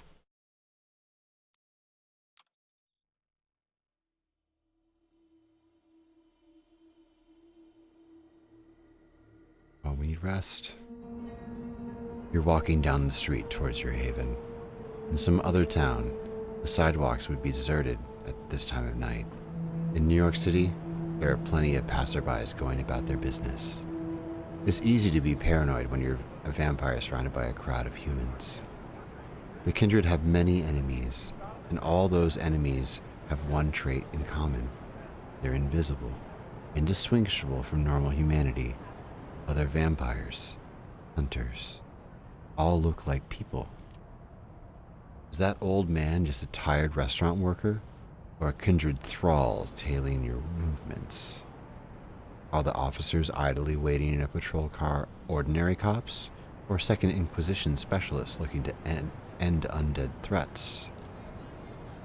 This kind of thinking leads to madness, but you can't shake the feeling that someone is watching you. It's not the first time you felt like this. Following the queue of so many mortals around you, you stop at a street corner to casually survey your surroundings, as if you were trying to remember which turn to take. You look around ostensibly at street signs, but in reality, to see if someone really is following you. Down the street where you came from, a crowd of young drunken men argue loudly about baseball. There's an indistinct figure standing behind them, almost impossible to notice. A woman, probably. The men unconsciously move around her as they start to walk away, still mouthing off at each other. Whatever this is probably something you have to take care of. Best case, someone is tailing you. Worst case, you'll be attacked and killed. Unfortunately, being undead has limitations. The sun is coming up soon, and you'll burn to a crisp if you stay on the streets. You reach your haven and settle in for the day, disconcerted by the idea that someone might know where you sleep.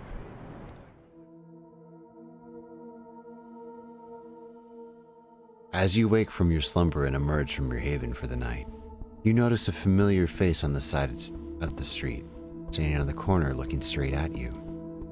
It is Kaiser's lackey, whom you met recently, Jackie. He nods to you, encouraging you to approach.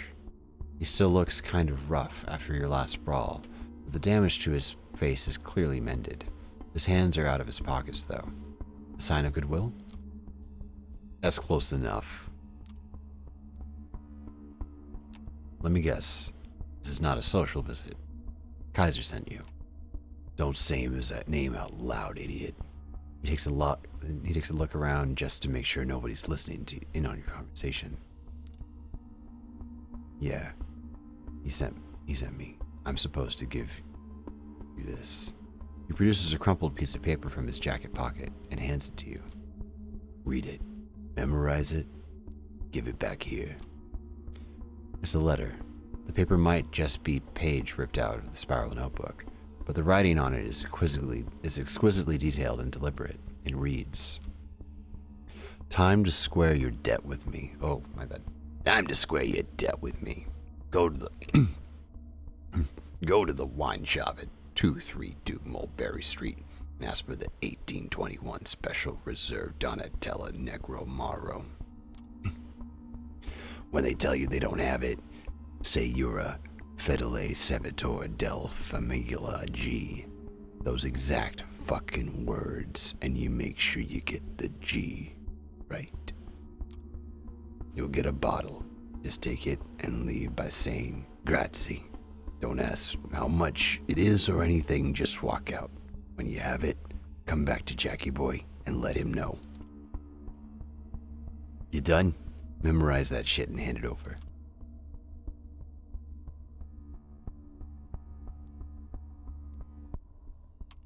Letters? Passwords? What's with all this cloak and dagger nonsense? That's how the boss likes it, and who am I to argue? I just do what he says. You about done with the letter? You note the phrases and address mentioned in the letter, then hand it back to Jackie. He immediately reaches for a lighter and burns the letter, putting out the ashes with his boot. So yeah, when you do what the boss asks, come back here so I can tell you where to go next.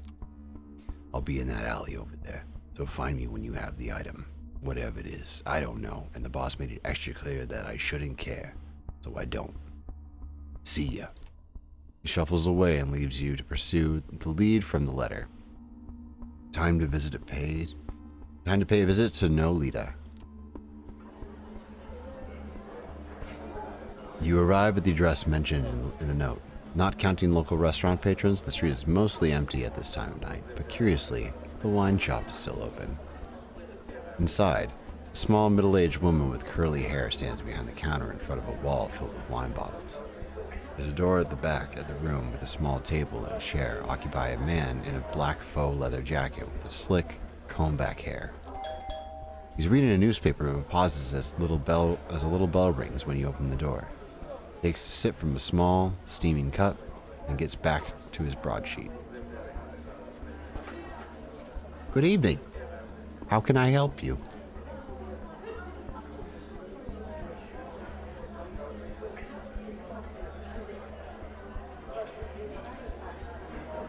I would like a bottle of the 1821 Special Reserve Donatella Negramaro, please.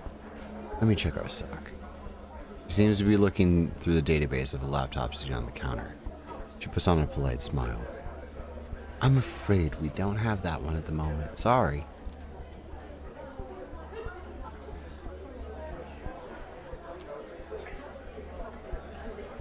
I'm sure they'll find a bottle of a Fidel Salvatore del Familia G, right?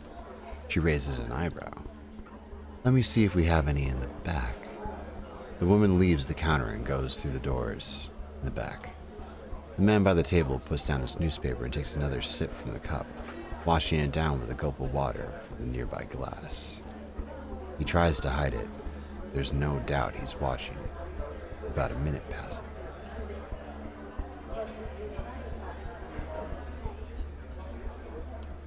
You remain silent. You remind yourself of what Kaiser wrote in the letter and keep quiet, patiently waiting for the woman to return from the back of the store. The man finishes his drink and starts doodling on the newspaper, his eyes darting to you every so often. The doors to the back of the store open and the proprietor emerges with a small, unlabeled, squat bottle of crimson liquid. She gives you an apologetic smile. Scusi, sorry for taking so long. Turns out we did have it. She offers you the bottle, and you reach out to grab it, but she retracts it. You do know what this is, don't you?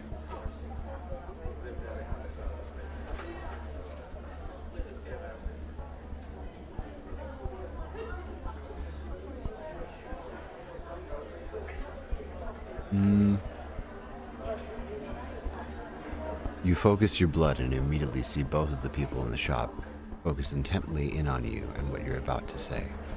I know exactly what this is, and I'm the right person to give it to. The woman gives you the bottle without hesitation. Grazie. Deciding you've pushed your luck far enough, you nod and exit the store, then take a brisk walk to your car. Nobody follows you as you leave Nolita and drive back to your apartment. It takes you some time to find a parking spot, but you finally get out of the car and start looking for Jackie. He's not far from where you parted ways just under 2 hours ago. Got the goods? Got it, but it was a hassle. Oh, boo-hoo. Stick around. I gotta make it the call. Takes a few more steps into a narrow space between two buildings and takes on the same high-tech phone you saw him carrying last time. Hey, boss. Yeah, they have it. Where do I point them to? Okay, yeah, I'll tell them where to go. And I'll tell them to go there right away. He puts the phone back in his pocket and turns back to you.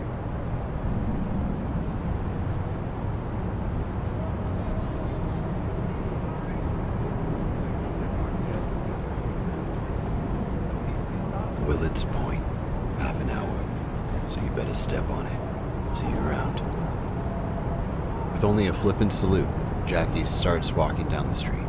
You make your way back to the car and drive. You had to push the speed limit to make it on time, but you're here.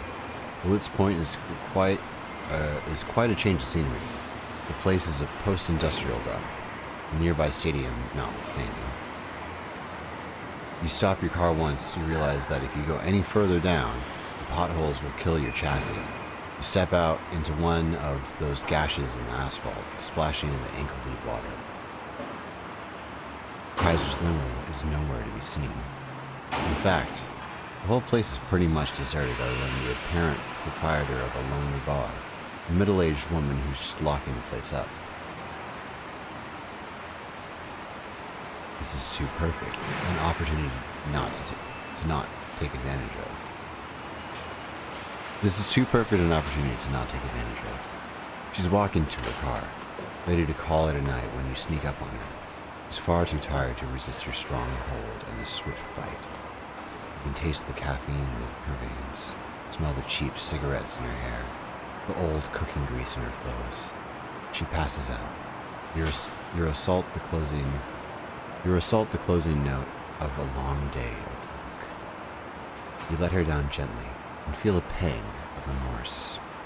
You pick up the car keys she dropped and place her in the driver's seat. She'll find an explanation for passing out like this, for sure.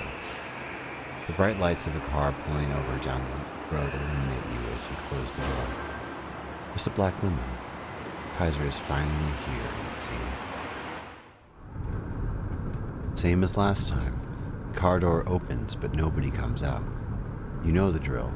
This time, Kaiser is visible when you look inside. You sit down and close the door behind you. So you pulled it off without a hitch, then? Yeah. Give it here. You hand the bottle over to the Nosferatu. He uncorks it gently, takes a whiff, and puts the cork back in. Yeah, that's the stuff. I can see you're useful beyond your charm, with the subtlety of a battering ram. Good to know. Here's Langley's precious address. He passes you an envelope with what feels like a thick card inside.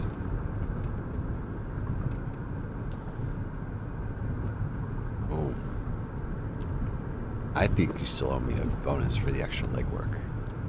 And I think you're a dumb piece of shit for even bringing it up. We can't both be right. Time for you to get out. Now.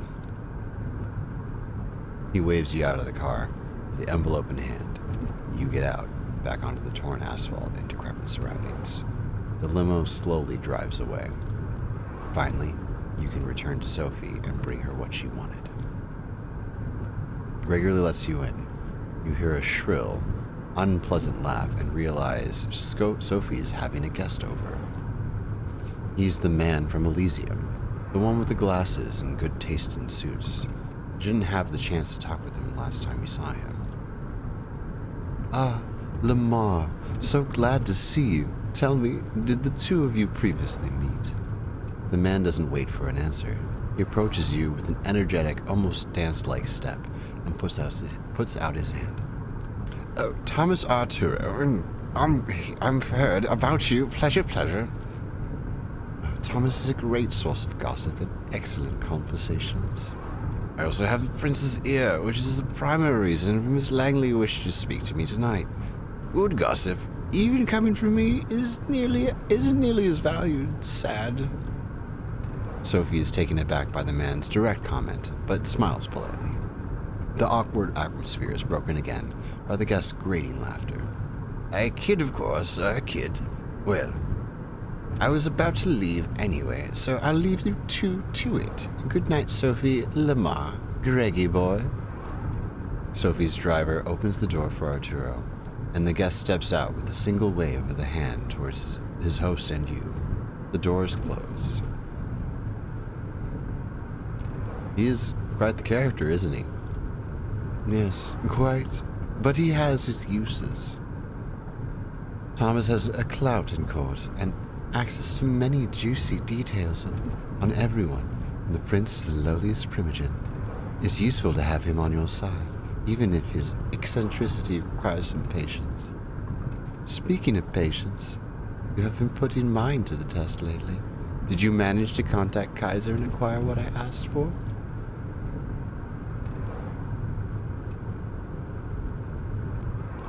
Yes, I have it, but the data you offered was old news to him. I had to do another job for him before he would give me the card. She retrieves the envelope for you. I'm sure he did. I do hope it wasn't too much of an inconvenience.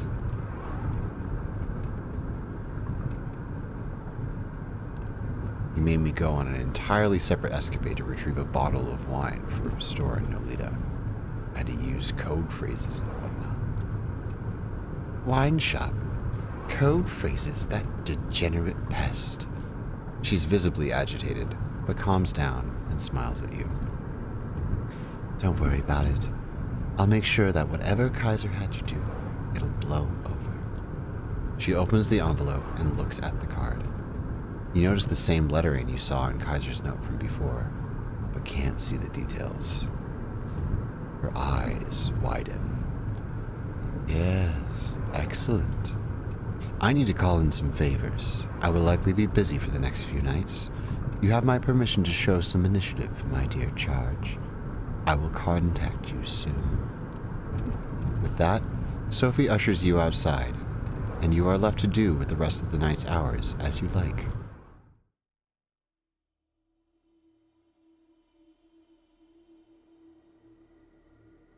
Oh.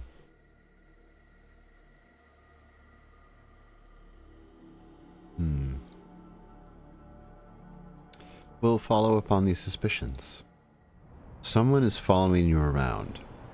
Has been for a few nights. Maybe longer. That can't be a good thing. The only question is what to do about it.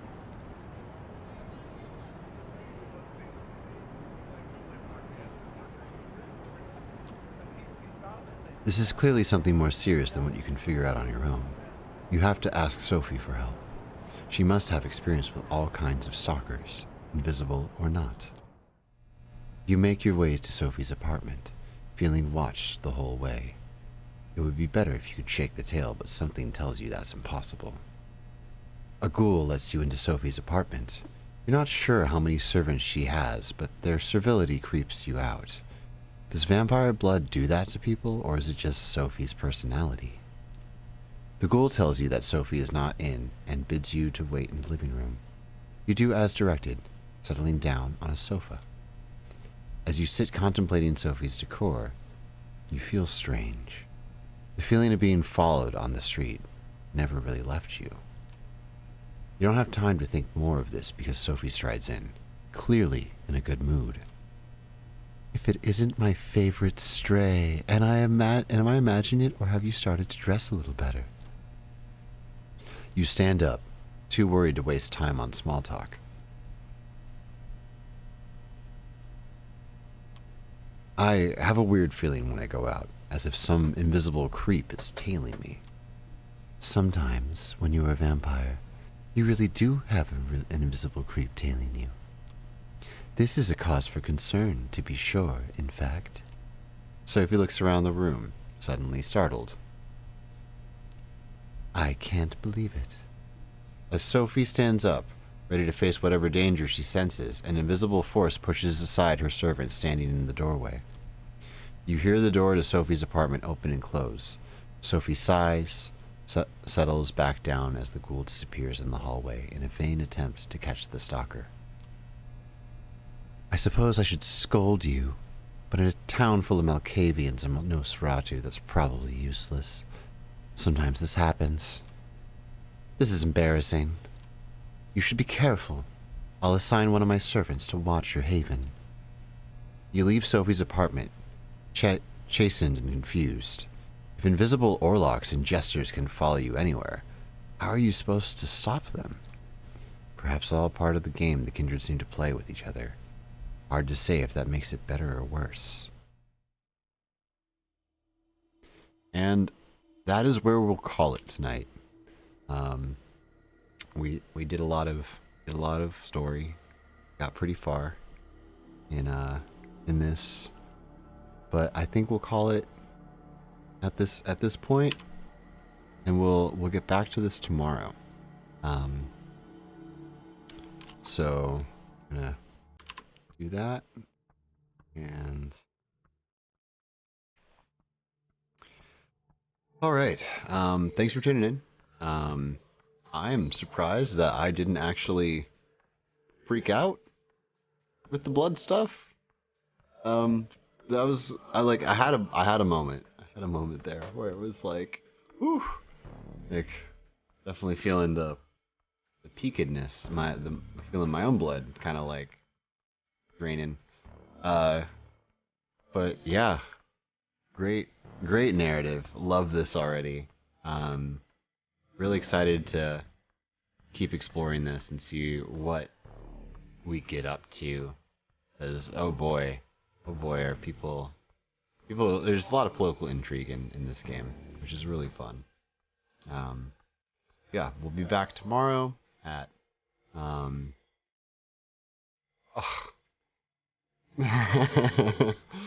Oh man, it's scary. No, it is. It is really scary. Like that's part of what I really like about these vampires. Is like they're legitimately like vampires living in the world right now, and you're like, oh, that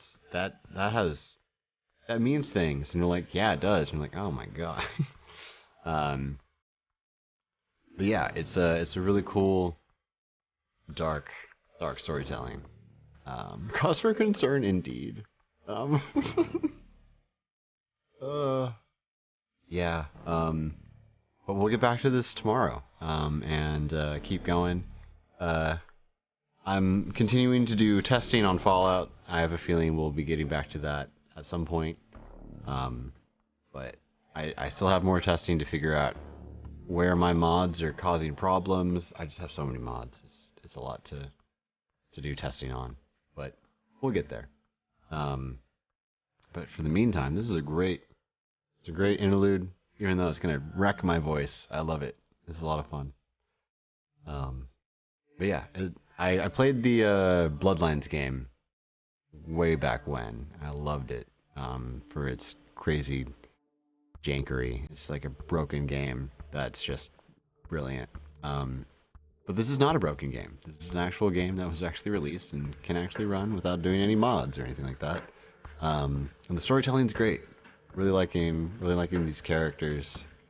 Um, I'm just kind of making up these voices as I go, so I'm guessing I'm gonna run out and have to reuse some at some point. But yeah, it's good practice for sure. But yeah, thanks for tuning in. And we'll see you next stream. Oh man, this has like a different connotation with this one. It's like, stay safe out there, guys.